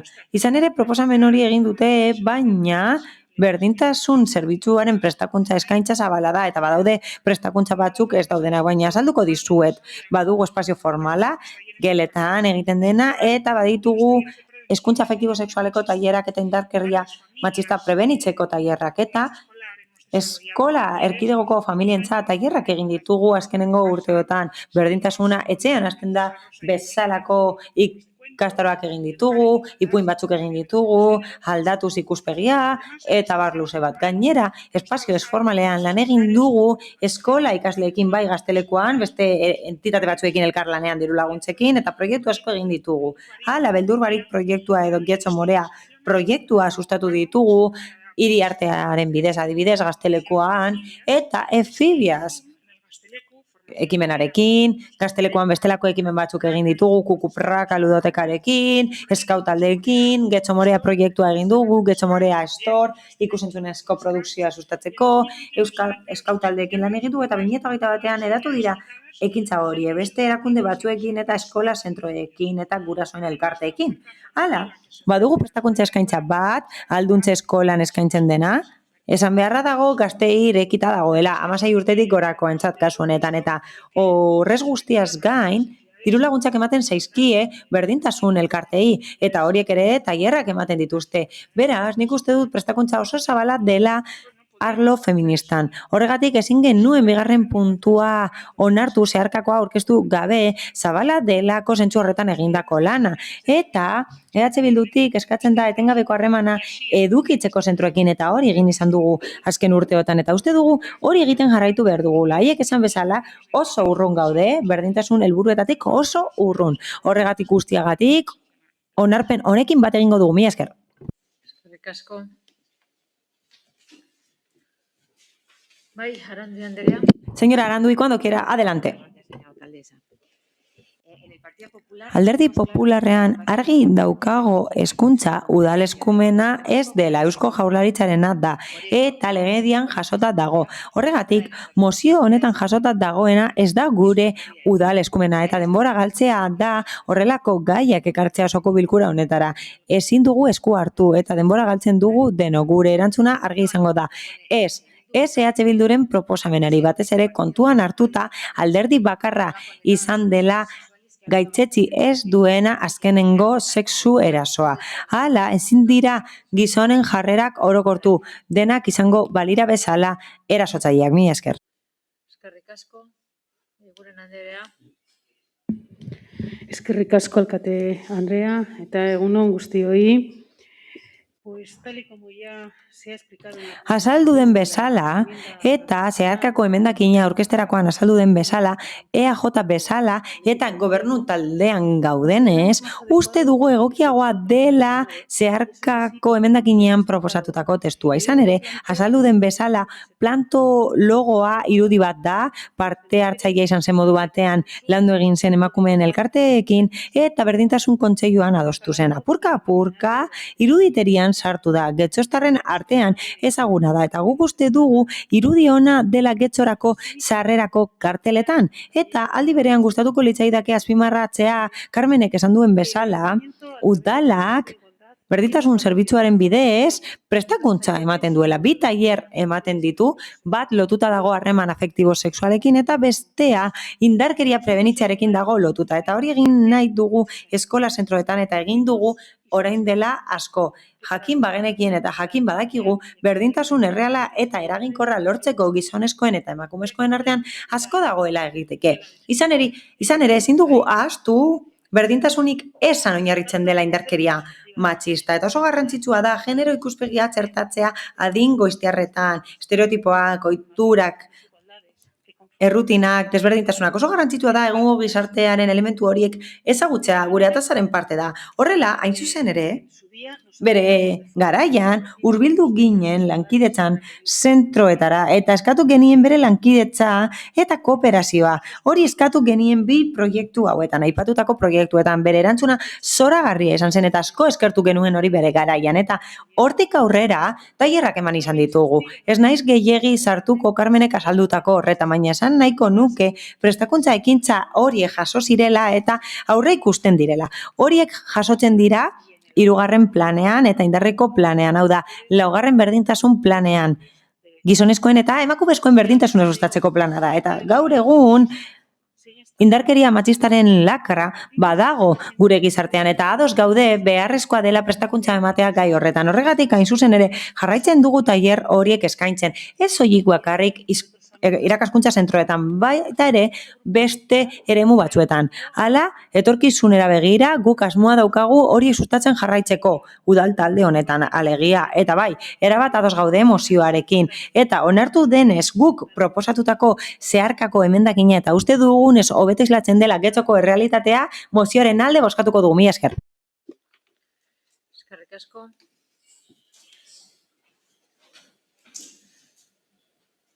Jarrubi Andrea. Bueno,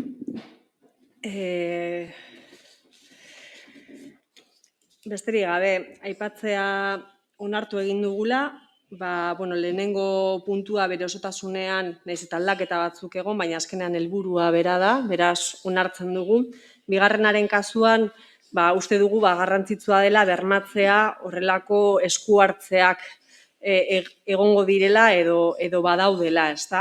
Uste dugulako, naiz eta hezkuntza sailak bigarren hezkidetza plana indarrean izan, uste dugu ezinbestekoa dela gainerako instituzioekin ere elkarlan iraunkorrean egotea, etengabeko elkarlana izatea ere horrelako egiturazko gaiak lantzen ditugunean, eta garrantzitsua iruditzen zaigu ere, berdintasun sailetik lan hori egitea ikastetxeetan, ikasleekin eta irakasleekin batera. Uste dut formakuntza dela bidea, bai gizarte jendarte parekide bat lortze bidean formakuntza eta jakintza dela bidea handi batean, privilegioak albo batera ustea batzuek, eta hausnartzea gure eguneroko jarrera eta pentsamenduetan askotan. Eta uste dut ere, eta eskari bat da, uste dut ordezkaritza edo ordezkari politiko giza ere badaukagula erantzukizuna formatzeko eta formakuntza jasotzeko. Izan ere, udalbatza honetan gero eta ohikoagoak dira jarrera matxista eta sexista. Eta ez bakarrik jarrera, baita eduki matxista eta sexista daukaten diskurtsoak. Beraz, eskertuko nuke, ordezkari publiko garen heinean, formakuntza ere izatea bidea. Jakiteko benetan zer den gizarte parekide bat eta zenolako bidea urratu behar dugun jendarte bezala, violentzia, bortza matxistarik gabeko jendartea lortu nahi baldin badugu. Izan ere oso larri iruditzen zaizkit adierazpen batzuk. Eta uste dut hoiei daukaten balioa eman martzaiela eta hoiek saieste aldera ere formakuntza beharrezkoa dutela dugula. Besterik gabe, uste dut bidea luzea dela, baina agian etzetik hasi beharko ginateke jarrera batzuk deseraikitzen eta iritzi batzuk deseraikitzen. Eta gu agian izan gaitezkelako ere herritar askorentzako isla eta eredu. Eta hemen ez bagabiltza ondo ez daukagu zereginik hor kalean. Eskerrik asko.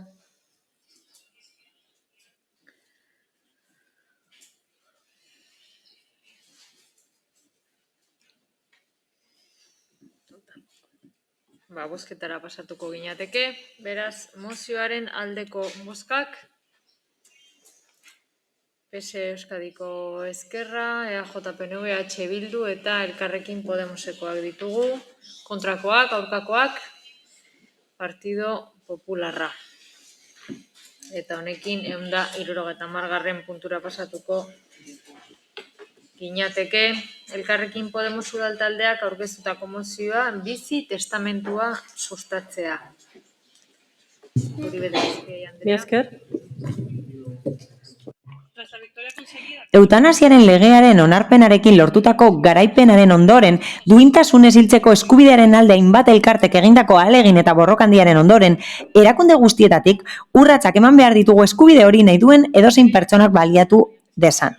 Hori dela eta, mozio honen bidez eskatzen dugu informazio eta partaidetza kanpaina bat egin dadila lege horri buruz, baita aurretiazko borondateen agiriaren bizi testamentua izenez ezagunagoa, bidez pertsonok gure etorkizunari buruz aurretik harritzak egun erabakiei buruz ere. Elkarten datuen arabera, Euskadin biztanleriaren 1% pasatxo baino ez du egin dokumentu hori. Bizi testamentuan, pertsonek idatziz adieraz dezakete zer tratamendu nahi dituzten eta zein ez, beren osasunaren narriadura atzera ezina denean eta beren ahalmen guztiez baliaztuz, beren bizitzari buruzko erabakiak hartzeko gaitasunak galdu dutenean. Dokumentu horretan beren borondateaz baliatuz, beren sinesmen balio edo erabakiekin bat atozen edo haien aurkakoak direla uste duten laguntza neurri jakin batzuk hartzeko edo ez hartzeko nahia islatzen da. Erabakiak hartzeko gaitasunak galduz gero eta atzera bueltarik ez duen osasun galera baten aurrean, eutanasiaren bidez, hiltzeko laguntza dokumentu horretan argi eta garbi adierazi bada bakarrik jaso ahal izango da. Horregatik guztiagatik eta 2018tik aurrera herritarrek dokumentu hori beren osasun zentrotik egin dezaketela kontuan hartuta, egoki ikusten dugu kanpainak egitea aukera hori ikusarazteko. Horretarako langile espezializatuak egotea egokia dela uste dugu, haiei gaiaren inguruko galderak eta zalantzak bideratu ahal izateko. Horregatik guztiagatik, Elkarrekin Podemosetik Getxoko Udalbatzari honako akordio proposamen hauek egiten dizkigu bat. Getxoko Udalbatzak gutxienez 2022an eta 2023an aurretiazko borondateen agiriari buruzko urteko informazio kanpaina bat egitea sustatuko du. Informazio kanpaina hori egiteko eta herritarren zalantzak argitzeko langile espezializatuak egongo dira. Eta bi, Getxoko Udalbatzak konpromisoa hartuko du kanpaina horrek udalerriko herritar guztiengana iristeko behar diren baliabideak eta publizitate instituzionala izan ditzan. Procedo a la defensa. Eta orain defentsa. Lehen esan bezala, martxoaren 18an diputatuen kongresuak onetsi egin zuen lore legea eutanasia arautzekoa. Eta ekainaren 27an sartu zen indarrean. Eskubide hau aitortu izanaren ondorioz, administrazio guztiek bere lana egin behar dute benetako eskubidea izan dadin. Horregatik, beharrezkoa den guztia egin behar da, eskubide hau aitortu eta bete ahal izateko. Legean, hainbat funtzio edo egiteko proposatzen dira, besteak bestez, legean esaten da, udalek eta hurbileko politiketan ari diren eragileek bere gain hartzea ardurak lorek araututakoaren arabera. Facilitación del acceso al nuevo derecho. Eta eskubide berri honetarako sarbidea bermatzea laguntzarako gailuen bitartez, esate baterako gizarte langileen bitartez. Legean esaten da baita ere, aukera egongo dela hiltzeko laguntza eskatzeko eskaera erregistratzeko, hil aurreko borondatea adierazteko dokumentuaren bitartez, eta edozein pertsonak aurkez dezake gero ezintasunen bat badu edo. Kontua da, osasun langileek dokumentu hau kontsultatu egin behar dutela, egoera horretan dauden pazientea dituztenean gainera, eutanasiaren legean jasotakoaren araberez, administrazio publikoek aldez aurreko borondaten dokumentua kontutan hartzeko bete beharra dute. Berriro diot, estatu mailako legea bera aplikatu behar dugu eta bertan esaten da, udalek eta hurbileko politiken eragileek ardura hartu behar dutela eutanasia legean jasotakoa betetzeko. Gainera, pasaden astean, legebiltzarrean EAJ eta PSren emendakin bat aurkeztu zen Eusko Jaurlaritzari eskatzeko momentu oro bermadadin eutanasiaren legean aitortutako eskubide honen betearazpena. Horregatik eta uste dugunez errazago ulertu beharra dagoela lege hau eta aplikatu beharra duela, kanpainak hasteko eskatu nahi diogu udalari honen inguruan, implikazioen inguruan, ondorioen eta dokumentua izapidetzeko moduen inguruan. Eta uste dugunez legeak berak udalak behartzen dituela obligazio kontutan hartzera, horregatik aurkeztu dugu mozioa da, espero kontutan izatea. Eskerrik asko. Aio jauna, zeurea hitza. Eskerrik asko, alkate Andrea. Elkarrekin Podemosek mozioan datu bat ematen digu hasieran, zioen azalpenean. Zer dio?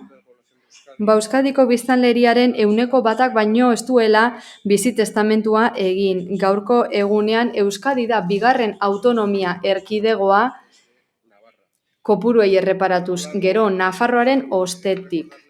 Bestalde gogorarazi nahi dizuegu bizi testamentu hau eskubidea dela eta ez dela inolaz ere obligazioa herritarren partetik. Horregatik uste dugu kasu honetan estatistikak ere ez direla benetako datu esanguratsua zentzu horretan. Gu ere pozik gaude eutanasiaren legea onetsi delako Pedro Sánchezen koalizio gobernuaren lorpen gisa, eta azken finean lege honen onespenak dakar bizi testamentua egiteko aukeran. Euskadin 2002 geroztik existitzen da, eta esan duzun bezala, osasun zentroen bitartez kudea daiteke 2008 geroztik. Hausnarketa gisa esan nahi dizuegu eutanasia legeak bete gutxi batzuk daramatzala indarrean, eta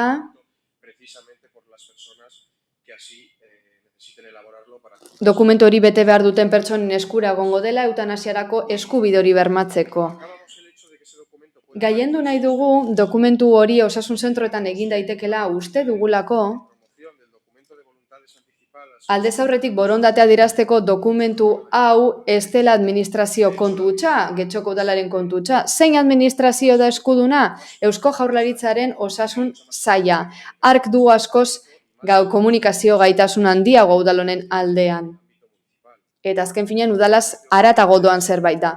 Osakidetzatik gainera, interesa duten pertsona guztiei ematen zaie beharrezko informazioa dokumentu hau betetzeko, eta webgunean dago informazio hori, xehetasun osoz.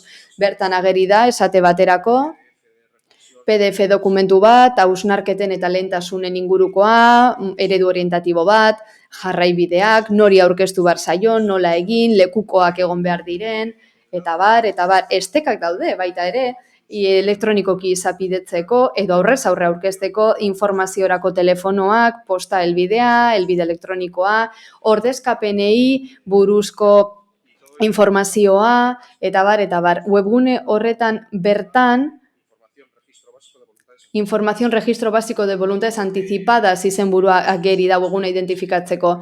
Beraz, hau ez da udal kontua gure eskumenez haratago doa. Eusko Jaurlaritzaren eskumenekoa denez kontrako boto emango dugu. Eskerrik asko. Eskerrik asko. Bai, zeurea da hitza. Bizitzaren amaierako prozesuan pertsonen eskubideak eta duintasuna ziurtatzeari buruzko lege proposamena da. Horrela esan da, argi daukagu bizitzaren amaierari ez diogu itxaron behar pertsonen eskubideak eta duintasuna bermatzeko baizik eta EH Bildutik aldarrikatzen dugu bizitza osoan bermatu behar ditugula pertsonon eskubide eta duintasunak.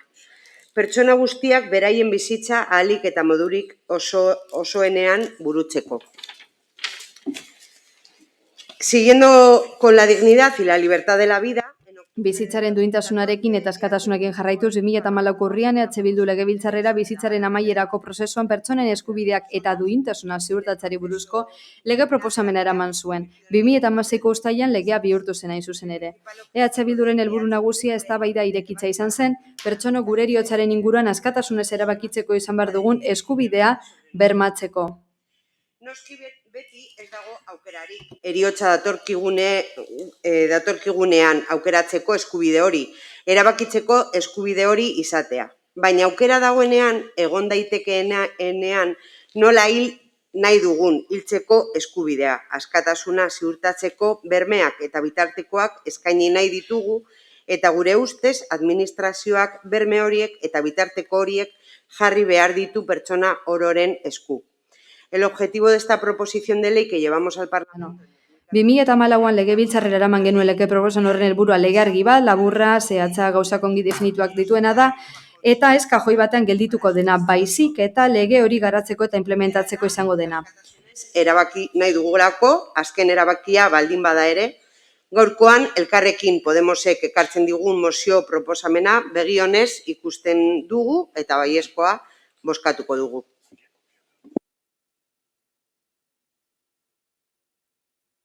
Eskerrik asko. Bai, Zorrilla Lekerika. Gracias, señor alcalde. Eskerrik asko, alkate Andrea. Una de las mociones, no es la única, Mozio hau eta ez da bakarra, al equipo de gobierno. Digo que hace feliz al equipo de gobierno porque yo les veo las caras. gobernu taldea pozik jartzen duen mozioetako bat da, zergatik erlasatuago lasaiago ikusten ditut eskaeraren inguruan. Eta ez duzu horrela jardun behar, eskatzen zaizuena ikusita. Gure kasuan oposizio gisa zer egin behar dugu gobernu taldea kontrolatu eta ondo egiten duena eta gaizki egiten duena esan. Kasu honetan, gobernu taldeak eta udalek oroar ez dute inongo ardurarik bizitestamentua kudeatzen laguntzeko, legeak ala diolako. Ez da egia esan, izan ere legean esaten da, 7. xedapen gehigarrian, hitzez hitz irakurtzen ari da eta kabinan dokumentu ez daukagunez ezin dugu interpretatu barkatu eragozpenak. Entre los profesionales sanitarios y la ciudadanía en general, así como para promover entre la misma la recepción del documento de instrucciones previas. Básicamente, que es el gobierno vasco, y en este caso concreto el Departamento de Salud, quien debiera de realizar... Osasun saila da publizitate kanpainak egin behar dituena. Eusko Jaurlaritzak egiten badu osasun sailetik, aurrera. Baina gu udal gisa, ez gaude beste erakunde batzuen eskumenekoak diren kanpainak egiteko modan. Eusko Jaurlaritzak gaizki ari dela, ba behar bada, baina hemen Getxoko udaleko zinegotziak gara eta guk zer kontrolatu behar dugu kasu honetan gobernu taldearen lana. Eta hemen egotea, udalaren eskumenetatik haratago doazen kontu ez hitz egiten, lege organikoak hala diolako, ba denbora galtzea litzatekeela esan dezakegu. Eskerrik asko. Andrea. Bueno, voy a volver a repetir porque ya que... Bueno, berriro diot, legearen beste...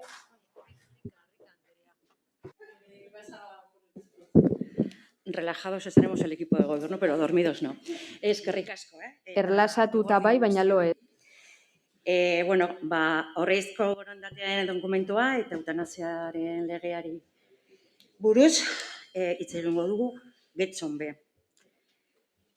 Bueno, pues para empezar, Hasteko, referencia al año 2018 en Euskadi, 2018an Euskadin 18 urtetik gorako biztanleriak eta 16 urtetik gorako biztanle emantzipatuan, hoien artetik 1% bakarrik egin zuen bizitestamentua. Hala ere, azken hamarkadetan aldatuz doa gizartea eta aldaketa estrukturaletara egokituz doa. Bizimodu aldatu da, balioak aldatu dira eta gauzak ulertzeko modua ere bai, heriotza tartean. Hala ere, berriro digu, biztanleen 1% baino ez duela bizitestamentu egin. Gonzalok esan bezala, 1% horrek Euskal Autonomia Erkidegoa gainerako autonomia erkidegon buruan dela erakusten du. 2018ko maiatzean Jon Darpón sailburu zela Eusko Jaurlaritzak dekretu bat aldatzea onetsi zuen, honen ingurukoa. Zertarako dokumentu honen erregistroa azkarrago egiteko eskaera gehiago zeudelako. Urte horretan bertan 2018an dekretu berria indarrean zegoela eta erregistroaren deszentralizazioaz eta formula berriez baliatuz,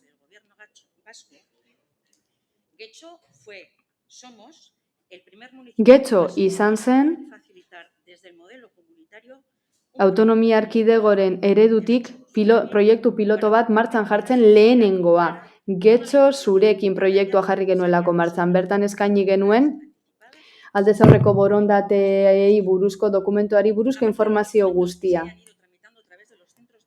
Osasun zentroetan Getxon izapidetu diren dokumentuez gain, eta kontutan izan da pandemia tartean izan dela, eredu komunitario honen bitartez eta profesional voluntario eta adituen lankidetzari esker, Getxo zurekin proiektuaren baitan, gaurko egunez, 60 erregistrotik gora egin dira getxoztarren partetik. Honekin lotuta eta eutanasiaren legeari buruz, tendríamos que decir que como ya ha dicho Zera esan behar dugu? la concejal Elkarrekin Getxoko zinegotziak esan bezala, eutanasiaren legea martxoan onetsi zuten eta indarrean sartu zen ekainaren 8an, urte honetan bertan. Ekainaren 22an, Getxon, eutanasiaren ingura mintza gaitezen hitzaldia eman zen. Bi sendagile izan genituen Getxo zurekin programan parte hartzen dutenak. Dokumentu honen inguruan aritu ziren, eta topaketa ura Zoom bidez egin zen. Hala ere, areto bat prestatu genuen, RKeko 3. solairuko gela bat, hain zuzen ere, aurrez aurre joan nahi zuenak ere hala egiteko. Aforoa mantendu genuen, eta bete egin zen gela. Adineko pertsonen programazioa egin dugunean uda honetan, barne hartu genuen tailer bat eta egin zen. Bizitzaren amaieran oso garrantzitsua dena nire ustez. Gainera, 4 saio egin ziren, aurrez aurre, eta uztailean gainera saio virtuala eskaini zuen Dolu eta Laguntza Mutuaren taldeak. 2018az geroztik Getxon kafe topaketak egiten dira, Dai Kafe, heriotzaren inguruan aritzeko, bizitza berazteko, inongo arau eta mugarik gabe. RKren 3. solairuan egiten dira, eta Piper Safe Pub tabernan ere bai ezaguna delako getxostarren artean. Maiatzean eta ekain hasieran ikastaro bat egiten da zaintza paliatiboen inguruan. Apirilean beste espazio bat ireki zen, espazio virtuala, dolua kudeatzearen inguruan. Martxoaren 2an aurten RKen baita ere, baina oraingo honetan areto nagusian, konferentzia bat egin zen, nahi ezten bakardadearen eta zaintzaren balioren inguruan. Sendagile, bertan doktore bat izan genuen hizketan, Marije Goikoetxea, giza eskubidetan doktorego tesia duena. Eta etorkizunera begira zer? En breves días, el 3 de octubre. Urriaren 3an antzerki saio bat egin zen, Rumbo Desconocido izenekoa, gero azaroaren 2an kultura aretoan algortan beste ekitaldi bat egongo da, oroimenen inguruan eta gurresataren inguruan, eta beste gauza garrantzitsu bat. Haurren gaia arratsalde horretan bertan egingo dela, ipuin kontaketa batekin. Esandako guztiarekin uste dut, sentsibilitatea Getxon badagoela dokumentuaren zein eutanasia legearen inguruan. Eta ondo goaz. Eskerrik asko.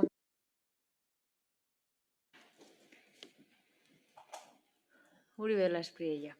Bueno, quiero agradecer y lo que acabo de escuchar por parte del equipo de gobierno. Eskerrik asko, gobernu taldeak esandakoaren harira, zer esan baguk, badakigu ekitaldi horiek guztiak egiten ari direla Getxo zurekin proiektuaren baitan, baina badakigu baita ere herritar batzuengana baino ez dela heltzen. Hau nahi dugu herritar gehiagorengana heltzea. Horregatik bizitestamentuaren kasuan kanpaina orokorragoak egin behar dira biztanle guztientzat heltzeko, garrantzitsua da esate baterako Getxo Berrin argitaratu edo kartelak jartzea udalak, ambulategien ateetan eta bar.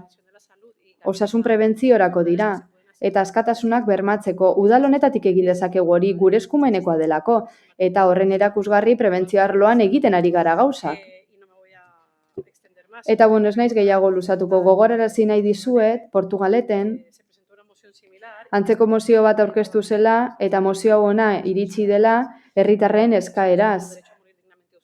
Derecho a morir dignamente Euskadi, Sosa Matxu eta Osalde elkarteetatik eskatu digute, hau aurkezteko batzuk hemen bizi direlako, eta haie planteatu zigute mozio hau bertora ekartzea.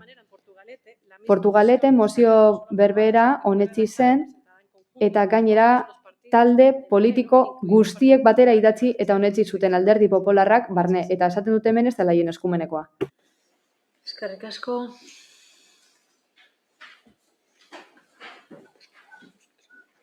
Ez, Bildun aldetik ez, ez. Sí, agradecer las palabras de...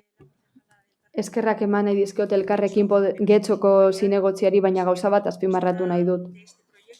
proiektu honen proposamena 2018an heldu zitzaigun, eta guk informazio kanal bat erabili izan dugu da, sare komunitarioaren alde egin dugu, eta uste dugu laster sare hori zabaltzen joango dela, jende gehiagorengana helduko dela, eta osasun sailak egin beharreko ekarpenarekin getxoztar guztiei eta euskaldun guztiei helduko zaiela uste dugu. Eskerrik asko. Bozketara pasatuko gara. Mozioaren aldeko bozkak. EH Bildu eta Elkarrekin Podemos mozioaren kontrako bozkak. PSE, Euskadiko Ezkerra, EAJ, PNV eta Alderdi Popularra. Eta honekin 171. puntura pasatuko ginateke. Elkarrekin Podemos udal taldeak aurkeztutako mozioa osasun mentaleko udal estrategia bat egitea. Eskerrik asko. Komunitate zientifiko aspalditik ari da pandemia hasi zenetik herritarrek bizi izan dituzten eta bizitzen ari diren egoera lazgarrien ondorio sortzen ari diren osasun mentaleko arazoei buruz ohartarazten. Herritarren 30%ak pandemia isila deritzona izango duela uste dute COVID-19aren ondorioz. Alde batetik maite dituzten pertsona galdu dituztelako eta bestetik mugimendua murriztu delako, gizarte isolamenduagatik eta lan egoeran eta egoera sozioekonomikoan izandako aldaketengatik. Duela urtebete inguru arte osasunaren mundu erakundeak ohartarazi zuen arazo emozionalak, antsietatea edo depresioa osasunerako arrisku faktore nagusietakoa zirela. 2020an arazo horiek laneko bajen lehen kausa izango zirela iragarri zuten. Duela gutxi UNICEF COVID-19aren osteko belaunaldi berrien osasun mentalaren premiazko babeserako deia ere egin du. Estatu osoan 2019an suizidioi buruzko datuak egunean 10 pertsonakoa ziren eta 200 aldiz utzi egin zuten. Bereziki gazteei eragiten zieten. Euskadin psikiatrik eta epaileko hartarazi dute gora egin dutela adingaben suizidio saiakerek. Euskadin, gainera neraben osasun mentaleko arazoengatiko sarrerak 60% igo dira. Elkarrekin Getxokok uste dugu ongizate psikologikoa eta osasun mentala hobetzak lehentasun politikoa izan behar duela. Eta udalerriak eta bertako eragileak ezinbesteko protagonista direla batez ere prebentzio arloan. Horregatik osasun mentalerako udal estrategia diseinatu eta sartzea proposatzen dugu. Udalak herritarren osasun emozionala sustatzeko duen erantzukizunean babestuta eta Getxoko herritarren ongizate emozionala hobetzeko politikei zuzenean ekiteko. Estrategia horren bidez herritarren osasun mentalari eragiten dioten gizarte baldintzatzailea jorratuko lirateke, prebentziorako eta osasun mentala sustatzeko jarraibideak ezarriko lirateke eta beharrezko zerbitzuak eskuratzea bermatzeko neurriak ezarriko lirateke. Horretarako arreta oso berezi eskainiko litzaieke laguntza espezifikoaren premia handiena duten kolektiboi, haurrei eta nerabeei. Esate baterako zaintzailea adinekoi eta osasun mentaleko arazoak dituztenei ere bai. Aurretik azaldutakoagatik Elkarrekin Podemosetik Getxoko udalbatzari honako akordio proposamen hauek egiten dizkiogu. Bat, Getxoko udalbatzak udal gobernuari eskatzen dio abian jar dezala osasun mentaleko udal eta komunitate estrategia baten prestaketa. Estrategia horretan udal taldeek, gizarte taldeek eta osasuna babesteko taldeek parte hartuko dute bai eta helburu horretarako baliabideak eta informazioa eman ditzaketen beste erakunde batzuk ere. Bi, Getxoko udalbatzak udal gobernuari eskatzen dio prebentzioaren eta osasun mentalaren sustapenaren arloan beharrezkoa diren giza baliabideak eta baliabide materialak gehitzeko arazoa kronifikatu baino lehen. Adituak ohartarazten duten bezala eta horri buruzko hainbat azterlanetatik lotutako datuak berresten duten bezala. Procedo a la defensa de la moción. Eta orain mozioa defendatuko dut. Esan bezala azken urteotan eta batez ere pandemiaren ostean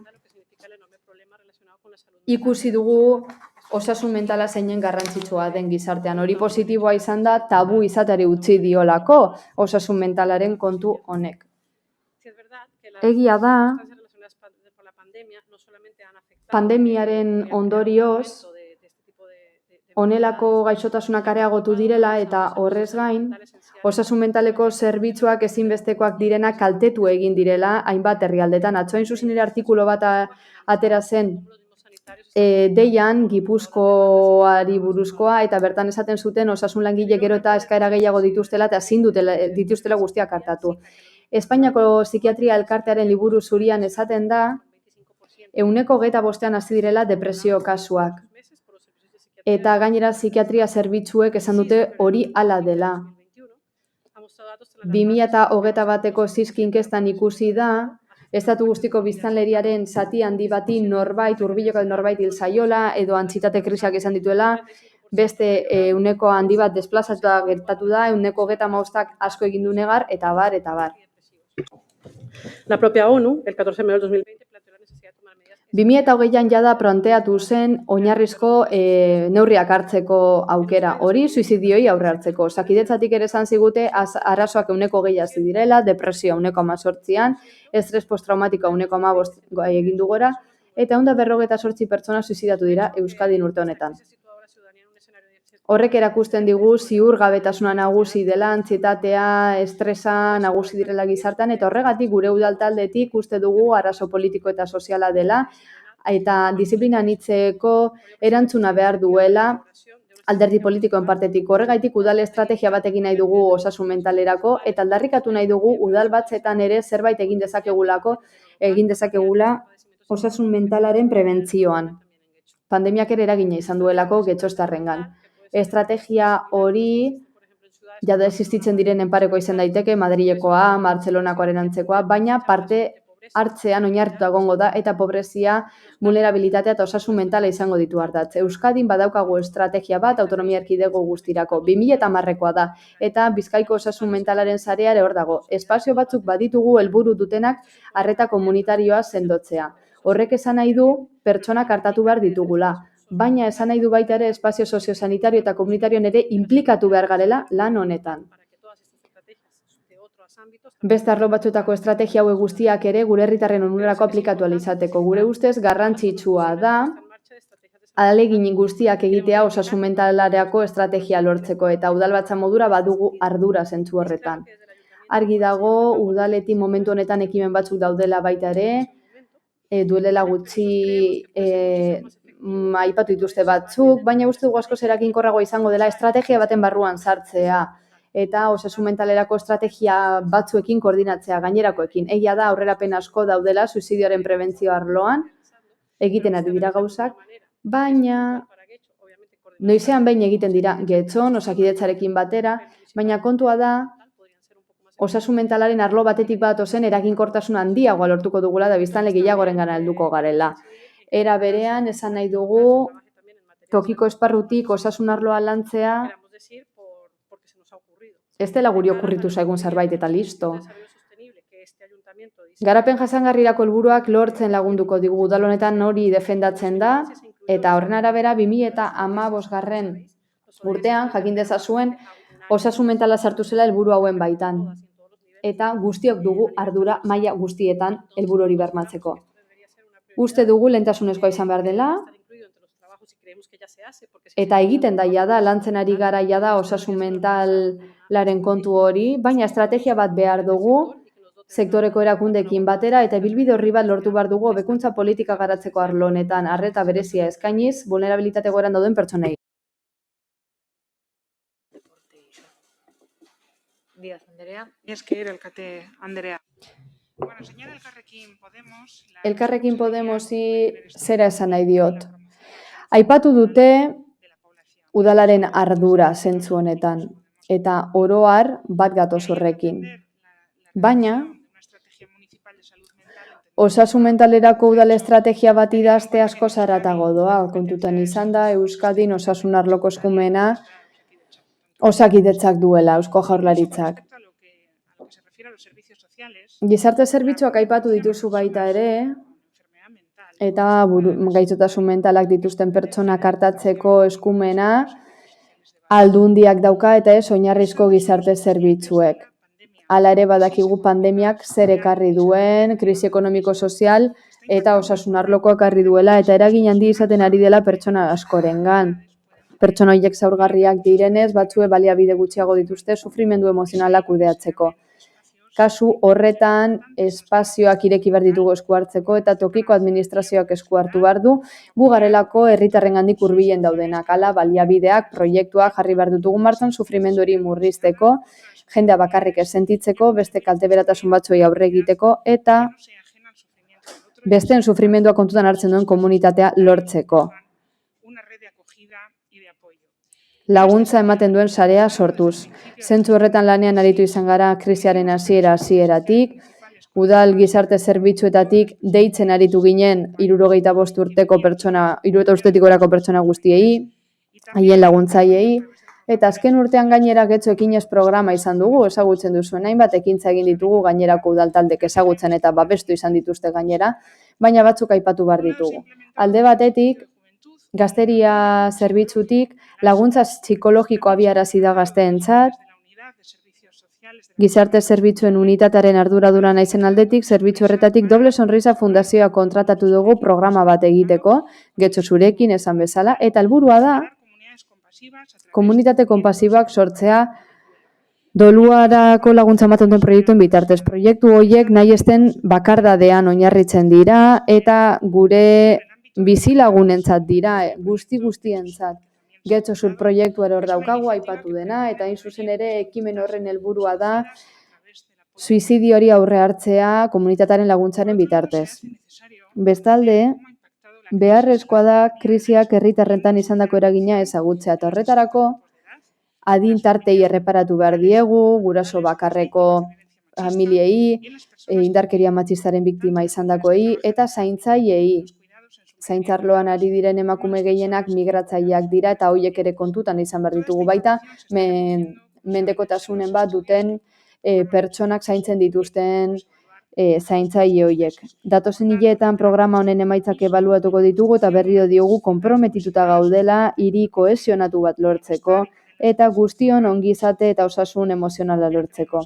Hala ere uste dugu estrategia bat egitea momentu honetan gure eskumenetatik haratago doala. Gustatuko litzaiguke osasun arloan, arlo soziosanitarioan aurrera egitea, baina uste dugu hori udalaz gaindiko kontua dela. Osasun mentalaren kasuan estrategia berri baten inguruan ez gara arituko osoko bilkura honetan, hori legebiltzarrean eztabaidatu beharko da. Gaur esate baterako izugarrizko aukera galdu du Elkarrekin Podemosek, Eusko Jaurlaritzak egindako lanera batzeko aukera galdu baitu. Gaur goizean, lehen orduan, eztabaida berbera izan dute Eusko Legebiltzarrean Elkarrekin Podemosek proposatuta eta EAJak eta PSEek emendakin bat proposatu diote zuen taldeai estrategia berri bat garatzeko Euskadi mailan eta zuek ez duzue onartu. Estrategia hori gobernuaren akordioen artean sartzen zen eta Kontseilu Interterritorialean honestekotan ari dira, horrela itxuratuko baita osasun mentalerako estrategia nazionala.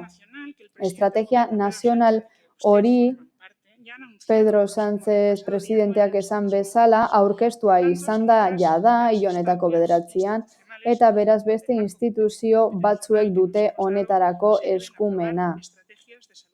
Beste instituzio batzuek onetsi behar dituzte osasun mentalerako estrategiak, ez guk udalok. Benetan gustatuko litzaiguke Euskadirentzako osasun mentalerako estrategiari babesa ematea eta gu udaletik lanean jarraituko dugu, uste dugulako lan handi egiten ari garela. Eskerrik asko.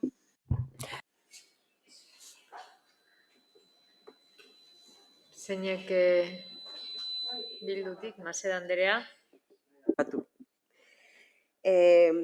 Guztiz ados gaude, Podemosek gaur ekarri duen mozioarekin, proposatzen duena egokia ikusten dugu oso.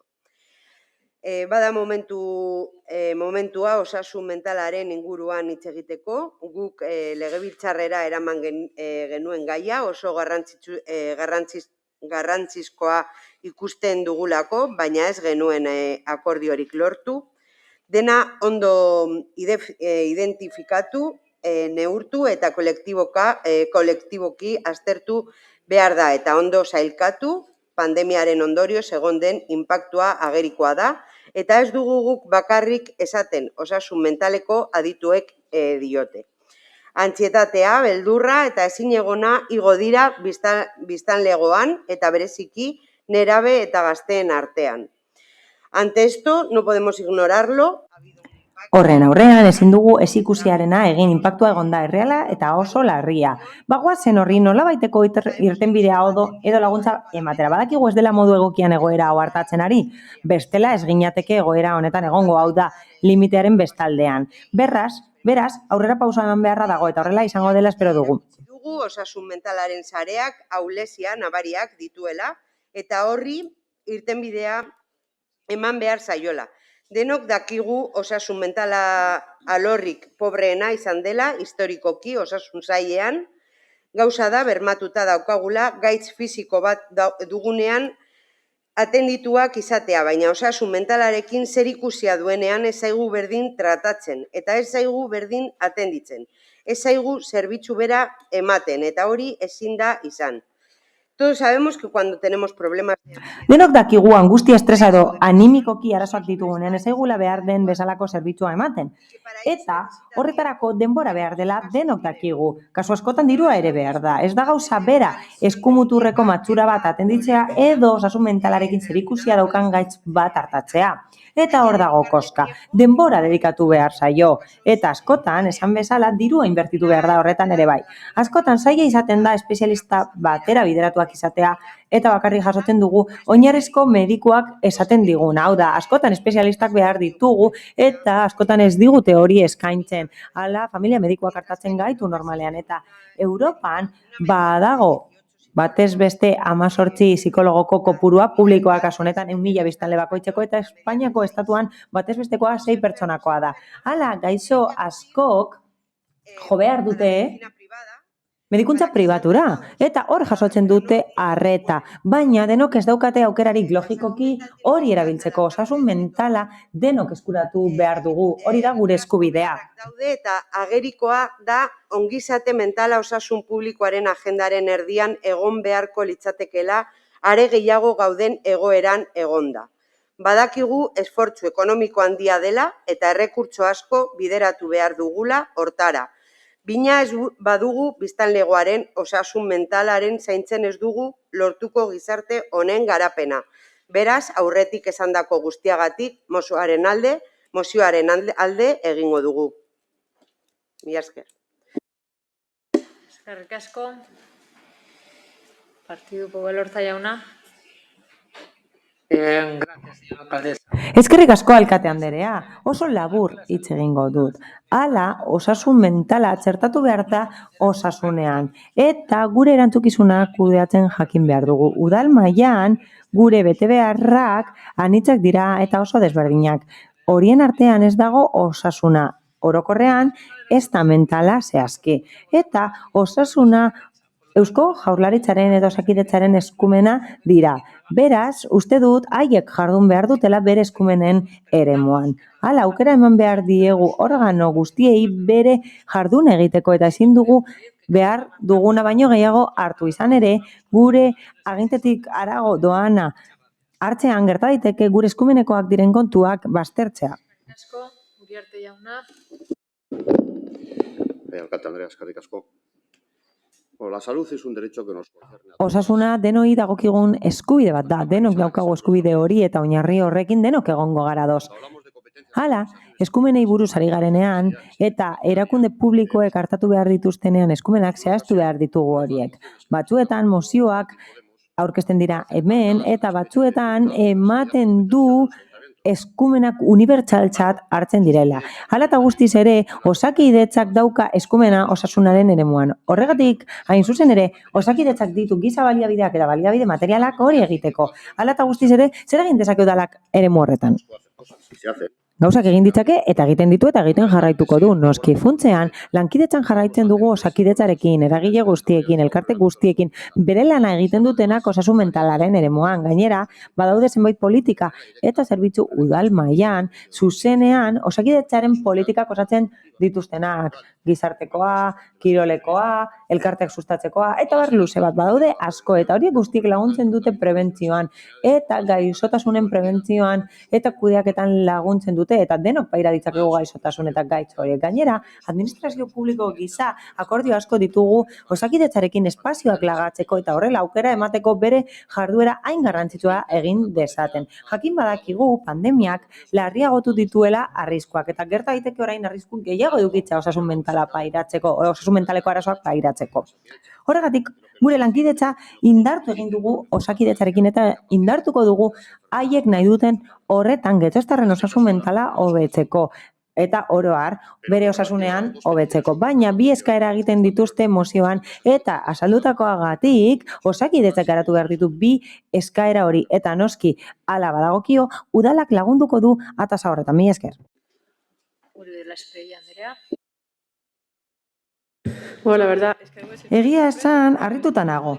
Hala, denok esaten dute kezkatuta daudela gaiarekin, eta gainera, gobernu taldean esan da badaudela ekintza batzuk osasun mentalari buruz, eta gero esaten da ez dela udalaren eskumena, baina jakin badakigu ekintzak egiten direla. Osasun mentala ez dago soilik medikuei eta osakidetzako langilei asko egiten dute eta asko daukate hobetzeke guk hori hobetu behar dugulako orokorrean Euskadin eta estatuan, baina bai, gauzak egiten dira udal mailan eta zuek aipatu dituzue, nik batzuk aipatu ditut. Beraz, ez dakit zergatik ezin dugun sartu plan batean edo estrategia batean dimentsio handiagoa edukitzeko eta isolatutako gauzak izan ez daitezen. Ziur nago urte batzuetan ez dakit egintzaldi honetan edo hurrengoan aurkeztuko duzuela antzeko zerbait. Ez dakit nola deituko den, osasun mentaleko plana izango da eta agian ingelesezko hitz bat erabiliko duzu, baina ziur nago gertatuko dela. Gaur besterik gabe gai hau ekarri nahi genuen mailaren gainean jartzeko eta ikusteko udal mailan zerbait egin dezakegun horren inguruan. Hemen ez ditugu soilik aztertu behar obrak eta aparkalekuak adibidez. Hortik harago joan behar gara eta zaindu behar dugu getxostarren ongizatea, bere eskubideak eta bere bermeak zaindu behar ditugu eta estrategia batean jorra ditzakegu osasun mentala, ariketa, kirola, hori guztia jaso dezakegu eta denok ekarpenak egin halko ditugu horrela modu globalean. Nik uste dut aukera galtzen dugula abanguardian egoteko, aurrea hartzeko, baina ziur nago urte batzuetan antzeko zerbait aurkeztu beharko dugula. Mila esker. Eskerrik asko. Díaz Anderea, hitza hartuko duzu? Es que solo repetir una frase. Besterik gabe esaldi bat errepikatu nahi dut. Kontu bat da sustatzea getxostarren osasuna, eta nik uste dute EAJko ordezkariak esan duela, eta beste kontu bat da oso desberdinen gainera estrategiak egitea.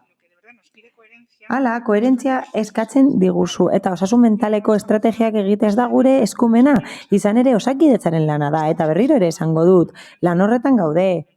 Bat gatoz, Espainiako estatuko gobernuarekin, eta zuek bertan zaudete, eta argudiak eta hildo bera erabili beharko zenukete, eta ez esan duzue proposamen horren aurrean. Beraz, mesedez, koherenteak izan hori eskatuko nizuek, mila esker. Eskerrik asko. Ez. Ez eta ez. Beraz, bozketara pasatuko gara.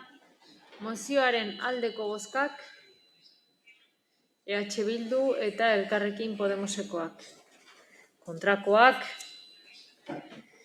Partido Popularra, PS Euskadiko Ezkerra eta EAJ PNV-koak. Eta honekin mozioen atala amaitzen dugu. Ez dakit galdera eskaerarik dagoen. Ez, beraz, herritarren txandara pasa aurretik, bai nahiko nuke jakin zenbat pertsonak parte hartuko duzuen. Ze normalean egiten dugu ordezkaritza, taldeen ordezkari batek hartzen du. Zuk hartuko duzu eta jende gehiago hartuko du, 2 pertsonak hartuko duzue. Venga, egingo dugu segido, normalean 10 minutuko eten alditxu bat egiten dugu, baina egingo dugu jarraian eta ekin ba.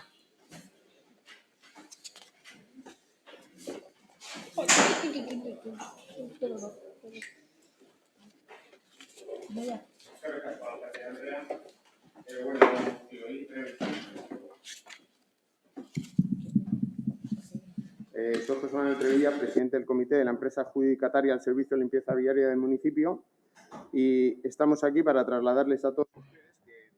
Aukera hau baliatu nahi dugu zerbait adierazteko. Kontratan zehar, langileok salatu izan dugu abandonatuta eta mantentze lanik gabe daudela ibilgailuak eta zerbitzua abandonatuta dagoela. Paradoxikoki, ibilgailuak berriak dira, baina abandonatuta daude, ez dira konpontzen eta ez dira behar bezala mantentzen, behar bezala funtziona dezaten. Zerbitzuan, ez dira estaltzen, baja, oporraldiak eta ez dira edukiontziak garbitzen, ibilgailua berria dena beti matxuratuta dagoelako eta horrek guztiak ondorioak ditu, zoritzarrekoak eta begibistakoak direnak udalerriko kaleetan eta badakigu, ez zuek, ez auzokidek, ez langileok, ez dugula erantzukizunik eta ez garela kaltetuak izan behar. Naiz eta bere kudeaketa oso txarra den.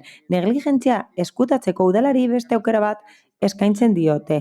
Hala, langileen baldintzak aldatzen dituzte nabarmen, hitzarmenean islatuz hori egun batetik bestera.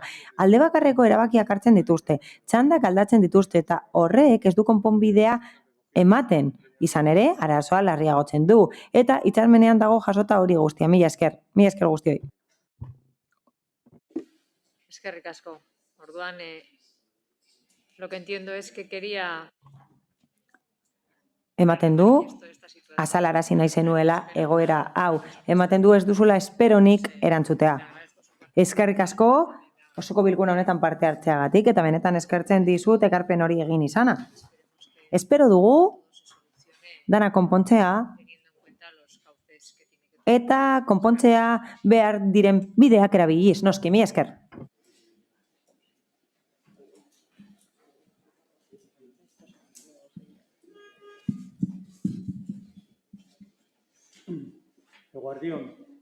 Eguerdion guztioi. Jesus Urrutia naiz, Andramari Gure Lurra elkartearen izenean nator, eta auzokide guztiak hartzen ditu barne. Jabeak gara, Andramariko jabeak, eta danak gaude barne. Gure elkartean, errepikatu behar dugu berriro ere, eta nabarmendu behar dugu gure zilegiak diren eskubideak defendatu behar ditugula. Andramariko auzokideon eskubide zilegiak bermatu behar ditugu. APOa berrikusteko prozesuan parte hartuko dugu eta egiaztatu nahi dugu helburuak betetzen direla, gure helburuak betetzen direla eta beteko direla. Gustatuko litzaiguke dokumentua ikustea, hasiera bateko onarpen dokumentua ikustea. Eta orduan, funtsezko momentu bat izango da APOaren berrikuspenerako. Eta orduan, egitateak ikusi ahalko ditugu. Zalantzarik gabe, horiek baieztatu ahalko dituzte edo gezurtu hitzak, esandako hitzak. Hala, dokumentu horiek onetsi egin dira eta erakunde mailako adierazpena onetsi zen 2010ko iraileko osoko bilkuran edo bestelako dokumentu batzuk igorri ditu udalak berak. Adibidez, irizpide eta helburuen dokumentu argitaratu zuen udalak eta akordio bat argitaratu zuen ere bai udalak. Bertan parte hartu zuten EAJak, PSek eta Alderdi Popularrak. Hori printzipioz.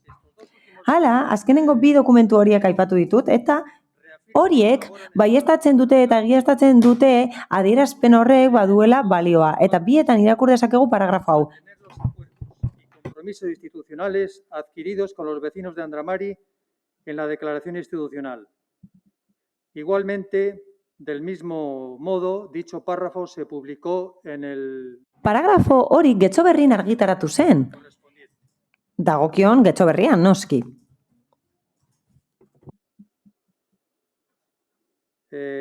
También hubo un comunicado... Horrez gain, EAJak adierazpena baino lehen komunikabide bat egin zuen, komunikazio bat argitaratu zuen, eta hauz esaten zuten hitzez hitz. Ez dut irakurriko, barkatu baina ezin dugu interpretatu hitzez hitz irakurtzen duelako. Previo acuerdo con la Asociación de Vecinos Andramari Gure Lurra y a continuación se exponía... Jarraian, azaltzen zen testua adierazpenarena, alegia.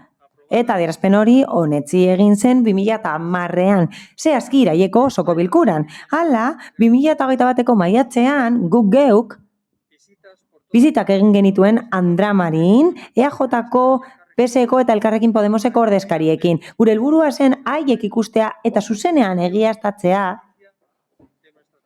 zeintzuk diren gure proposamenen justizia eta egokitasuna eta eskertzen diegu prestutasuna bizitak egiteagatik.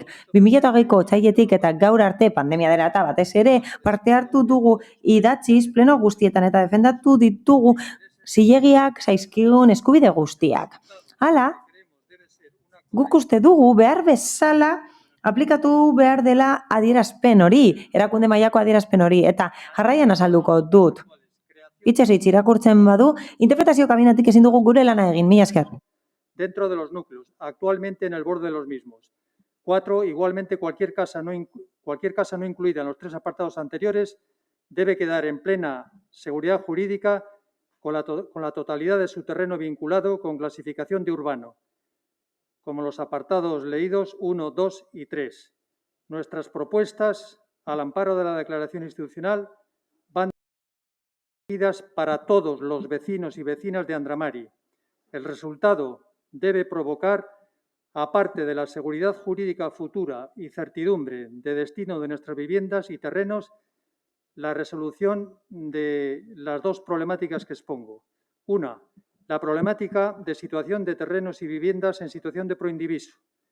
Como consecuencia de esta problemática viene el segundo problema, que es la resolución de la situación actual de herencias en situación de indivisibles. La resolución de los problemas expuestos conlleva como razonable el considerar los anejos y terrenos vinculados a las viviendas que proponemos en nuestra propuesta. Cualquier nueva ordenación urbanística que en su caso se pudiera proponer debe ser armónica, equilibrada y sostenible, encaminada a atender las necesidades de vivienda del municipio, por lo tanto nunca invasiva o destructiva. Debe ser también factible en términos de viabilidad económica. Nuestros legítimos derechos e intereses son totalmente compatibles y, además de ello, complementarios con los del resto de vecinos de Guecho. El Plan General, una vez revisado, debe atender y dar respuesta a las necesidades y derechos de todos los vecinos de Guecho, incluidos los de Andramari. Para ello deben ser tenidos en cuenta los tres pilares de la sostenibilidad ambiental. 1. La justicia social con especial atención a la vivienda. 2. El aspecto económico. 3. La sostenibilidad ambiental. Respecto a esta última, la sostenibilidad ambiental, nuestra asociación confeccionó y entregó en su día un informe de unas 12 páginas sobre la evaluación del impacto medioambiental. También entregamos 11 láminas en color, tamaño A2, con un informe sobre la fauna auxiliar hoy existente en Andramari y la necesidad de conservación, la importancia de su presencia en los actuales ecosistemas de Andramari por su papel en la interdependencia entre las diferentes especies, aves, insectos, pequeños animales. Estos documentos han estado desde hace mucho tiempo a disposición de todos los partidos, aquí presentes y siguen estando. Alderdi guztiek eskuragarri izan dute hori guztia. Osokide askok eta gaztek ere bai alde egin behar izan dute eta alde egiten dute ez dagoelako eskaintza nahikorik eta eskuragarria den eskaintzarik. Horregatik lehentasunezkoa da premia horri erantzutea. Getxo, are udalerri erakargarriagoa izango litzateke baldin eta behar bezala garatuko balitz eta hori posible da. Desiragarria ere bai, baldin eta garapen hori egingo balitz 3 oinarri errespetatuz jasangarritasunarekin lotutakoak. Horrez gain, beharrezkoa da azpiegitura egokiak sortzea transitoa ahalbidetzeko udalerritik eta aukera emateko inguruko hiriekin konektatzeko. Horrez gain, ekipamenduak, zuzkidurak sortu behar dira berdegunekin batera. Publikoak gozatu ahal izateko eta horiek sor daitezke eta sortu behar dira gainera. Eta oso garrantzitsua da garraiobide publikoa hobetzea. Mugikortasun jasangarria sustatuko duena eta hori aipatu da lehen eta horrek guztiak haseko luke udalerriaren premia eta gainera ongizatea hobetuko litzateke denontzat. Laster bilera bat izango dugu zuzenean auzokide guztion artean eta informazio egokia eman nahi digu. Orain arte eta pandemia dela eta informazioa bidali izan diegu posta elektronikoa baliatuz, kartelen bidez eta postontzietara informazioa bidaliz. Hala, edabide horiek erabiltzen jarraituko dugu bestelako neurri batzuk aplikatu alditugun arren. Hala, apoa berrikusten denean, espero dugu horrek desagerraraztea gure kezka. Izan ere, ziurgabetasun hori pairatu dugu luze. Eta batez ere hori pairatzen dute adinekoek, Andramariko adinekoek, eta egia esan adineko asko daude Andramarin. Adineko horiek merezi dute ikustea nola geratzen diren bere jabetzak, gure jabetzak. Ikusi behar dugu gure seme-alabek gerentzia jaso aldituztela. Egun, gerentziak ezin dira banatu. Eta informazio eguneratua behar da eta itxaropen positiboak behar dira gure erakunde mailako adierazpena betetzeko. Eta horrek eragina dauka eta izango du gizarte bakean. Eta hori oso beharrezkoa da eta gainera horrek erraztuko du berrikuspenaren gainerako prozesua. Eta baditut bi galdera, alkate anderearentzat eta jarraian egingo ditut. Lehenik eta behin, jarraituko dugu behin eta berriz errepikatzen eta azpimarratzen gure eskaera. Ez dakigu nobedaderen bat dagoen edo ez. Gustatuko litzaiguke jakitea zirriborroa dagoen. Ez dakigu udazkenean egongo den. Guk uste dugu eta bere garaian pentsatu genuen orduan egongo zela prest. Orain egongo zela prest eta uztailean bileran hori ondorioztatu genuen ere bai. Hala, Udazkenari 2 hilabete falta zaizkio eta gustatuko litzaiguke jakitea berriren bat dagoen edo ez. Horrez gain gustatuko litzaiguke alkate andereari iruzkin bat eskatzea, honen inguruan eta azaldutako argudioen inguruko iritzia emateko eskatuko genioke. Urrutia jauna, eskerrik asko hemen egoteagatik, eskerrik asko hona hurbiltzeagatik.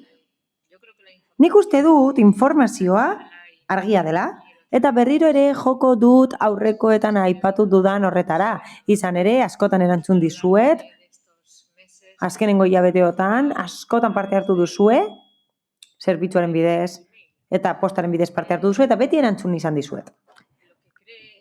Eta erantzun horietara joko dut. Gobernu talde honek pentsatzen duena, jasota dago helburuen eta irizpideen dokumentuan. Hala, lan egiten ari da, eta lan egiten ari da udalerri berri bat eraikitzeko. Izan ere, udalerri horretan hirigarapena sustatzen da, baina horrek barne hartzen ditu batetik etxebizitza beharrezkoa delako, eta ikusi da eztabaidetan egokitu behar dugu etxebizitza premia berrietara, noski, eta premia berriek daude 21. mendean, bai gazteentzat, bai adinekoentzat, premiak aldatu dira, hau da, adin guztietara egokitu behar dugu eskaintza hori, eta egokitu beharra daukagu premia horietara. Eta bestetik badago beste alderdi bat aipatu behar dena, eta da, alderdi ekonomikoa. Beharrezkoa da alderdi ekonomikoa jasotzea baldin eta lan egin nahi badugu gure udalerrian, eta baldin eta gure bizitza proiektuak garatu nahi baditugu hemen, eta garatu nahi baditugu gure proiektu profesionalak hemen. Horregatik, garrantzitsua da, aukera ematea pertsonei hori garatzeko bere udalerrietan. Bestalde badago alderdi soziala. Alderdi soziala oso garrantzitsua da eta beharrezkoa ere bai. Askotan aipatu da eta orain aipatu dugu sarea, elkarteen sarea, eta bai badaude kirol eta kultura arloko elkarte asko, kultura arlokoak, eta zerbitzu asko ematen ditu udalak gizarte zerbitzuak, eta horiek eskaintzen dira bizi baldintza onak edukitzeko eta bizi kalitate ona edukitzeko gure udalerrian. Getxon, kalitate hori ona edo ona izatea da gure helburua eta gozatzea da gure helburua. Hori egin nahi dugu kultura eskuratuz, horretaz gozatuz, eta jarduera osasuntsua eginez. Eta hori izan daiteke adibidez kirola noski. Eta ezin dugu alde batera utzi eta ezin dugu astu garapen integratu horretan badagoela alderdi fisiko bat. Eta alderdi fisikoa bere bizikoa da. Izan ere, udalerriak sortzerakoan, udalerri desberdinak sor ditzakegu. Adibidez, gerta daiteke eraikuntzak egitea edo plazak egitea, eta bestelako elementu batzuk eraikitzea hori errasteko, individualismoa errasteko, edo eraiki dezakegu bizikidetza errasterantz. Eta horretan gaude, garapen horretan gaude. Gure helburua da garapenak hori guztia barne hartzea, gizarte alderdia, ekonomia, etxebizitza, hori guztia hartu nahi dugu barne. Baita alderdi fisikoa ere. Eta hori egingo dugu ingurumen alde batera utzi gabe. Eta ikuspegi hori aplikatu behar dugu beti, eta horrek oreka eskainiko digu. Beraz, nik uste dut helburuen eta irizpideen dokumentuak jasotzen dituela oinarri horiek guztiak.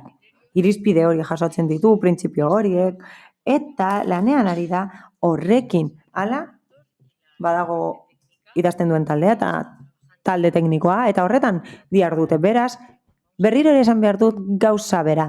Parte teknikoa lanean ari da, aurrera egin dezatela albidetu behar digu, eta prest daudenean, eta txostenak daudenean, txosten sektorialak eta bestelakoak, aukera izango dugu hasiera batean onartzeko. Eta behin hasiera bateko onarpena daukagunean, orduan beste fase bati ekingo diogu alegazioak egin ahalko dira noski, eta nolabait esatearren, momentu horretan plan orokorra egongo da, eta publikoa izango da.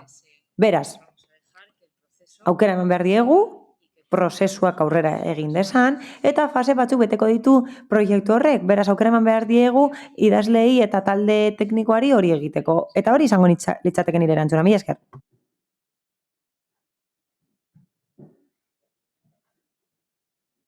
Beraz, honekin, amaitutzat emango dugu osoko bilkura.